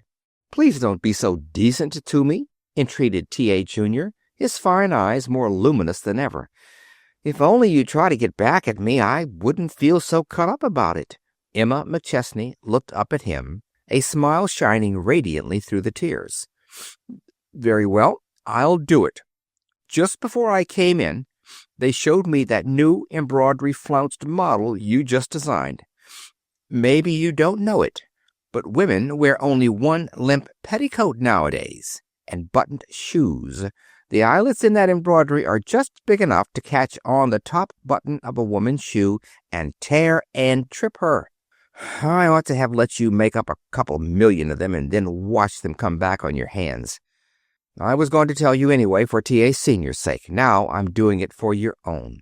For, began T.A. Jr. excitedly, and found himself addressing the backs of the letters on the door marked private as it slammed after the trim, erect figure in blue.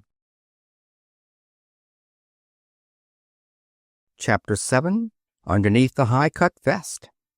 We all carry with us into the one-night-stand country called Sleepland a practical working nightmare that we use again and again no matter how varied the theme or setting of our dream drama. Your surgeon, tossing uneasily on his bed, sees himself cutting to remove an appendix, only to discover that unpopular portion of his patient's anatomy already bobs in alcoholic glee in a bottle on the top shelf of the laboratory of a more alert professional brother. Your civil engineer constructs imaginary bridges which slump and fall as quickly as they are completed. Your stage favorite, in the throes of a post-lobster nightmare, has a horrid vision of herself resting in January. But when he who sells goods on the road groans and tosses in the clutches of a dreadful dream, it is, strangely enough, never of canceled orders, maniacal train schedules, lumpy mattresses, or vilely cooked food. These everyday things he accepts with a philosopher's cheerfulness. No, his nightmare is always a vision of himself sick on the road at a country hotel in the middle of a spring season. On the 3rd day that she looked with more than ordinary indifference upon hotel and dining car food, Mrs. Emma McChesney, representing the T.A. Buck Featherloom Petticoat Company, wondered if perhaps she did not need a bottle of bitter tonic. On the 5th day, she noticed that there were chills chasing up and down her spine, and back and forth from legs to shoulder blades, when other people were wiping their chins and foreheads with bedraggled-looking handkerchiefs, and demanding to know how long this heat was going to last anyway. On the 6th day, she lost all interest in T.A. Buck's Featherloom petticoats, and then she knew that something was seriously wrong. On the 7th day, when the blonde and nasal waitress approached her in the dining room of the little hotel at Glen Rock, Minnesota, Emma McChesney's mind somehow failed to grasp the meaning of the all-too-obvious string of questions which were put to her, questions ending in the inevitable tea, coffee, or milk. At that juncture, Emma McChesney had looked up into the girl's face in a puzzled, uncomprehending way, had passed one hand dazedly over her hot forehead, and replied with great earnestness, "Yours of the 12th at hand, and contents noted. The greatest little skirt in the market. He's going to be a son to be proud of. God bless him. Want to leave a call for 7 sharp." The lank waitress's face took on an added blankness. One of the two traveling men at the same table started to laugh, but the other put out his hand quickly, rose and said, "Shut up, you blamed fool. Can't you see the lady's sick?" and started in the direction of her chair. Even then there came into Emma McChesney's ordinarily well-ordered, alert mind the uncomfortable thought that she was talking nonsense. She made a last effort to order her brain into its usual sane clearness, failed, and saw the coarse white tablecloth rising swiftly and slantingly to meet her head.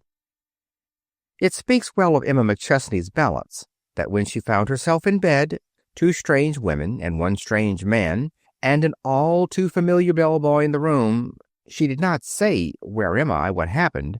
Instead, she told herself that the amazingly and unbelievably handsome young man bending over her with a stethoscope was a doctor, and that the plump, bleached blonde in the white shirtwaist was the hotel housekeeper, that the lank ditto was a waitress, and that the expression on the face of each was that of apprehension tinged with a pleasurable excitement.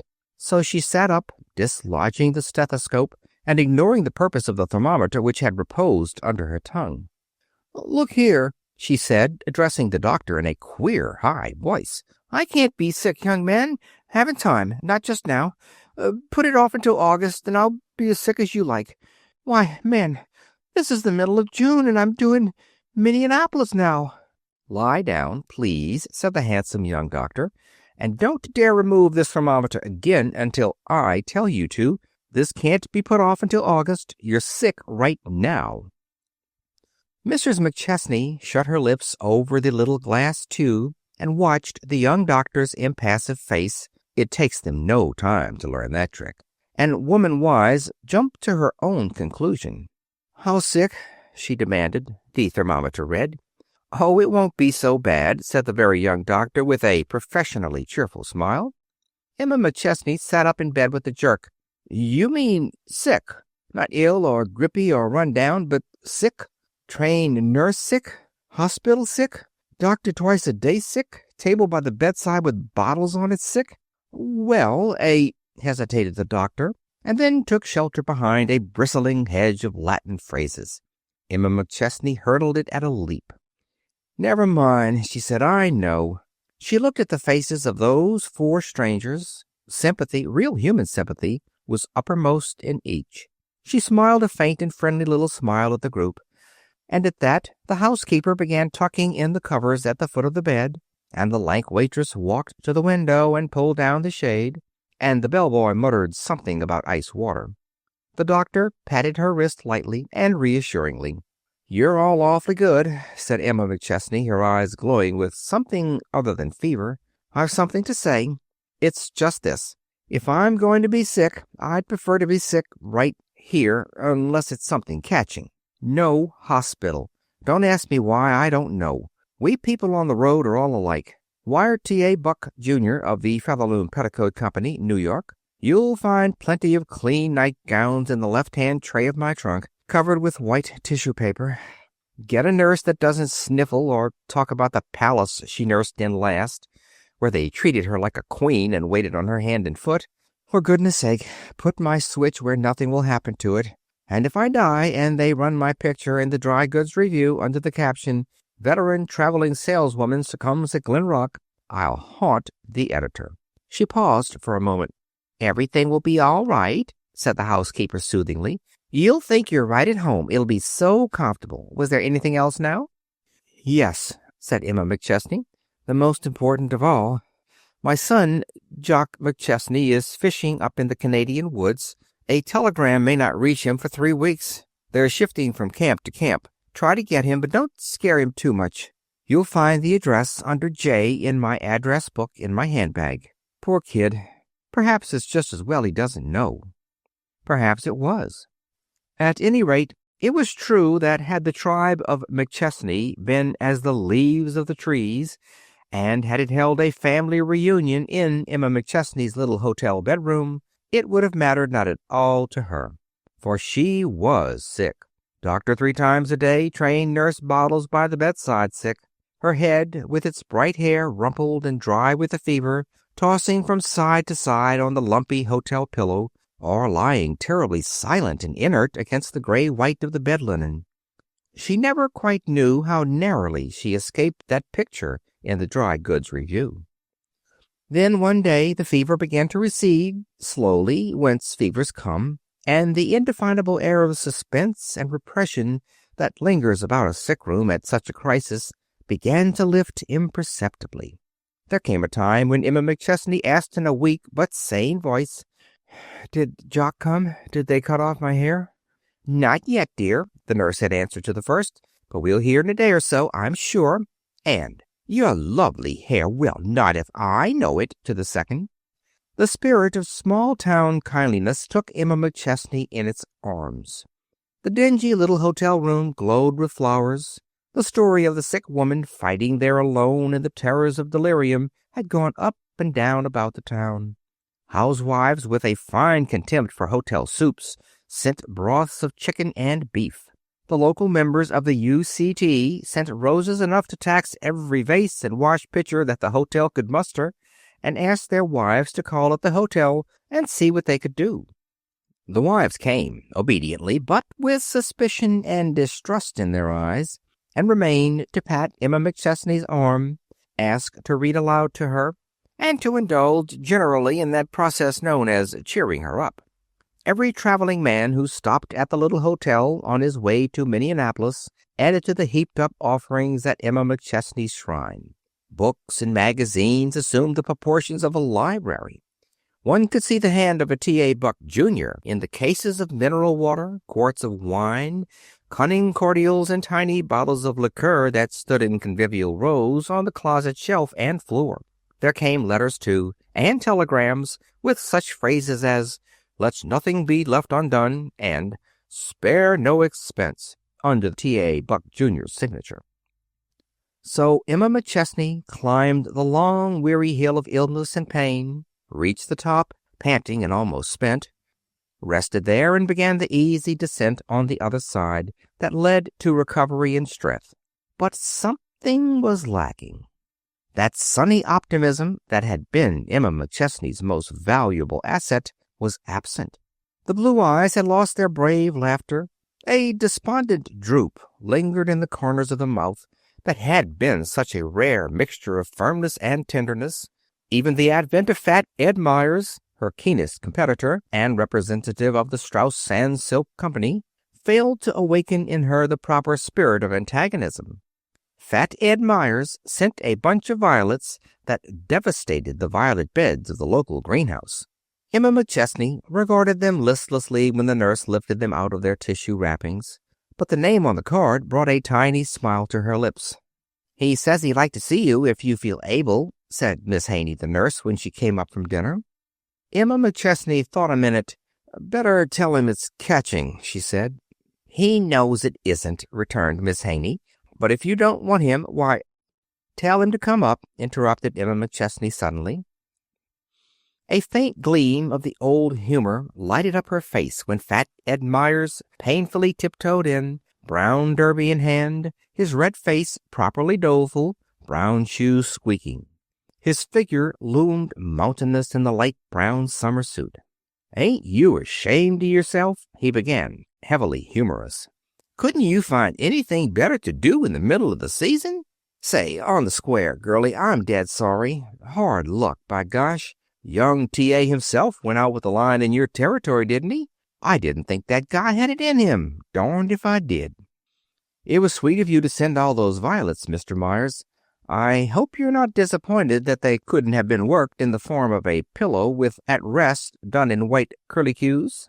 "Mrs. McChesney!" Ed Myers's round face expressed righteous reproof, pain, and surprise. "You and I may have had a word now and then, and I will say that you dealt me a couple of low-down tricks on the road, but that's all in the game. I never held it against you. Say, nobody ever admired you or appreciated you more than I did." "Look out," said Emma McChesney. "You're speaking in the past tense." "Please don't. It makes me nervous." Ed Myers laughed uncomfortably and glanced yearningly toward the door. He seemed at a loss to account for something he failed to find in the manner and conversation of Mrs. McChesney. "Son with you here, I suppose?" he asked cheerily, sure that he was on safe ground at last. Emma McChesney closed her eyes. The little room became very still. In a panic, Ed Myers looked helplessly from the white face with its hollow cheeks and closed eyelids to the nurse who sat at the window. That discreet damsel put her finger swiftly to her lips and shook her head. Ed Myers rose hastily, his face a shade redder than usual. "Well, I gotta be running along. I'm tickled to death to find you looking so fat and sassy. I got an idea you were just stalling for a rest, that's all. Say, Mrs. McChesney, there's a swell little dame in the house named Riordan. She's on the road, too. I don't know what her line is, but she's a friendly kid with a bunch of talk. A woman always likes to have another woman fussing around when she's sick. I told her about you and how I'd bet you'd be crazy to get a chance to talk shop and featherlooms again. I guess you ain't lost your interest in featherlooms, eh? What?" Emma McChesney's face indicated not the faintest knowledge of Featherloom petticoats. Ed Myers stared aghast. And as he stared, there came a little knock at the door, a series of staccato raps with feminine knuckles back of them. The nurse went to the door, disapproval on her face. At the turning of the knob, there bounced into the room a vision in an Alice blue suit, plumes to match, pearl earrings, elaborate coiffure of reddish gold, and a complexion that showed an unbelievable trust in the credulity of mankind. "How do, dearie?" exclaimed the vision. "You poor kid. I heard you was sick, and I says I'm going up to cheer her up if I have to miss my train out to do it. Say, I was laid up 2 years ago in Idaho Falls, Idaho, and believe me, I'll never forget it. I don't know how sick I was, but I don't even want to remember how lonesome I was. I just clung to the chambermaid like she was my own sister. If your nurse wants to go out for an airing, I'll sit with you. Glad to." "That's a grand little idea," agreed Ed Myers. "I told him you'd brighten things up. Well, I'll be going. You'll be as good as new in a week, Mrs. McChesney. Don't you worry. So long." And he closed the door after him with apparent relief. Miss Haney, the nurse, was already preparing to go out. It was her regular hour for exercise. Mrs. McChesney watched her go with a sinking heart. "Now," said Miss Riordan comfortably, "we girls can have a real old-fashioned talk. A nurse isn't human. The one I had in Idaho Falls was strictly prophylactic and antiseptic, and she certainly could give the swell alcohol rubs. But you can't get chummy with a human disinfectant. Your line's skirts, isn't it?" "Yes." "Land, I've heard an awful lot about you. The boys on the road certainly speak something grand of you. I'm really jealous. Say, I'd love to show you some of my samples for this season. They're just great. I'll run down the hall to my room." She was gone. Emma McChesney shut her eyes wearily. Her nerves were twitching. Her thoughts were far, far away from samples and sample cases. So he had turned out to be his worthless father's son after all. He must have got some news of her by now, and he ignored it. He was content to amuse himself up there in the Canadian woods, while his mother, Miss Riordan, flushed and panting a little, burst into the room again, sample case in hand. "Lordy, that's heavy. It's a wonder I haven't killed myself before now, wrestling with those blame things." Mrs. McChesney sat up on one elbow as Miss Riordan tugged at the sample case cover. Then she leaned forward, interested in spite of herself at sight of the pile of sheer white, exquisitely embroidered and lacy garments that lay disclosed as the cover fell back. "Oh, lingerie, that's an ideal line for a woman. Let's see the yoke in that first nightgown. It's a really wonderful design." Miss Riordan laughed and shook out the folds of the topmost garment. "Nightgown?" she said, and laughed again. "Take another look." "Why, what—" began Emma McChesney. "Shrouds," announced Miss Riordan complacently. "Shrouds?" shrieked Mrs. McChesney, and her elbow gave way. She fell back on the pillow. "Beautiful, ain't they?" Miss Riordan twirled the white garment in her hand. "They're the very newest thing. You'll notice they're made up slightly hobble with a French back and high waistline in the front. Last season kimono sleeves was all the go, but they're not used this season. This one—" "Take them away!" screamed Emma McChesney hysterically. "Take them away! Take them away!" and buried her face in her trembling white hands. Miss Riordan stared. Then she slammed the cover of the case, rose, and started toward the door. But before she reached it, and while the sick woman's sobs were still sounding hysterically, the door flew open to admit a tall, slim, miraculously well-dressed young man.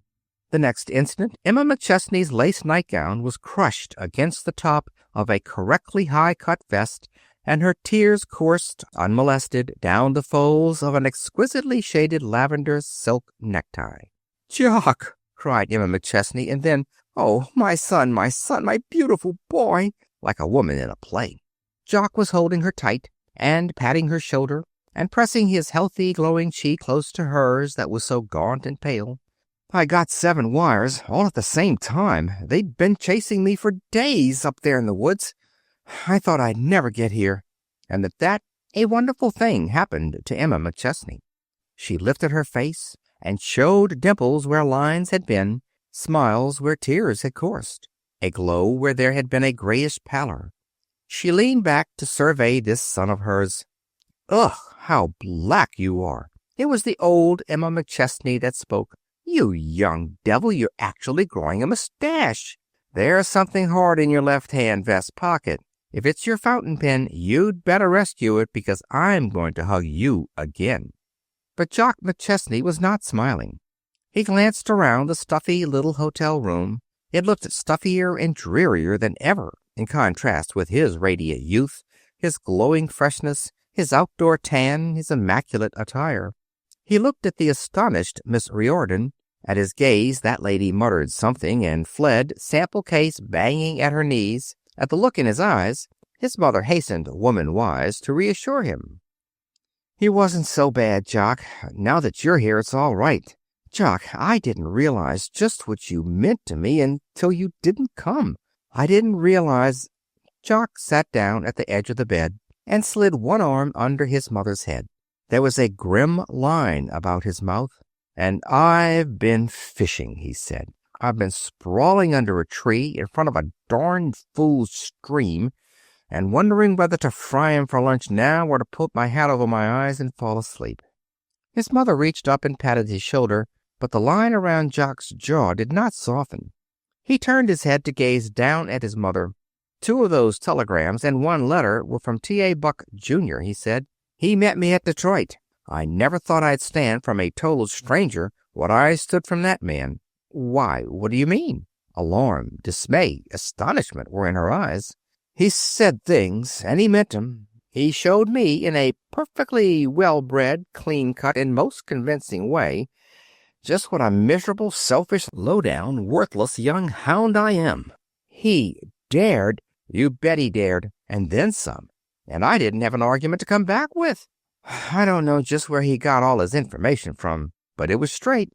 He got up, strode to the window, and came back to the bed, both hands thrust deep in his pockets. He announced his life plans thus: "I'm 18 years old, and I look 23 and act 25 when I'm with 25-year-olds. I've been as much help and comfort to you as a pet alligator.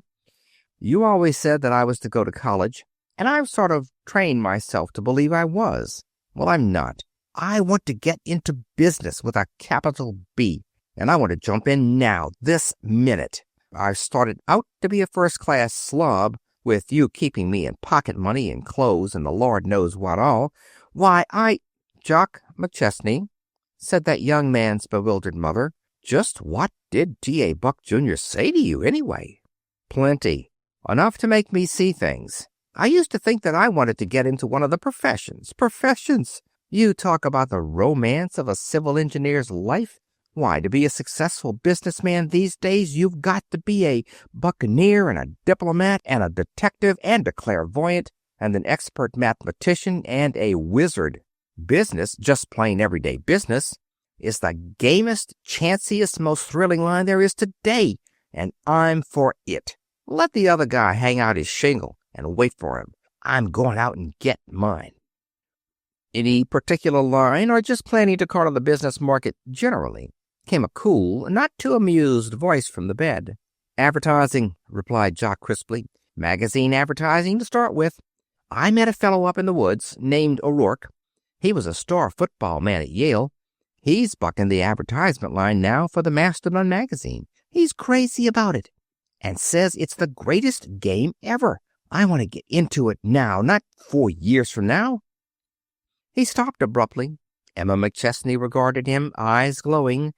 Then she gave a happy little laugh, reached for her kimono at the foot of the bed, and prepared to kick off the bedclothes. "Just run into the hall a second, son," she announced. "I'm going to get up." "Up? No, you're not," shouted Jock, making a rush at her. Then, in the exuberance of his splendid young strength, he picked her up, swathed snugly in a roll of sheeting and light blanket, carried her to the big chair by the window, and seated himself with his surprised and laughing mother in his arms. But Mrs. McChesney was serious again in a moment. She lay with her head against her boy's breast for a while. Then she spoke what was in her sane, far-seeing mind. "Jock, if I ever wished you were a girl, I take it all back now. I'd rather have heard what you just said than any piece of unbelievable good fortune in the world. God bless you for it, dear. But, Jock, you're going to college. No, wait a minute. You'll have a chance to prove the things you just said by getting through in 3 years instead of the usual 4. If you're in earnest, you can do it. I want my boy to start into this business war equipped with every means of defense. You call it a game? It's more than that. It's a battle. Compared to the successful businessman of today, the Revolutionary Minutemen were as keen and alert as the Seven Sleepers. I know that there are more non-college men driving streetcars than there are college men, but that doesn't influence me. You could get a job now. Not much of a position, perhaps, but something self-respecting and fairly well-paying. It would teach you many things. You might get a knowledge of human nature that no college could give you. But there's something, poise, self-confidence, assurance, that nothing but college can give you. You will find yourself in those 3 years. After you finish college, you'll have difficulty in fitting into your proper niche, perhaps, and you'll want to curse the day on which you heeded my advice. It'll look as though you had simply wasted those 3 precious years. But in 5 or 6 years after, when your character has gelled and you've hit your pace, you'll bless me for it. As for knowledge of humanity and of business tricks, well, your mother is fairly familiar with the busy marts of trade. If you want to learn folks, you can spend your summers selling featherlooms with me." "But, Mother, you don't understand just why." "Yes, dear, I do. After all, remember, you're only 18. You'll probably spend part of your time rushing around at class proms with a red ribbon in your coat lapel to show you're on the floor committee. And you'll be girl fussing, too. But you'd be attracted to girls in or out of college. And I'd rather just now that it would be some pretty nice-thinking college girl in a white sweater and blue serge skirt whose worst thought was wondering if you could be cajoled into taking her to the freshman-sophomore basketball game than some red-lipped, black jet-earringed siren gazing at you across the table in some basement cafe. And goodness knows, Jock, you wear your clothes so beautifully that even the haberdasher's salesmen eye you with respect. I've seen 'em. That's one course you needn't take at college." Jock sat silent, his face grave with thought. "But when I'm earning money, real money, it's off the road for you," he said at last. "I don't want this to sound like a scene from East Lynne, but Mother—" Yes," assented Emma McChesney with no alarming enthusiasm. "Jock, dear, carry me back to the bed again, will you? And then open the closet door and pull out that big sample case to the side of my bed. The newest fall featherlooms are in it, and somehow I've just a whimsy notion that I'd like to look 'em over." Chapter 8. Catching Up with Christmas. Temptation himself is not much of a spieler. Raucous-voiced, red-faced, greasy, he stands outside his gaudy tent, dilating on the wonders within. 1 or 2 perhaps straggle in. But the crowd, made wary by bitter experience of the sham and cheap fraud behind the tawdry canvas flap, stops a moment, laughs, and passes on. Then temptation, in a panic, seeing his audience drifting away, summons from inside the tent his bespangled and bewitching partner, Mademoiselle's psychological moment, the hypnotic charmer. She leaps to the platform, bows, pirouettes. The crowd surges toward the ticket window, nickel in hand. 6 months of bad luck had dogged the footsteps of Mrs. Emma McChesney, traveling saleswoman of the T.A. Buck Featherloom Petticoat Company, New York. It had started with a 6 weeks' illness endured in the discomfort of a stuffy little hotel room at Glen Rock, Minnesota. By August, she was back in New York, attending to out-of-town buyers.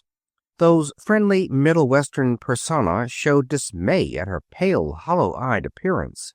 They spoke to her of teaspoonfuls of olive oil taken thrice a day, of mountain air, of cold baths, and above all, of the advisability of leaving the road and taking an inside position.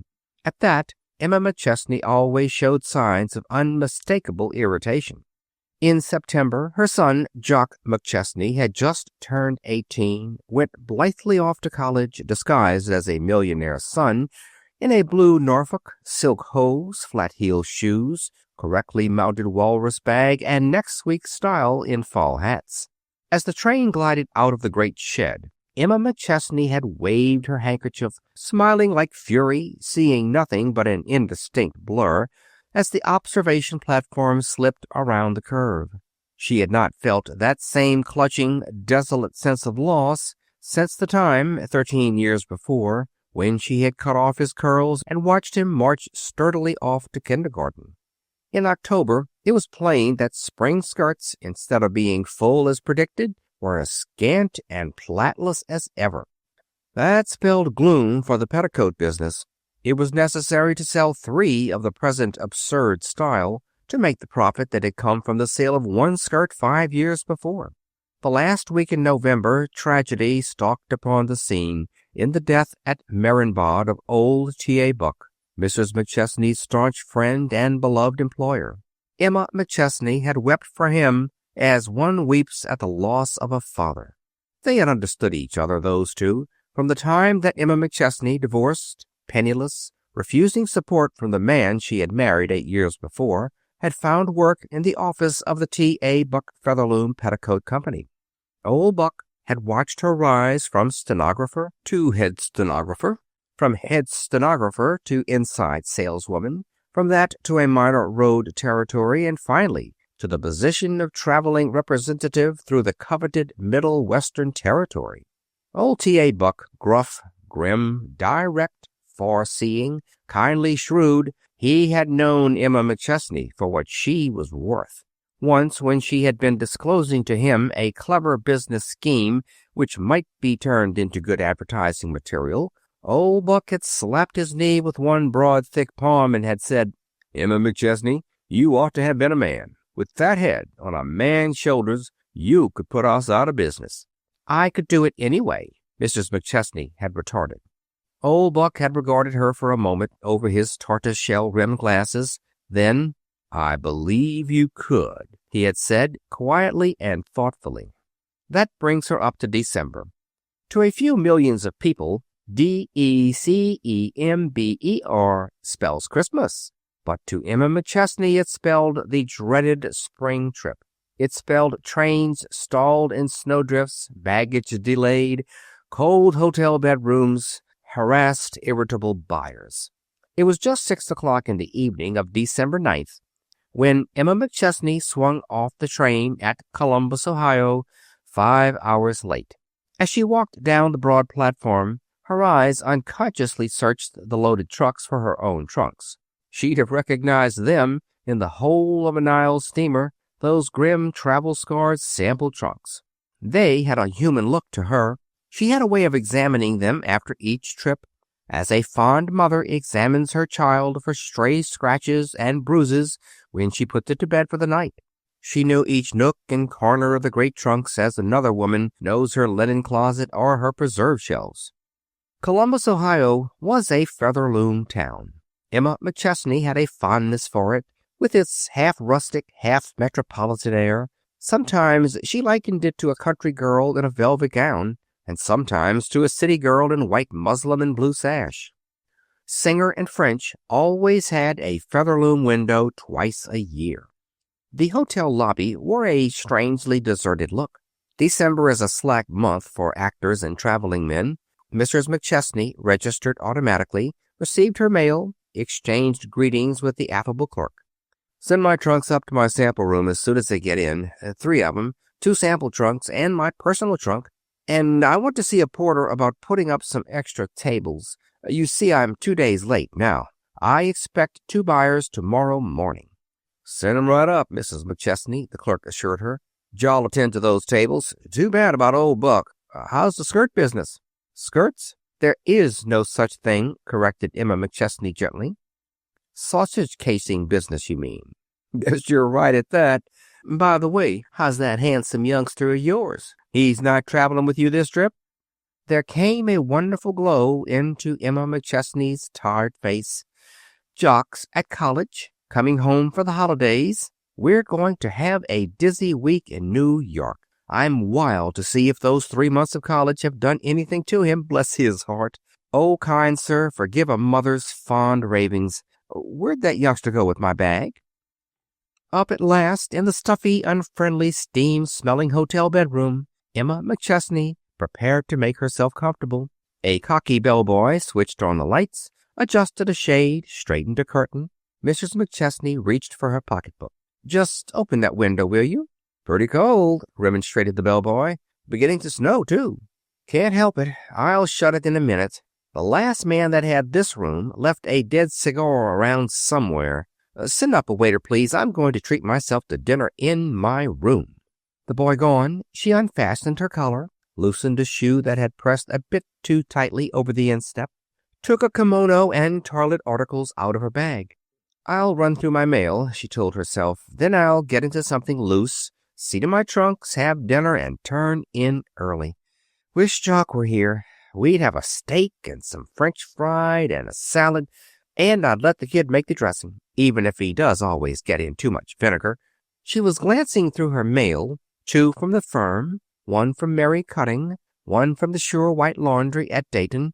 Hope they found that corset cover. 1 from Jock. From Jock! And he'd written only 2 days before. Well, sitting there on the edge of the bed, she regarded the dear scrawl lovingly, savoring it, as is the way of a woman. Then she took a hairpin from the knot of bright hair, also as is the way of woman, and slit the envelope with a quick, sure rip. It wasn't much as to length, just a scrawled page. Emma McChesney's eye plunged into it hungrily, a smile of anticipation dimpling her lips, lighting up her face. "Dearest Blonde," it began. The nerve of the young imp! He hoped the letter would reach her in time. Knowing how this weather mussed up her schedule, he wanted her honest opinion about something, straight now.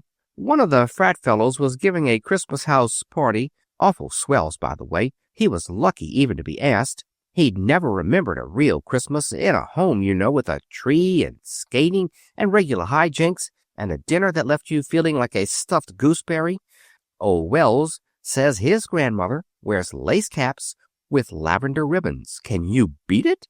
Of course, he felt like a hog, even thinking of wanting to stay away from her at Christmas. Still, Christmas in a New York hotel. But the fellows had nagged him to write, said they'd do it if he didn't. Of course, he hated to think of her spending Christmas alone, felt like a bloody villain. Little by little, the smile that had wreathed her lips faded and was gone.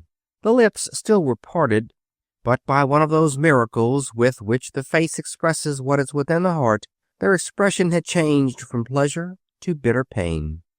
She sat there at the edge of the bed, staring dully until the black scrawls danced on the white page. With the letter before her, she raised her hand slowly and wiped away a hot, blinding mist of tears with her open palm.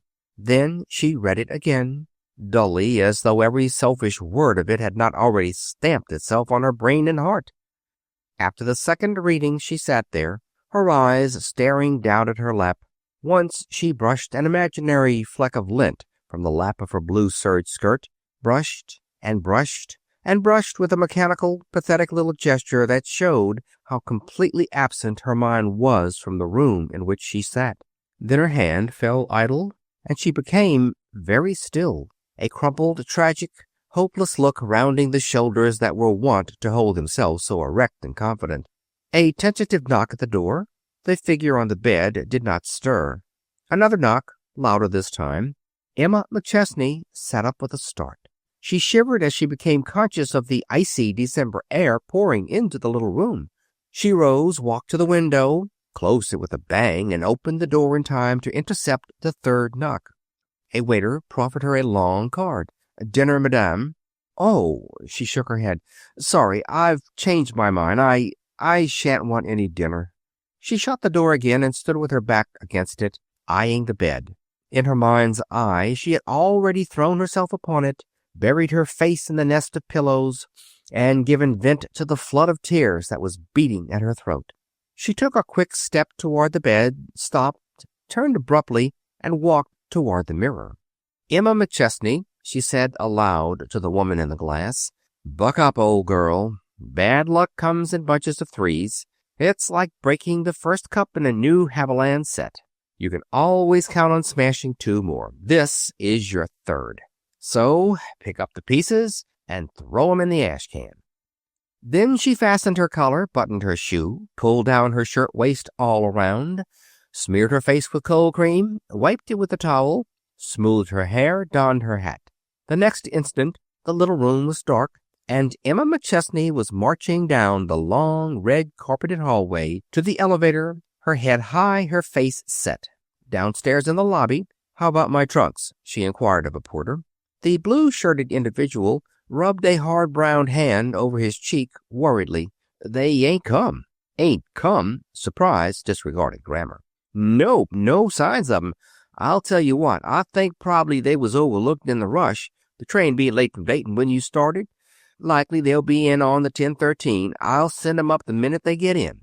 "I wish you would. I've got to get my stuff out early. I can't keep customers waiting on me, late as it is." She approached the clerk once more. "Anything at the theaters?" "Well, nothing much, Mrs. McChesney. Christmas coming on kind of puts a crimp in the show business. Nice little bill on at the Majestic if you like vaudeville. Crazy about it. Always get so excited, watching to see if the next act is going to be as rotten as the last one. It always is."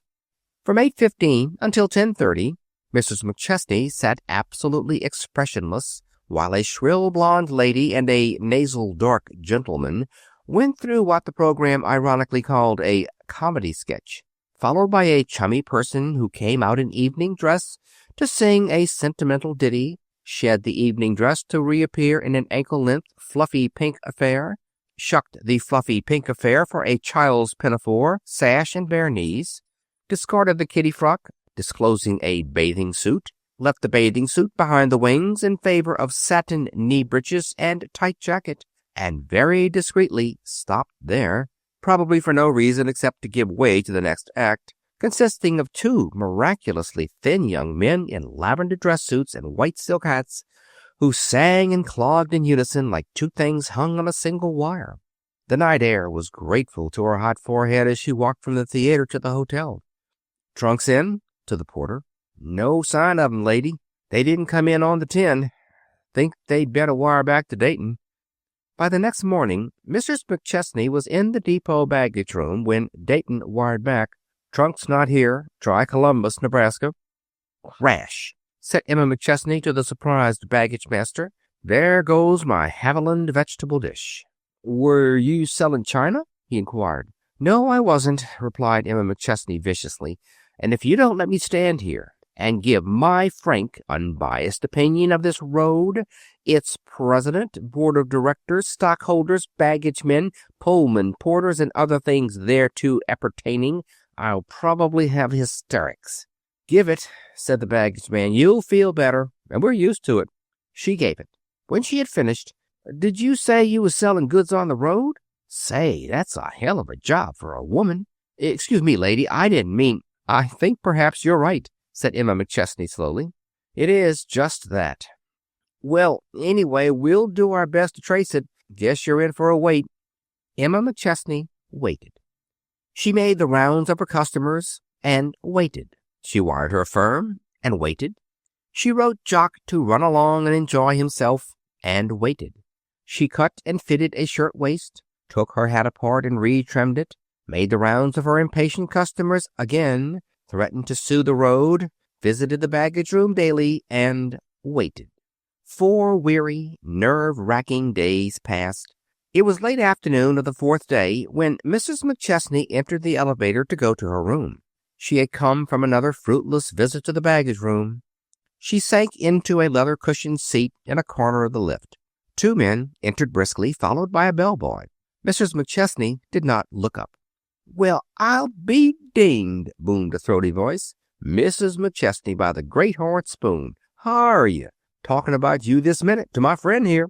Emma McChesney, with the knowledge of her lost sample trunks striking her afresh, looked up and smiled bravely into the plump pink face of fat Ed Myers, traveling representative for her firm's bitterest rival, the Strauss Sans Silk Skirt Company. "Talking about me, Mr. Myers? Sufficient grounds for libel right there." The little sallow dark man just at Myers's elbow was gazing at her unguardedly. She felt that he had appraised her from hat to heels. Ed Myers placed a plump hand on the little man's shoulder. "Abe, you tell the lady what I was saying. This is Mr. Abel Fromkin, maker of the Fromkin Form Fit skirt. Abe, this is the wonderful Mrs. McChesney." "Sorry, I can't wait to hear what you said of me. This is my floor." Mrs. McChesney was already leaving the elevator. "Here, wait a minute." Fat Ed Myers was out and standing beside her, his movements unbelievably nimble. "Will you have dinner with us, Mrs. McChesney?" "Thanks, not tonight." Myers turned to the waiting elevator. "Fromkin, you go on up with the boy. I'll talk to the lady a minute." A little displeased frown appeared on Emma McChesney's face. "You'll have to excuse me, Mr. Myers. Hi-ho for that hearty stuff, Mrs. McChesney," grinned Ed Myers. "Don't turn up your nose at that little kike friend of mine till you've heard what I have to say. Now just let me talk a minute. Fromkin's heard all about you. He's got a proposition to make, and it ain't one to sniff at." He lowered his voice mysteriously in the silence of the dim hotel corridor. "Fromkin started in a little one-room hole in the wall over on the east side, lived on a herring and a hunk of rye bread. Wife used to help him sew. That was 7 years ago. In 3 years or less, she'll have the regulation uniform. Full-length seal coat, bunch of paradise, 5-drop diamond lavalier set in platinum, electric brougham. Abe has got a business head. Take it from me. But he's wise enough to know that business isn't the rough-and-tumble game it used to be. He realizes that he'll do for the workrooms, but not for the front room. He knows that if he wants to keep on growing, he's got to have what they call a steerer, somebody smooth and polished and politic, what the highbrows call suave. Do you pronounce that with the long A or 2 dots over? Anyway, you get me. You're all those things and a considerable few besides. He's wise to the fact that a businessman's got to have poise these days, and balance. And when it comes to poise and balance, Mrs. McChesney, you make a Fairbanks scale look like a raft at sea." "While I don't want to seem to hurry you," drawled Mrs. McChesney, "might I suggest that you shorten the overture and begin on the first act?" "Well, you know how I feel about your business genius." "Yes, I know," enigmatically. Ed Myers grinned. "Can't forget those 2 little business misunderstandings we had, can you?" "Business understandings," corrected Emma McChesney. "Call 'em anything your little heart dictates, but listen, Fromkin knows all about you. Knows you've got a million friends in the trade, that you know skirts from the belt to the hem. I don't know just what his proposition is, but I'll bet he'll give you half interest in the livest, come-uppest little shirt factory in the country, just for a few thousand capital, maybe, and your business head at the executive end. Now just let that sink in before you speak." "And why," inquired Emma McChesney, "don't you grab this matchless business opportunity yourself?" "Because fair Lady Fromkin wouldn't let me get in with the crowbar. He'll never be able to pronounce his T's right, and when he's dressed up, he looks like a bus boy at Mogwin's. But he can see a bluff further than I can throw one, and that's somewhere beyond the horizon, as you'll admit. Talk it over with us after dinner, then." Emma McChesney was regarding the plump, pink, eager face before her with keen, level, searching eyes. "Yes," she said slowly, "I will. Cafe? We'll have a bottle. No. Oh, parlor?" Mrs. McChesney smiled. I won't ask you to make yourself that miserable. You can't smoke in the parlor. We'll find a quiet corner in the writing room where you men can light up. I don't want to take advantage of you." Down in the waiting room at 8, they formed a strange little group. Ed Myers, flushed and eager, his pink face glowing like a peony, talking, arguing, smoking, reasoning, coaxing, with the spur of a fat commission to urge him on. Abel Frumkin, with his peculiarly pallid skin, made paler in contrast to the purplish-black line where the razor had passed, showing no hint of excitement except in the restless little black eyes and in the work-scarred hands that rolled cigarette after cigarette, each glowing for one brief instant, only to die down to a blackened ash the next. Emma McChesney, half fascinated, half distrustful, listening in spite of herself and trying to still a small inner voice, a voice that had never advised her ill. "You know the ups and downs of this game," Ed Myers was saying. "When I met you there in the elevator, you looked like you lost your last customer. You get pretty disgusted with it all at times, like the rest of us." "At that minute," replied Emma McChesney, "I was so disgusted that if someone had called me up on the phone and said, 'Hello, Mrs. McChesney, will you marry me?' I'd have said, 'Yes. Who is this?'" "There, that's just it. I don't want to be impolite or anything like that, Mrs. McChesney, but you're no kid. Not that you look your age, not by 10 years, but I happen to know you're teetering somewhere between 36 and the next top. Ain't that right?" "Is that an argument to put to a lady?" remonstrated Abel Fromkin. Fat Ed Myers waved the interruption away with a gesture of his strangely slim hands. "This ain't an argument, it's facts.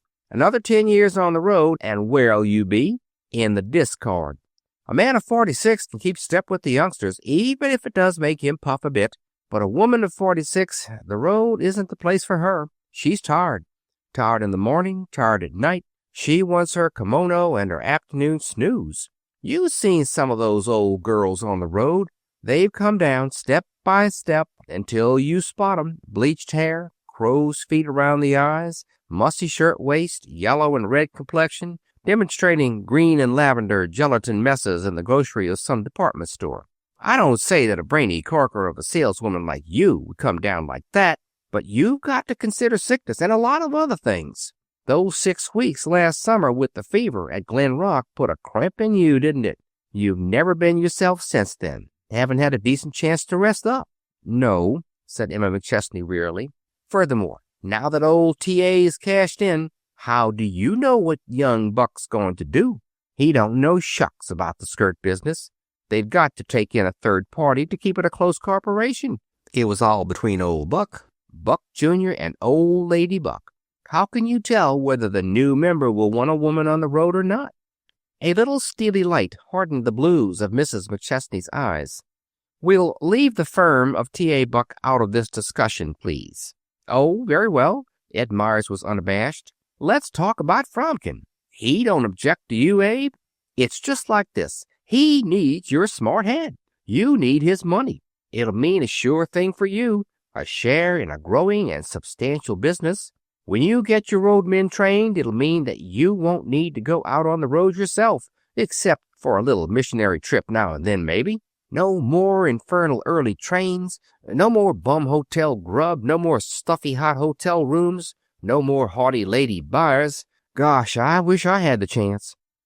Emma McChesney sat very still. 2 scarlet spots glowed in her cheeks. "No one appreciates your gift of oratory more than I do, Mr. Myers.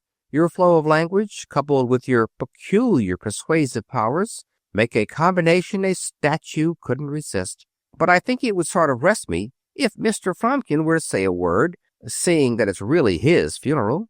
Abel Fromkin started nervously and put his dead cigarette to his lips. "I ain't much of a talker," he said almost sheepishly. "Myers, he's got it down fine. I tell you what, I'll be in New York the 21st. We can go over the books and papers and the whole business. And I like you should know my wife, and I got a little girl. Would you believe it? That child ain't more than a year old and says papa and mama like an actress." "Sure," put in Ed Myers, disregarding the more intimate family details. "You two get together and fix things up in shape, then you can sign up and have it off your mind so you can enjoy the festive Christmas season." Emma McChesney had been gazing out of the window to where the street lamps were reflecting in the ice-covered pavements. Now she spoke, still staring out into the wintry street. "Christmas isn't a season. It's a feeling, and I haven't got it." "Oh, come now, Mrs. McChesney," objected Ed Meyers. With a sudden quick movement, Emma McChesney turned from the window to the little dark man who was watching her so intently. She faced him squarely, as though utterly disregarding Ed Meyers' flattery and banter and cajolery. The little man before her seemed to recognize the earnestness of the moment. He leaned forward a bit attentively. "If what has been said is true," she began, "this ought to be a good thing for me. If I go into it, I'll go in heart, soul, brain, and pocketbook. I do know the skirt business from thread to tape and back again. I've managed to save a few $1,000s. Only a woman could understand how I've done it. I've scrimped on little things. I've denied myself necessities. I've worn silk blouses instead of linen ones to save laundry bills, and taken a streetcar or a bus to save a quarter or 50 cents. I've always tried to look well-dressed and immaculate." "You!" exclaimed Ed Meyers. "Why, say, you're what I call a swell dresser. Nothing flashy, understand, or loud, but the quiet good stuff that spells ready money." Yes, but it wasn't always so ready. Anyway, I always managed somehow.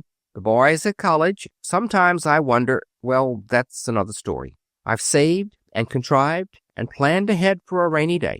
There have been 2 or 3 times when I thought it had come, sprinkled pretty heavily once or twice, but I've just turned up my coat collar, tucked my hat under my skirt, and scooted for a tree.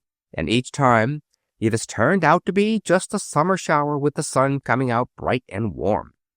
Her frank, clear, honest blue eyes were plumbing the depths of the black ones.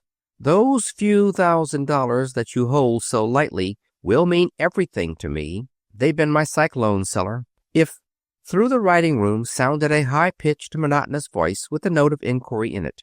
"Mrs. McChesney, Mr. Fraser, Mr. Ludwig, please. Mrs. McChesney, Mr. Fraser, Mr. Lud... Here, boy." Mrs. McChesney took the little yellow envelope from the salver that the boy held out to her. Her quick glance rested on the written words. She rose, her face colorless. "Not bad news," the 2 men spoke simultaneously. "I don't know," said Emma McChesney. "What would you say?" She handed the slip of paper to fat Ed Meyers. He read it in silence. Then once more aloud. "Take first train back to New York. Spaulding will finish your trip." "Why, say," began Meyers. "Well, why, say, this looks as if you were fired." "Does, doesn't it?" She smiled. "Then our little agreement goes?" The 2 men were on their feet, eager, alert. "That means you'll take Fromkin's offer?" "It means that our little agreement is off. I'm sorry to disappoint you. I want to thank you both for your trouble. I must have been crazy to listen to you for a minute. I wouldn't have if I'd been myself. But that telegram, it's signed T.A. Buck. I'll take a chance." The 2 men stared after her, disappointment and bewilderment chasing across each face. "Well, I thought I knew women, but—" began Ed Meyers fluently. Passing the desk, Mrs. McChesney heard her name. She glanced toward the clerk. He was just hanging up the telephone receiver. "Baggage room says the depot just notified him your trunks were traced to Columbia City. They're on their way here now." "Columbia City," repeated Emma McChesney. "Do you know, I believe I have learned to hate the name of the discoverer of this fair land." Up in her room, she opened the crumpled telegram again and regarded it thoughtfully before she began to pack her bag. The thoughtful look was still there when she entered the big, bright office of the T.A. Buck Featherloom Petticoat Company, and with it was another expression that resembled contrition. "Mr. Buck's waiting for you," a stenographer told her. Mrs. McChesney opened the door of the office marked Private. 2 men rose. One she recognized as the firm's lawyer. The other, who came swiftly toward her, was T.A. Buck, no longer junior. There was a new look about him, a look of responsibility, of efficiency, of clear-headed knowledge. The 2 clasped hands, a firm, sincere, understanding grip. Buck spoke first. "It's good to see you. We were talking of you as you came in. You know Mr. Beggs, of course. He has some things to tell you, and so have I. His will be business things, mine will be personal. I got there before Father passed away, thank God, but he couldn't speak. He'd anticipated that with his clear-headedness, and he'd written what he wanted to say. A great deal of it was about you. I want you to read that letter later." "I shall consider it a privilege," said Emma McChesney. Mr. Biggs waved her toward a chair. She took it in silence. She heard him in silence, his sonorous voice beating upon her brain. "There are a great many papers and much business detail, but that will be attended to later," began Biggs ponderously. "You are to be congratulated on the position of esteem and trust which you held in the mind of your late employer. By the terms of his will, I'll put it briefly for the moment, you are offered the secretaryship of the firm of T.A. Buck, Incorporated. Also, you are bequeathed 30 shares in the firm. Of course, the company will have to be reorganized. The late Mr. Buck had a great trust in your capabilities." Emma McChesney rose to her feet, her breath coming quickly. She turned to T.A. Buck. I want you to know that just before your telegram came, I was half tempted to leave the firm. Can't blame you," smiled T.A. Buck. "You've had a rotten 6 months of it, beginning with that illness and ending with those infernal trunks. The road's no place for a woman." "Nonsense," flashed Emma McChesney. "I've loved it, I've gloried in it, and I've earned my living in it. Giving it up, don't now think me ungrateful, won't be so easy, I can tell you." T.A. Buck nodded understandingly. "I know. Father knew too, and I don't want you to let his going from us make any difference in this holiday season. I want you to enjoy it and be happy." A shade crossed Emma McChesney's face. It was there when the door opened and a boy entered with a telegram. He handed it to Mrs. McChesney. It held 10 crisp words. "Changed my darn fool mind. Me for home and mother." Emma McChesney looked up, her face radiant. "Christmas isn't a season, Mr. Buck. It's a feeling. And thank God I've got it." Chapter 9. Knee-deep in Knickers. When the column of figures under the heading known as Profits and the column of figures under the heading known as Loss are so unevenly balanced that the wrong side of the ledger sags, then to the listening stockholders there comes the painful thought that at the next regular meeting it is perilously possible that the reading may come under the heads of Assets and Liabilities. There had been a meeting in the offices of the T.A. Buck Featherloom Petticoat Company, New York. The quarterly report had had a startlingly lopsided sound. After it was over, Mrs. Emma McChesney, secretary of the company, followed T.A. Buck, its president, into the big, bright showroom. T.A. Buck's hands were thrust deep into his pockets. His teeth worried a cigar savagely. Care, that cloying, mouthing hag, perched on his brow toward his heart. He turned to face Emma McChesney. "Well," he said bitterly, "it hasn't taken us long, has it? Father's been dead a little over a year. In that time, we've just about run this great concern, the pride of his life, into the ground." Mrs. Emma McChesney, calm, cool, unruffled, scrutinized the harassed man before her for a long minute. "What rotten football material you would have made, wouldn't you?" she observed. "Oh, I don't know," answered T.A. Buck through his teeth. "I can stand as stiff a scrimmage as the next one, but this isn't a game. You take things too lightly. You're a woman. I don't think you know what this means." Emma McChesney's lips opened as do those of one whose tongue's end holds a quick and stinging retort. Then they closed again. She walked over to the big window that faced the street. When she had stood there a moment, silent, she swung around and came back to where T.A. Buck stood, still wrapped in gloom. "Maybe I don't take myself seriously. I'd have been dead 10 years ago if I had, but I do take my job seriously. Don't forget that for a minute. You talk the way a man always talks when his pride is hurt." "Pride? It isn't that." "Oh, yes, it is. I didn't sell T.A. Buck's Featherloom Petticoats on the road for almost 10 years without learning a little something about men and business. When your father died, I learned that he had shown his appreciation of my work and loyalty by making me secretary of this great company. I didn't think of it as a legacy, a stroke of good fortune. No, to me it was a sacred trust, something to be guarded, nursed, cherished. But now you say we've run this concern into the ground. Do you honestly think that? T.A. shrugged impotent shoulders. Figures don't lie. He plunged into another fathom of gloom.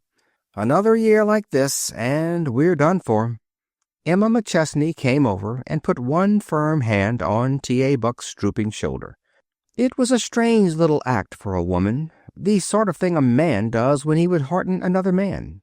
"Wake up," she said lightly. "Wake up and listen to the birdies sing. There isn't going to be another year like this. Not if the planning and scheming and brain-racking that I've been doing for the last 2 or 3 months mean anything." T.A. Buck seated himself as one who is weary, body and mind. "Got another new one?" Emma McChesney regarded him a moment thoughtfully. Then she stepped to the tall showcase, pushed back the sliding glass door, and pointed to the rows of brilliant-hued petticoats that hung close-packed within. "Look at 'em," she commanded, disgust in her voice. "Look at 'em." T.A. Buck raised heavy, lackluster eyes and looked. What he saw did not seem to interest him. Emma McChesney drew from the rack a skirt of king's blue satin messaline and held it at arm's length. "And they call that thing a petticoat. Why, 15 years ago the material in this skirt wouldn't have made even a fair-sized sleeve." T.A. Buck regarded the petticoat moodily. "I don't see how they get around in the darn things. I honestly don't see how they wear 'em." "That's just it. They don't wear 'em. There you have the root of the whole trouble." "Oh, nonsense," disputed T.A. "They certainly wear something, some sort of an—" "I tell you they don't. Here, listen. 3 years ago, our taffeta skirts ran from 36 to 38 yards to the dozen. We paid from 90 cents to $1.05 a yard. Now the skirts run from 25 to 28 yards to the dozen. The silk costs us from 50 to 60 cents a yard. Silk skirts used to be a luxury. Now they're not even a necessity." "Well, what's the answer? I've been pondering some petticoat problems myself. I know we've got to sell 3 skirts today to make the profit that we used to make on one 3 years ago." Emma McChesney had the brave-heartedness to laugh. "This skirt business reminds me of a game we used to play when I was a kid. We called it Going to Jerusalem, I think. Anyway, I know each child sat in a chair except the one who was it. At a signal, everybody had to get up and change chairs. There was a wild scramble in which the one who was it took part. When the burly was over, some child was always chairless, of course. He had to be it. That's the skirt business today. There aren't enough chairs to go round. And in the scrabble, somebody's got to be left out. And let me tell you here and now that the firm of T.A. Buck, Featherloom Petticoats, is not going to be it." T.A. rose as wearily as he had sat down. Even the most optimistic of watchers could have discerned no gleam of enthusiasm on his face. "I thought," he said listlessly, "that you and I had tried every possible scheme to stimulate the skirt trade." "Every possible one, yes," agreed Mrs. McChesney sweetly. "And now it's time to try the impossible. The possibilities haven't worked. My land, I could write a book on the decline and fall of the petticoat, beginning with the billowy white muslin variety and working up to the present slinky messaline affair. When I think of those dear dead days of the glorious past, when the hired girl used to complain and threaten to leave because every woman in the family had at least 3 ruffled, embroidered, flounced white muslin petticoats on the line on Mondays," the lines about T.A. Buck's mouth relaxed into a grim smile. "Remember that feature you got them to run in the Sunday Sphere? The one headed, 'Are Skirts Growing Fuller and Where?'" "Do I remember it?" wailed Emma McChesney. "And I can never forget the money we put into that fringed model we called the Carmencita. We made it up so it could retail for $1.95, and I could have sworn that the women would maim each other to get to it. But it didn't go. They won't even wear fringe around their ankles." T.A.'s grim smile stretched into a reminiscent grin. "But nothing in our whole hopeless campaign could touch your Municipal Purity League agitation for the abolition of the farm-hugging skirt. You talked public morals until you had A. Comstock and Lucy Page Gaston looking like Parisian Apaches." A little laugh rippled up to Emma McChesney's lips, only to die away in a sigh. She shook her head in sorrowful remembrance. Yes, but what good did it do? The newspapers and magazines did take it up, but what happened? The dressmakers and tailors, who are charging more than ever for their work and putting in half as much material, got together and knocked my plans into a cocked hat. In answer to those snapshots showing what took place every time a woman climbed a car step, they came back with pictures of the styles of '61, proving that the streetcar effect is nothing to what happened to a belle of '61 if she chanced to sit down or get up too suddenly in the hoop-skirt days. They were both laughing now like a couple of children. "Oh, say," gasped Emma, "remember Mo Selig of the Fine Form Skirt Company? Trying to get the doctors to state that hobble skirts were making women knock-kneed? Oh, mercy!" But their laugh ended in a little rueful silence. It was no laughing matter, this situation. T.A. Buck shrugged his shoulders and began a restless pacing up and down. "Yep, there you are. Meanwhile, women are still wearing 'em tight and going petticoatless." Suddenly T.A. stopped short in his pacing and fastened his surprised and interested gaze on the skirt of the trim and correct little business frock that sat so well upon Emma McChesney's pretty figure. "Why, look at that!" he exclaimed, and pointed with one eager finger. "Mercy!" screamed Emma McChesney. "What is it? Quick, a mouse?" T.A. Buck shook his head impatiently. "Mouse? Lord, no. Pleats." "Pleats?" She looked down, bewildered. "Yes, in your skirt. 3 pleats at the front left and 3 in the back. That's new, isn't it? If outer skirts are being made fuller, then it follows—" "It ought to follow," interrupted Emma McChesney, "but it doesn't. It lags way behind. These pleats are stitched down. See? That's the fiendishness of it. And the petticoat underneath, if there is one, must be just as smooth and unwrinkled and scant as ever. Don't let 'em fool you."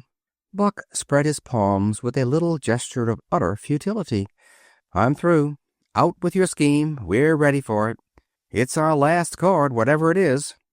There was visible on Emma McChesney's face that little tightening of the muscles, that narrowing of the eyelids, which betokens intense earnestness, the gathering of all the forces before taking a momentous step.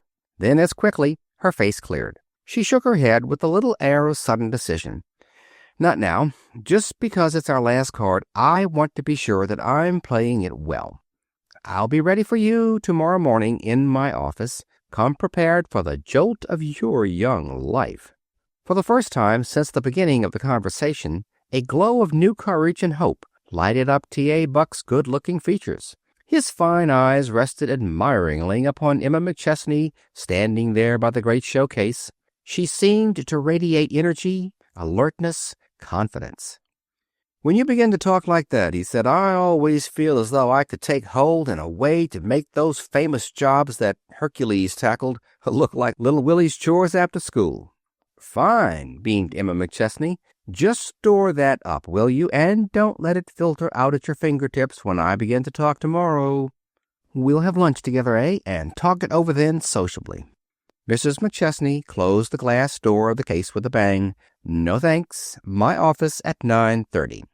T.A. Buck followed her to the door. "But why not lunch? You never will take lunch with me. Ever so much more comfortable to talk things over that way." "When I talk business," said Emma McChesney, pausing at the threshold, "I want to be surrounded by a business atmosphere. I want the scene all set. 1 practical desk, 2 practical chairs, 1 telephone, 1 letter basket, 1 self-filling fountain pen, etc. And when I lunch, I want to lunch with nothing weightier on my mind than the question as to whether I'll have chicken livers sauté or creamed sweetbreads with mushrooms." "That's no reason," grumbled T.A. "That's an excuse." "It'll have to do, though," replied Mrs. McChesney abruptly, and passed out as he held the door open for her.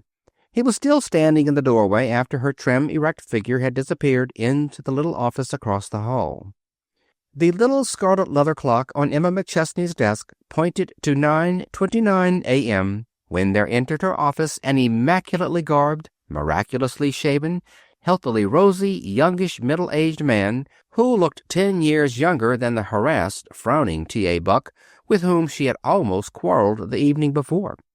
Mrs. McChesney was busily dictating to a sleek little stenographer. The sleek little stenographer glanced up at T.A. Buck's entrance.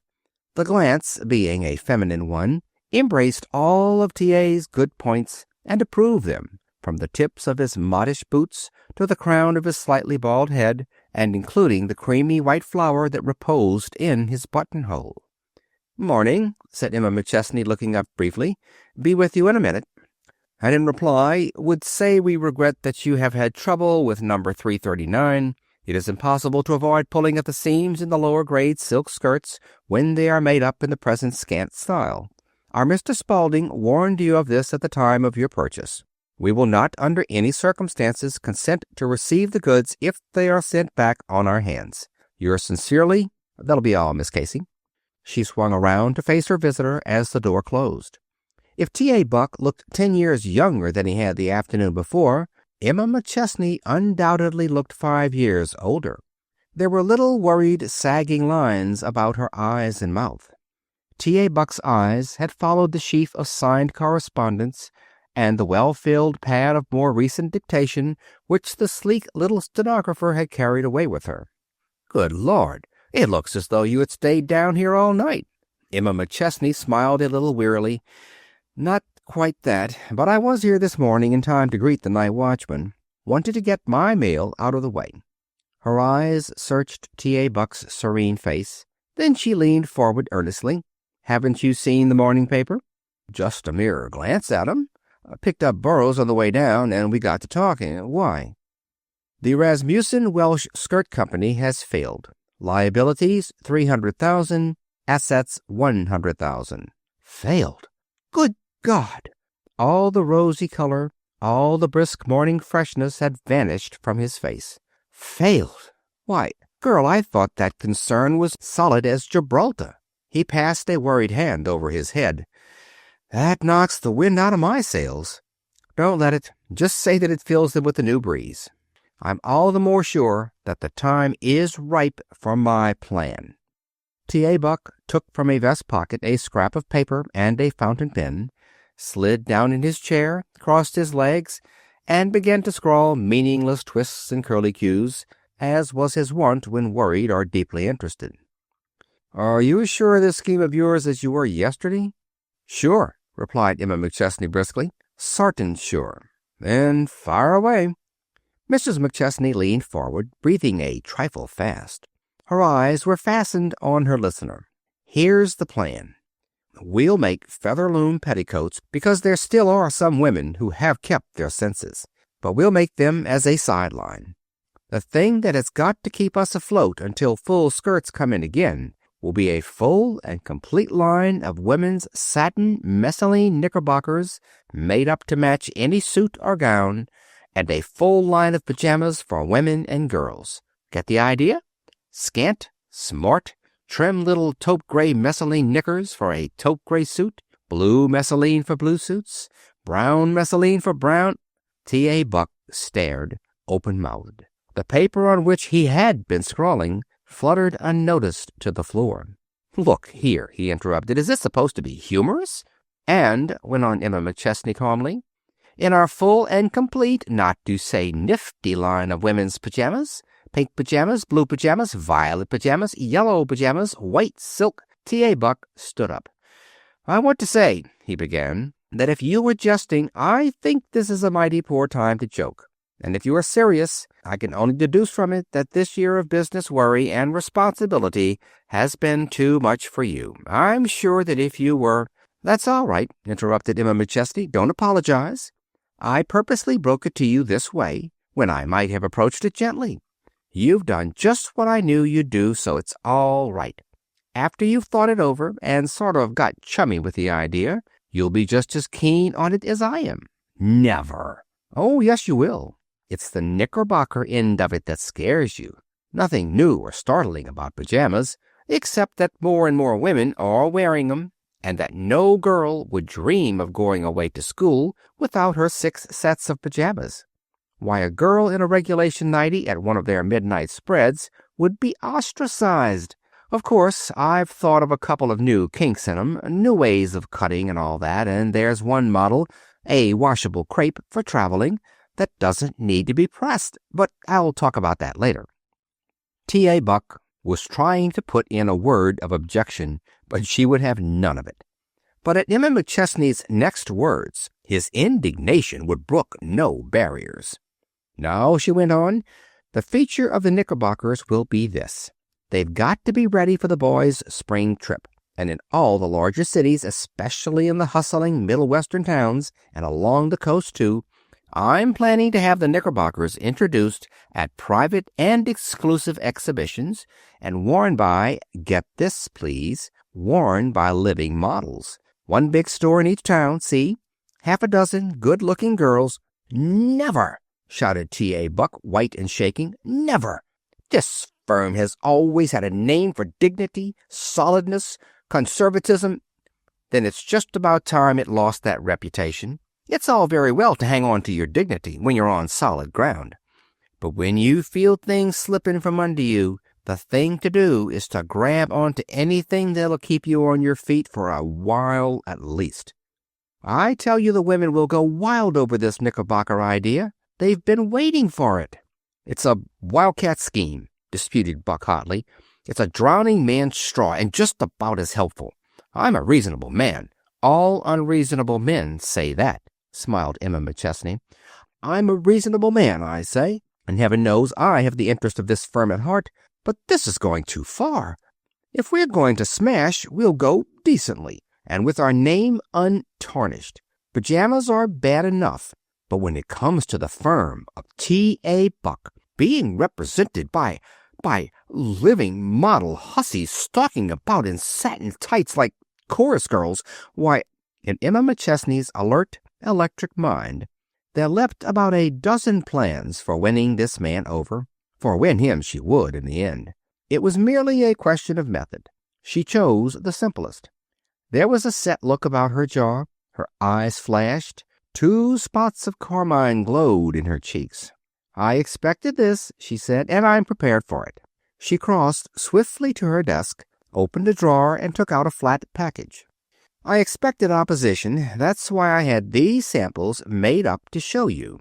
I designed them myself and tore up 50 patterns before I struck one that suited me. Here are the pajamas." She lifted out a dainty shell-pink garment and shook it out before the half-interested, half-unwilling eyes of T.A. Buck. "This is the jacket, buttons on the left, see, instead of on the right as it would on a man's garment. Semi-sailor collar with knotted soft silk scarf. Oh, it's just a little kink, but they'll love it. They're actually becoming. I've tried 'em.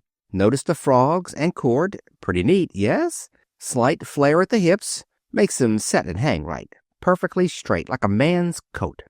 T.A. Buck eyed the garments with a grudging admiration. "Oh, that part of it don't sound so unreasonable, although I don't believe there is much of a demand for that kind of thing. But the other, the Knickerbocker things, that's not even practical. It will make an ugly garment, and the woman who will fall for a fad like that wouldn't be the sort to wear an ugly piece of lingerie. It isn't to be thought of seriously." Emma McChesney stepped to the door of the tiny washroom off her office and threw it open.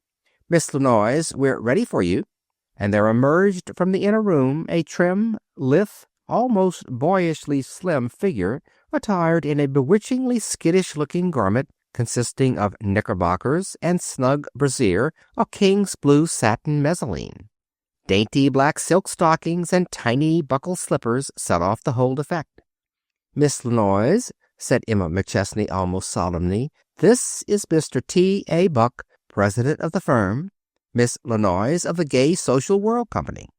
Miss Lenoise bowed slightly and rested one white hand at her side in an attitude of nonchalant ease.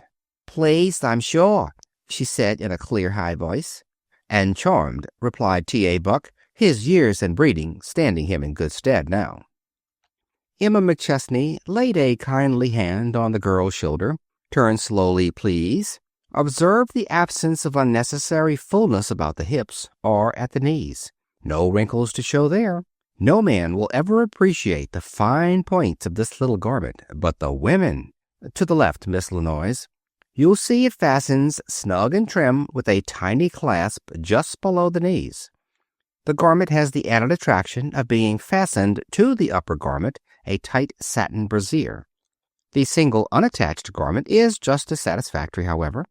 Women are wearing plush this year, not only for the street, but for evening dresses. I rather think they'll fancy a snappy little pair of yellow satin knickers under a gown of the new orange plush, or a taupe pair under a gray street suit, or a natty little pair of black satin, finished and piped in white satin, to be worn with a black and white shopping costume. Why, I haven't worn a petticoat since I— "Do you mean to tell me," burst from the long pent T.A. Buck, "that you wear 'em too?" "Crazy about 'em. Miss Lenoise, will you just slip on your street skirt, please?" She waited in silence until the demure Miss Lenoise reappeared. A narrow, straight-hanging, wrinkleless cloth skirt covered the much-discussed undergarment. "Turn slowly, please. Thanks. You see, Mr. Buck, not a wrinkle, no bunchiness, no lumps, no crawling up about the knees. Nothing but ease and comfort and trim good looks." T.A. Buck passed his hand over his head in a dazed, helpless gesture. There was something pathetic in his utter bewilderment and helplessness in contrast with Emma McChesney's breezy self-confidence and the showgirl's cool poise and unconcern. "Wait a minute," he murmured almost pleadingly. "Let me ask a couple of questions, will you?" "Questions? 100. That proves you're interested." "Well, then, let me ask this young lady the first one. Miss, Lenoise, do you honestly and truly like this garment? Would you buy one if you saw it in the shop window?" Miss Lenoise's answer came trippingly and without hesitation. She did not even have to feel of her black hair first. "Say, I'd go without my lunch for a week to get it. Mrs. McChesney says I can have this pair. I can't wait till our prima donna sees 'em. She'll hate me till she got a dozen like 'em." "Next," urged Mrs. McChesney pleasantly. But T.A. Buck shook his head. "That's all, only—" Emma McChesney patted Miss Lenoise lightly on the shoulder and smiled dazzlingly upon her. "Run along, little girl. You've done beautifully, and many thanks." Miss Lenoise, appearing in another moment dressed for the street, stopped at the door to bestow a frankly admiring smile upon the abstracted president of the company and a grateful one upon its pink-cheeked secretary. "Hope you'll come and see our show some evening. You won't know me at first because I wear a blonde wig in the first scene, third from the left, front row." And to Mrs. McChesney, "I certainly did hate to get up so early this morning, but after you're up it ain't so fierce. And it certainly was easy money. Thanks." Emma McChesney glanced quickly at T.A., saw that he was pliant enough for the molding process, and deftly began to shape and bend and smooth and pat. "Let's sit down and unravel the kinks in our nerves. Now, if you do favor this new plan— I mean after you've given it consideration and all that— yes, indeed. But if you do, I think it would be good policy to start the game in, say, Cleveland. The Kaufman Oster Company of Cleveland have a big, snappy, up-to-the-minute store. We'll get them to send out announcement cards, something neat and flattering looking, see? Little stage all framed up, scene set to show a bedroom or boudoir. Then thin girls, plump girls, short girls, high girls. They'll go through all the paces. We won't only show the knickerbockers, we'll demonstrate how the ordinary petticoat bunches and crawls up under the heavy plush and velvet top skirt. We'll show 'em in street clothes, evening clothes, afternoon frocks, each one in a different shade of satin knicker, and silk stockings and cunning little slippers to match. The store will stand for that. It's a big ad for them, too." Emma McChesney's hair was slightly tousled. Her cheeks were carmine. Her eyes glowed. "Don't you see? Don't you get it?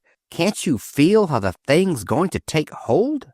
"By gad," burst out T.A. Buck, "I'm darned if I don't believe you're right. Almost. But are you sure that you believe—" Emma McChesney brought one little white fist down into the palm of the other hand. "Sure? Why, I'm so sure that when I shut my eyes, I can see T.A. Sr. sitting over there in that chair, tapping the side of his nose with the edge of his tortoise-shell-rimmed glasses and nodding his head with his features all screwed up like a blessed old gargoyle, the way he always did when something tickled him. That's how sure I am." T.A. Buck stood up abruptly. He shrugged his shoulders. His face looked strangely white and drawn. "I'll leave it to you. I'll do my share of the work, but I'm not more than half convinced, remember." "That's enough for the present," answered Emma McChesney briskly. "Well, now suppose we talk machinery and girls and cutters for a while." 2 months later found T.A. Buck and his sales manager, both shirt-sleeved, both smoking nervously, as they marked, ticketed, folded, arranged. They were getting out the Traveler's spring lines. Entered Mrs. McChesney and stood eyeing them worriedly. It was her 12th visit to the stockroom that morning. A strange restlessness seemed to trouble her. She wandered from office to showroom, from showroom to factory. "What's the trouble?" inquired T.A. Buck, squinting up at her through a cloud of cigar smoke. "Oh, nothing," answered Mrs. McChesney, and stood fingering the piles of glistening satin garments, a queer, faraway look in her eyes. Then she turned and walked listlessly toward the door. There she encountered Spaulding, Billy Spaulding of the coveted Middle Western Territory, Billy Spaulding the long-headed, quick-thinking, Spaulding the persuasive, Spaulding the mixer, Spaulding on whom depended the fate of the T.A. Buck Featherloom knickerbocker and pajama. "Morning. When do you start out?" she asked him. "In the morning. Gad, that's some line. What? I'm itching to spread it. You're certainly a wonder child, Mrs. McChesney. Why, the boys—" Emma McChesney sighed somberly. "That line does sort of, well, tug at your heartstrings, doesn't it?" She smiled almost wistfully. "Say, Billy, when you reach the Eagle House at Waterloo, tell Annie, the head waitress, to rustle you a couple of Mrs. Trout's dill pickles. Tell her Mrs. McChesney asked you to. Mrs. Trout, the proprietor's wife, doles them out to her favorites. They're crisp, you know, and firm and juicy and cold and briny." Spaulding drew a sibilant breath. "I'll be there," he grinned. "I'll be there." But he wasn't. At 8 the next morning there burst upon Mrs. McChesney a distraught T.A. Buck. "Hear about Spaulding?" he demanded. "Spaulding? No." "His wife phoned from St. Luke's. Taken with an appendicitis attack at midnight. They operated at 5 this morning. One of those had it been 24 hours later, etc. operations. That settles us." "Poor kid," replied Emma McChesney. "Rough on him and his brand new wife." "Poor kid, yes, but how about his territory? How about our new line? How about—" "Oh, that's all right," said Emma McChesney cheerfully. "I'd like to know how. We haven't a man equal to the territory. He's our one best bet." "Oh, that's all right," said Mrs. McChesney again, smoothly. A little impatient exclamation broke from T.A. Buck. At that, Emma McChesney smiled. Her new listlessness and abstraction seemed to drop from her.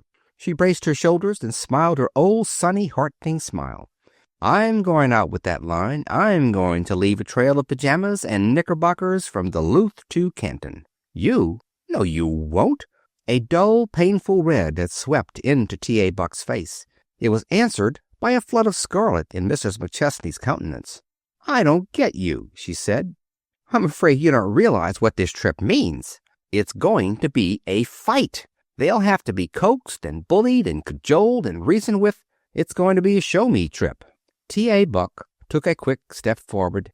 "That's just why I won't have you fighting with buyers, taking their insults, kowtowing to them, salving them. It isn't woman's work."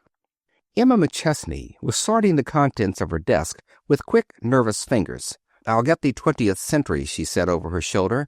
"Don't argue, please. If it's no work for a woman, then I suppose it follows that I'm unwomanly. For 10 years I traveled this country selling T.A. Buck's Featherloom Petticoats. My first trip on the road I was in the 20s, and pretty too. I'm a woman of 37 now. I'll never forget that first trip. The heartbreaks, the insults I endured, the disappointments, the humiliation, until they understood that I meant business, strictly business. I'm tired of hearing you men say that this and that and the other isn't woman's work. Any work is woman's work that a woman can do well. I've given the 10 best years of my life to this firm. Next to my boy at school, it's the biggest thing in my life. Sometimes it swamps even him. Don't come to me with that sort of talk." She was locking drawers, searching pigeonholes, skimming files. "This is my busy day." She arose and shut her desk with a bang, locked it, and turned a flushed and beaming face toward T.A. Buck as he stood frowning before her. "Your father believed in me from the ground up. We understood each other, he and I. You've learned a lot in the last year and a half, T.A. Junior that was, but there's one thing you haven't mastered. When will you learn to believe in Emma McChesney?" She was out of the office before he had time to answer, leaving him standing there. In the dusk of a late winter evening, just 3 weeks later, a man paused at the door of the unlighted office marked Mrs. McChesney. He looked about a moment as though dreading detection. Then he opened the door, stepped into the dim quiet of the little room, and closed the door gently after him. Everything in the tiny room was quiet, neat, orderly. It seemed to possess something of the character of its absent owner. The intruder stood there a moment uncertainly, looking about him. Then he took a step forward and laid one hand on the back of the empty chair before the closed desk. He shut his eyes, and it seemed that he felt her firm, cool, reassuring grip on his fingers as they clutched the wooden chair. The impression was so strong that he kept his eyes shut, and they were still closed when his voice broke the silence of the dim, quiet little room. "Emma McChesney," he was saying aloud. "Emma McChesney, you great, big, fine, brave, wonderful woman, you. I believe in you now. Dad and I both believe in you." Chapter 10. This is a love story, but it is a love story with a logical ending, which means that in the last paragraph no one has anyone else in his arms. Since logic and love have long been at loggerheads, the story may end badly. Still, what love passages there are shall be left intact. There shall be no trickery. There shall be no running, breathless, flushed, eager-eyed to the very gateway of love's garden, only to bump one's nose against that baffling, impregnable stone-wall phrase of, "Let us draw a veil, dear reader." This is the story of the love of a man for a woman, a mother for her son, and a boy for a girl, and there shall be no veil. Since 8 a.m., when she had unlocked her office door, Mrs. Emma McChesney had been working in bunches of 6. Thus, from 12 to 1, she had dictated 6 letters, looked up memoranda, passed on samples of petticoat silk, fired the office boy, wired Spaulding out in Nebraska, and eaten her lunch. Emma McChesney was engaged in that nerve-wracking process known as getting things out of the way. When Emma McChesney aimed to get things out of the way, she did not use a shovel. She used a road drag. Now, at 3:30, she shut the last desk drawer with a bang, locked it, pushed back the desk phone, discovered under it the inevitable mislaid memorandum, scanned it hastily, tossed the scrap of paper into the brimming wastebasket, and, yawning, raised her arms high above her head. The yawn ended, her arms relaxed, came down heavily, and landed her hands in her lap with a thud. It had been a whirlwind day. At that moment, most of the lines in Emma McChesney's face slanted downward. But only for that moment. The next found her smiling. Up went the corners of her mouth, out popped her dimples. The laugh lines appeared at the corners of her eyes. She was still dimpling like an anticipatory child when she had got her wraps from the tiny closet and was standing before the mirror adjusting her hat. The hat was one of those tiny, pert, head-hugging trifles that only a very pretty woman can wear. A merciless little hat that gives no quarter to a blotched skin, a too large nose, colorless eyes. Emma McChesney stood before the mirror, the cruel little hat perched atop her hair, ready to give it the final and critical bash which should bring it down about her ears where it belonged. But even now, perched grotesquely atop her head as it was, you could see that she was going to get away with it. It was at this critical moment that the office door opened, and there entered T.A. Buck, president of the T.A. Buck Featherloom Petticoat and Lingerie Company. He entered smiling, leisurely, serene-eyed, as one who anticipates something pleasurable. At the sight of Emma McChesney standing hatted before the mirror, the pleasurable look became less confident. "Hello," said T.A. Buck. "Whither?" and laid a sheaf of business-like-looking papers on the top of Mrs. McChesney's well-cleared desk. Mrs. McChesney, without turning, performed the cramming process successfully, so that her hat left only a sub-halo of fluffy, bright hair peeping out from the brim. Then, "Playing hooky," she said. "Go away." T.A. Buck picked up the sheaf of papers and stowed them into an inside coat pocket. "As president of this large and growing concern," he said, "I want to announce that I'm going along." Emma McChesney adjusted her furs. "As secretary of said firm, I raise to state that you're not invited." T.A. Buck, hands in pockets, stood surveying the bright-eyed woman before him. The pleasurable expression had returned to his face.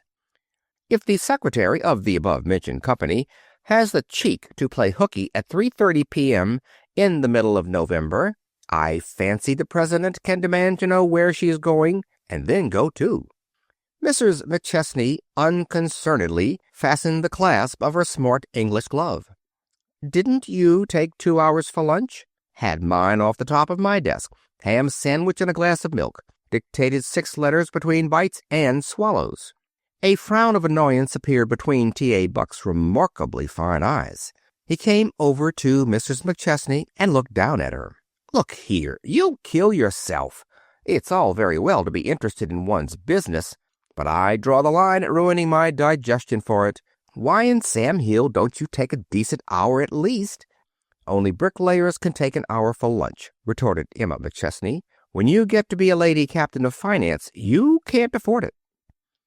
She crossed to her desk and placed her fingers on the electric switch.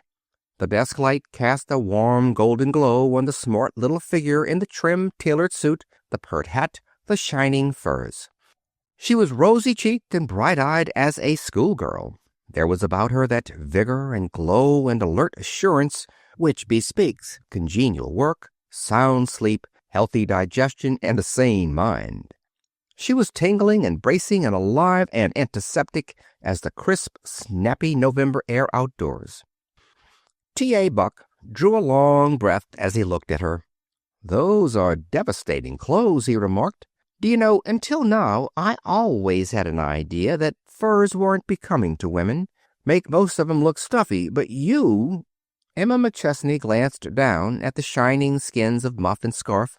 She stroked them gently and lovingly with her gloved hand. These semi-precious furs are rather satisfactory until you see a woman in sealskin and sables. Then you want to use 'em for a hall rug." T.A. Buck stepped within the radius of the yellow light so that its glow lightened up his already luminous eyes that had a trick of translucence under excitement. "Sables and sealskin," repeated T.A. Buck, his voice vibrant. "If it's those you want, you can—" Snap went the electric switch under Emma McChesney's fingers. It was as decisive as a blow in the face. She walked to the door. The little room was dim. "I'm sending my boy through college with my sealskin and sable fund," she said crisply, "and I'm to meet him at 4:30. "Oh, that's your appointment." Relief was evident in T.A. Buck's tone. Emma McChesney shook a despairing head. "For impudent and unquenchable inquisitiveness, commend me to a man. Here, if you must know, though I intended it as a surprise when it was finished and furnished, I'm going to rent a flat, a regular 6-room, plenty of closets flat, after 10 years of miserable hotel existence. Jock's running over for 2 days to approve it.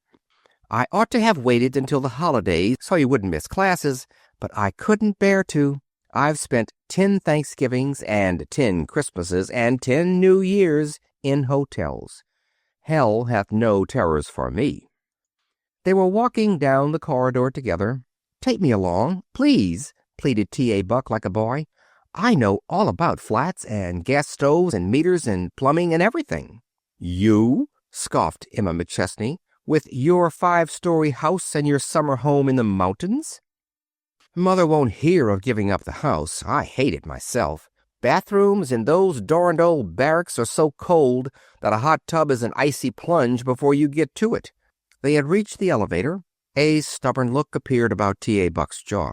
I'm going, he announced, and scudded down the hall to his office door. Emma McChesney pressed the elevator button. Before the ascending car showed a glow of light in the shaft, T.A. Buck appeared with hat, gloves, and stick. I think the car's downstairs. We'll run up to it. What's the address? 70s, I suppose? Emma McChesney stepped out of the elevator and turned. Car? Not I. If you're bound to come with me, you'll take the subway. They're asking enough for that apartment as it is. I don't intend to drive up in a $5,000 motor and have the agent tack on an extra $20 a month. T.A. Buck smiled with engaging agreeableness. Subway it is, he said. Your presence would turn even a Bronx train into a rose garden.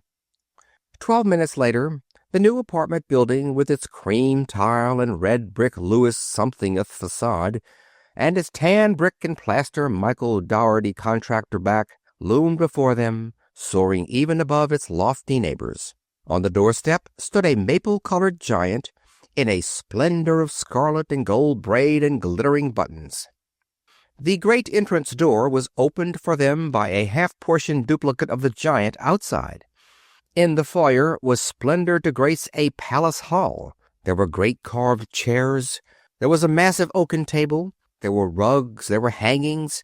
There were dim-shaded lamps casting a soft glow upon tapestry and velours. Awaiting the pleasure of the agent, T.A. Buck, leaning upon his stick, looked about him appreciatively. Makes the Knickerbocker lobby look like the waiting room in an orphan asylum. Don't let 'em fool you, answered Emma McChesney sotto voce, just before the agent popped out of his office. It's all included in the rent. Dinky enough upstairs. If ever I have guests that I want to impress, I'll entertain 'em in the hall. There approached them the agent, smiling, urbane, pleasing as to manner, but not too pleasing. Urbanity mixed, so to speak, with the leaven of caution. Ah, yes, Mrs. McChesney, wasn't it? I can't tell you how many parties have been teasing me for that apartment since you looked at it. I've had to, make myself positively unpleasant in order to hold it for you. You said you wished your son to... The glittering little jewel box of an elevator was taking them higher and higher. The agent stared hard at T.A. Buck. Mrs. McChesney followed his gaze. My business associate, Mr. T.A. Buck, she said grimly. The agent discarded caution. He was all urbanity. Their floor attained, he unlocked the apartment door and threw it open with a gesture which was a miraculous mixture of royalty and generosity. He knows you, hissed Emma McChesney, entering with T.A. Another 10 on the rent. The agent pulled up a shade, switched on a light, straightened an electric globe. T.A. Buck looked about at the bare white walls, at the bare polished floor, at the severe fireplace. I knew it couldn't last, he said. If it did, replied Emma McChesney good-naturedly, I couldn't afford to live here, and disappeared into the kitchen, followed by the agent, who babbled ever and anon of views, of Hudsons, of express trains, of parks, as is the way of agents from 50th Street to 189th.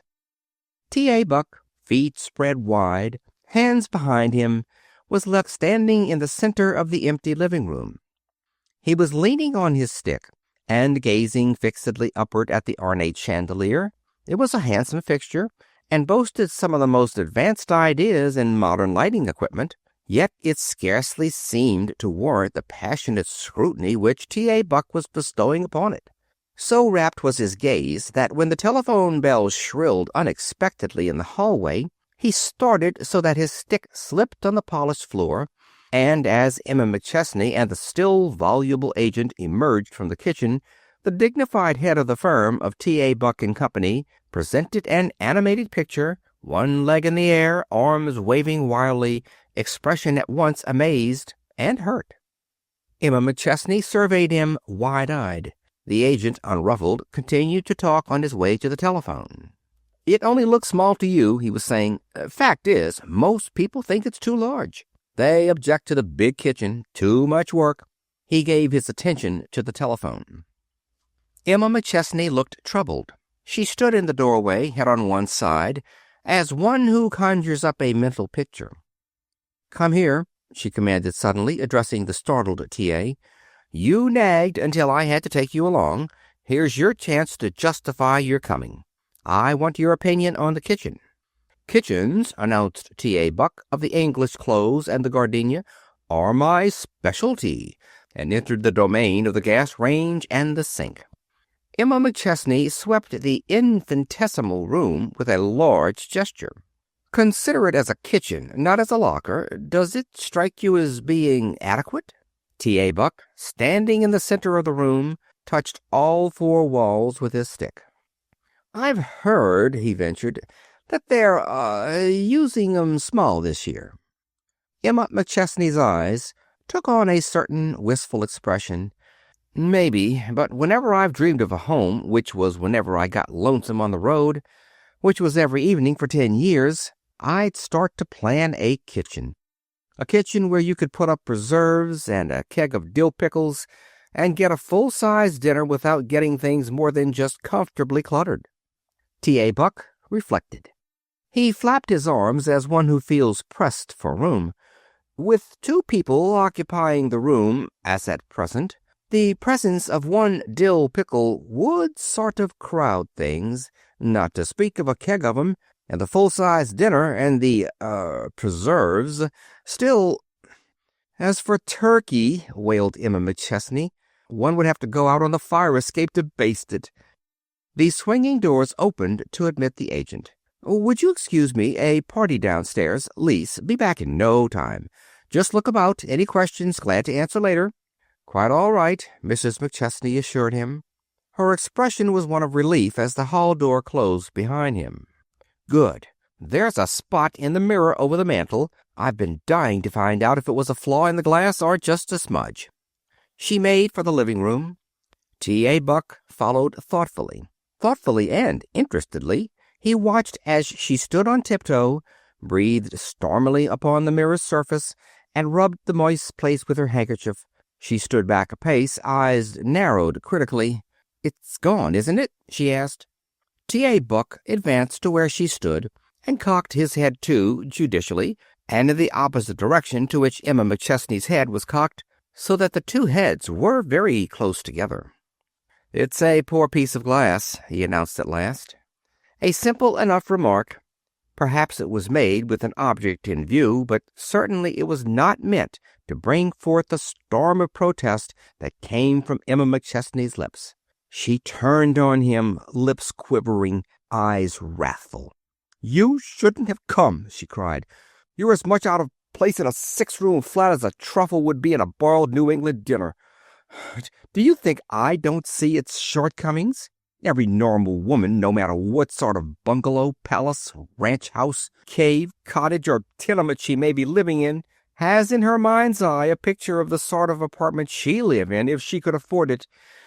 I've had mine mapped out from the wallpaper to the front hall to the laundry tubs in the basement, and it doesn't even bear a family resemblance to this." "I'm sorry," stammered T.A. Buck. "You asked my opinion, and I—" "Opinion! If everyone had so little tact as to give their true opinion when it was asked, this would be a miserable world. I asked you because I wanted you to lie. I expected it of you. I needed bolstering up. I realize that the rent I'm paying and the flat I'm getting form a geometrical problem where X equals the unknown quantity and only the agent knows the answer.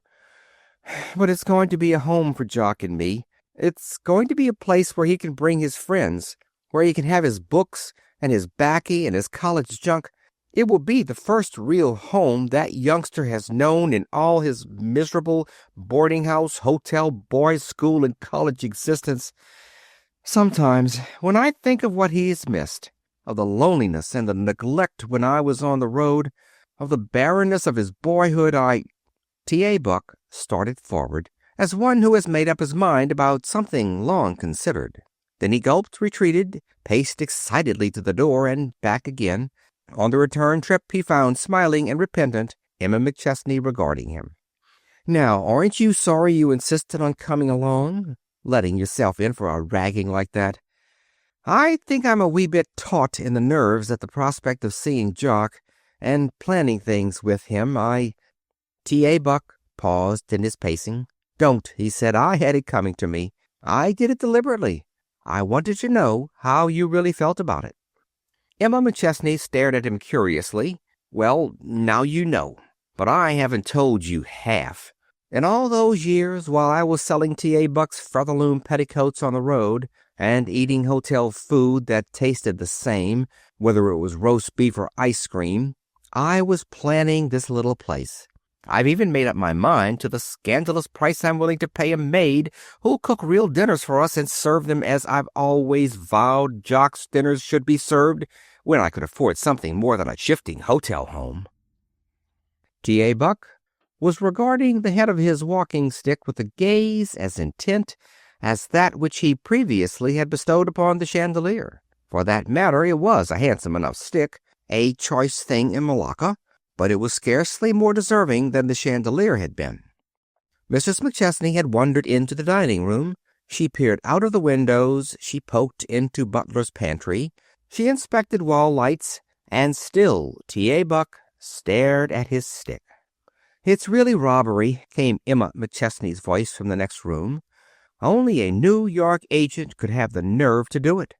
I've a friend who lives in Chicago, Mary Cutting. You've heard me speak of her. Has a flat on the north side there, just next to the lake. The rent is ridiculous, and would you believe it? The flat is equipped with bookcases and gorgeous mantel shelves and buffet and bathroom fixtures and china closets and hall tree." Her voice trailed into nothingness as she disappeared into the kitchen. When she emerged again, she was still enumerating the charms of the absurdly low-priced Chicago flat thus: "And full-length mirrors, and wonderful folding table shelf gimcracks in the kitchen, and—" T.A. Buck did not look up. But, "Oh, Chicago," he might have been heard to murmur, as only a New Yorker can breathe those two words. "Don't 'oh, Chicago' like that," mimicked Emma McChesney. "I've lain awake nights dreaming of a home I once saw there, with the lake in the backyard, and a couple of miles of veranda, and a darling vegetable garden, and the whole place simply honeycombed with bathrooms and sleeping porches and sun parlors and linen closets and— Gracious, I wonder what's keeping Jock." T.A. Buck wrenched his eyes from his stick. All previous remarks descriptive of his eyes under excitement paled at the glow which lighted them now. They glowed straight into Emma McChesney's eyes and held them, startled. "Emma," said T.A. Buck quite calmly, "will you marry me? I want to give you all those things, beginning with the lake in the backyard and ending with the linen closets and the sun parlor." And Emma McChesney, standing there in the middle of the dining room floor, stared long at T.A. Buck, standing there in the center of the living room floor.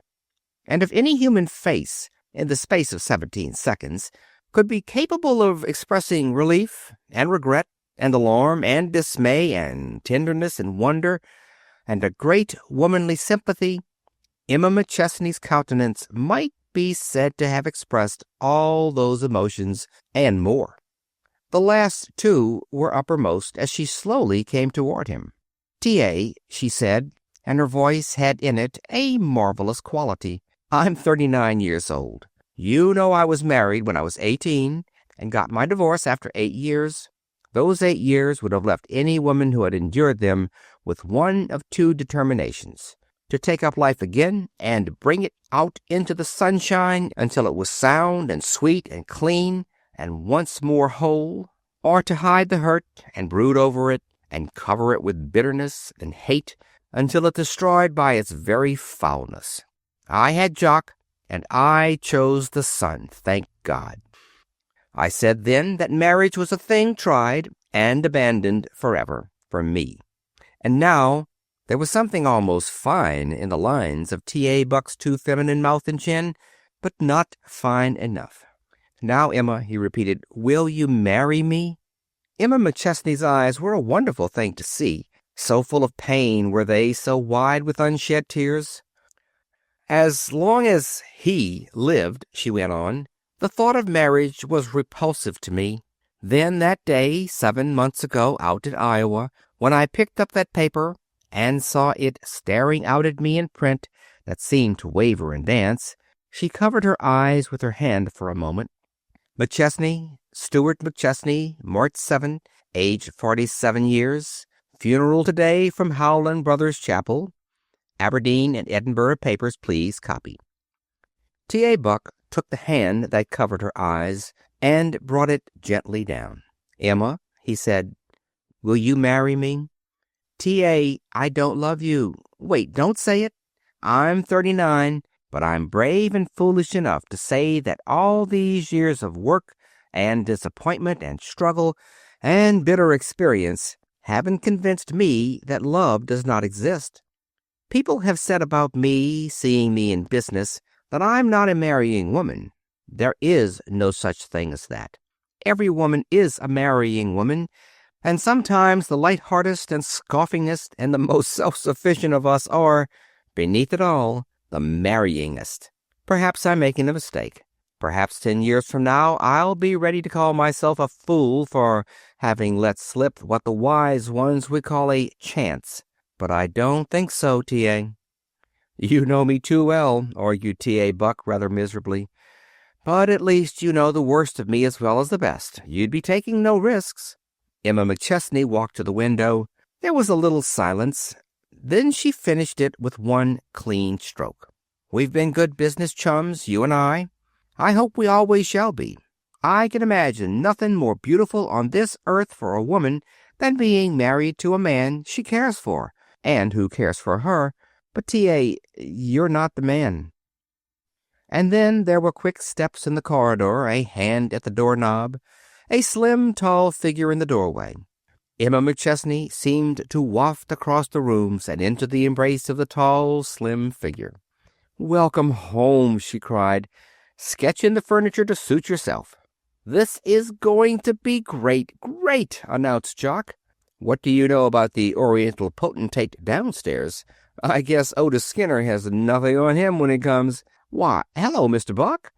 He was peering into the next room. Why don't you folks light up? I thought you were another agent person. Met that one down in the hall. Said he'd be right up. What's the matter with him, anyway? He smiles like a waxworks. When the elevator took me up, he was still smiling from the foyer, and I could see his grin after the rest of him was lost to sight. Regular Cheshire. What's this, drawing room? He rattled on like a pleased boy. He strode over to shake hands with Buck. Emma McChesney, cheeks glowing, eyed him adoringly. Then she gave a little suppressed cry.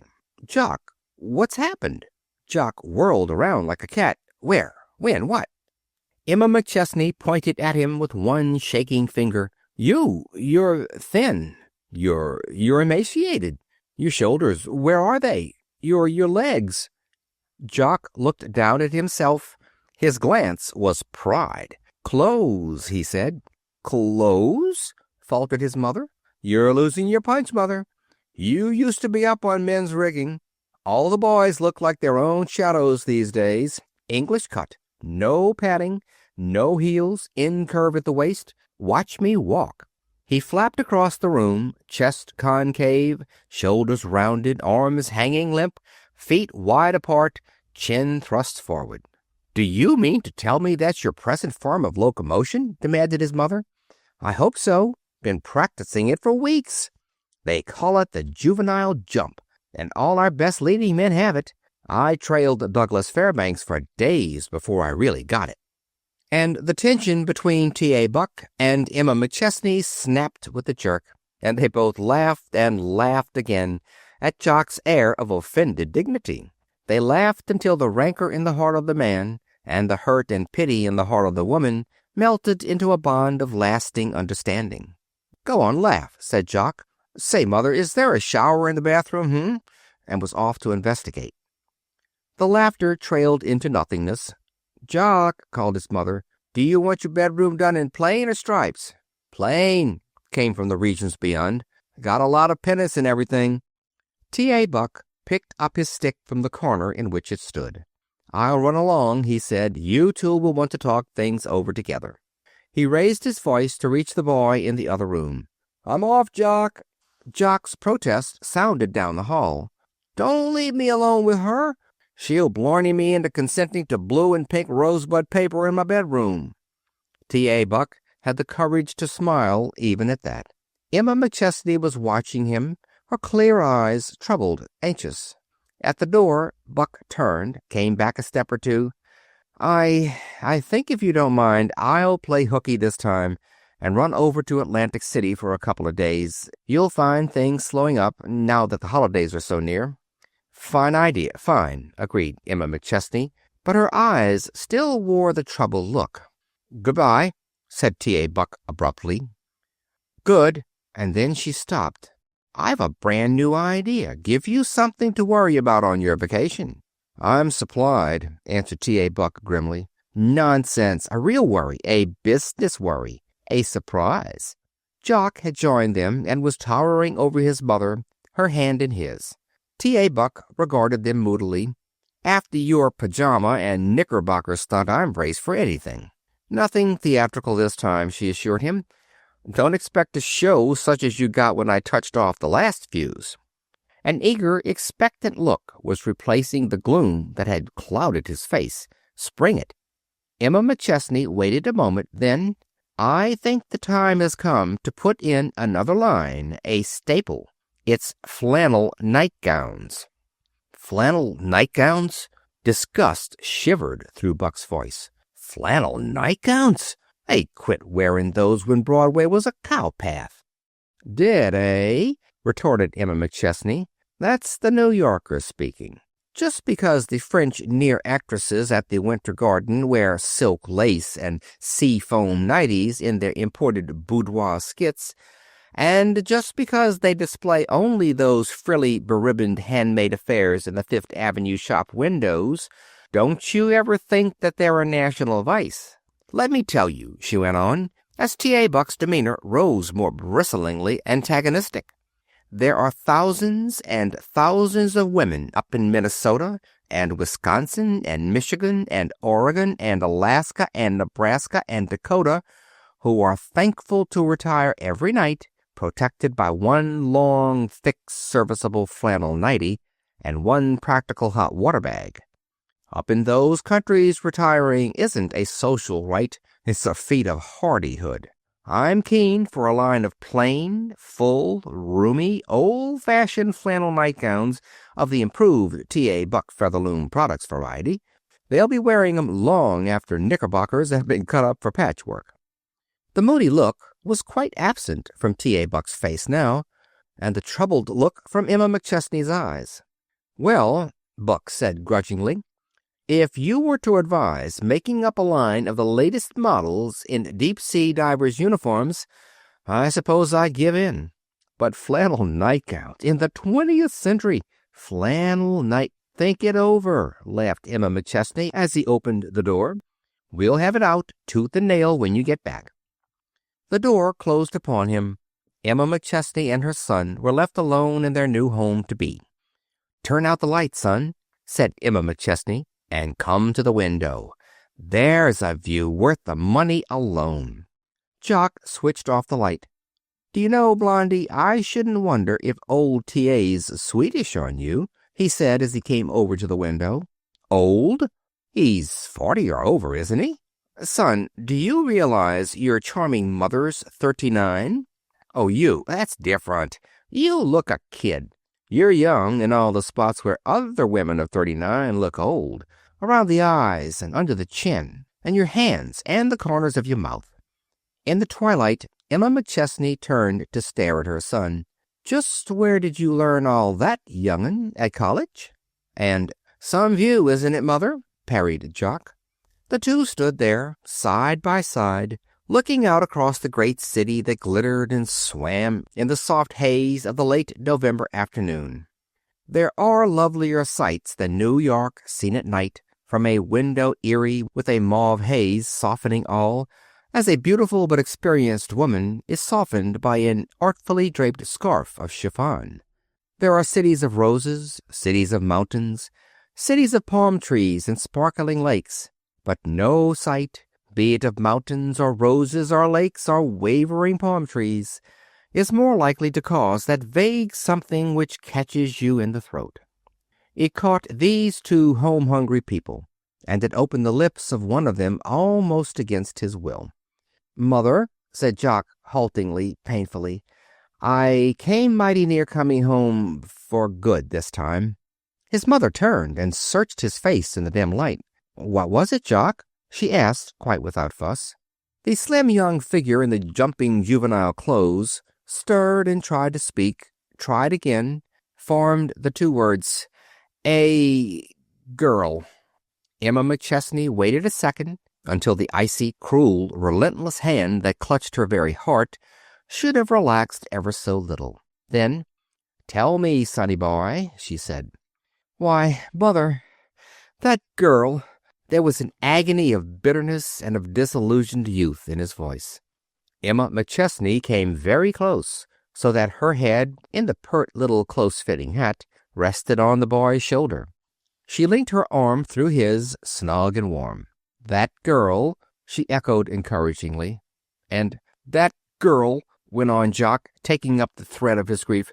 "Why, Mother, that girl—" End of Roast Beef Medium by Edna Ferber.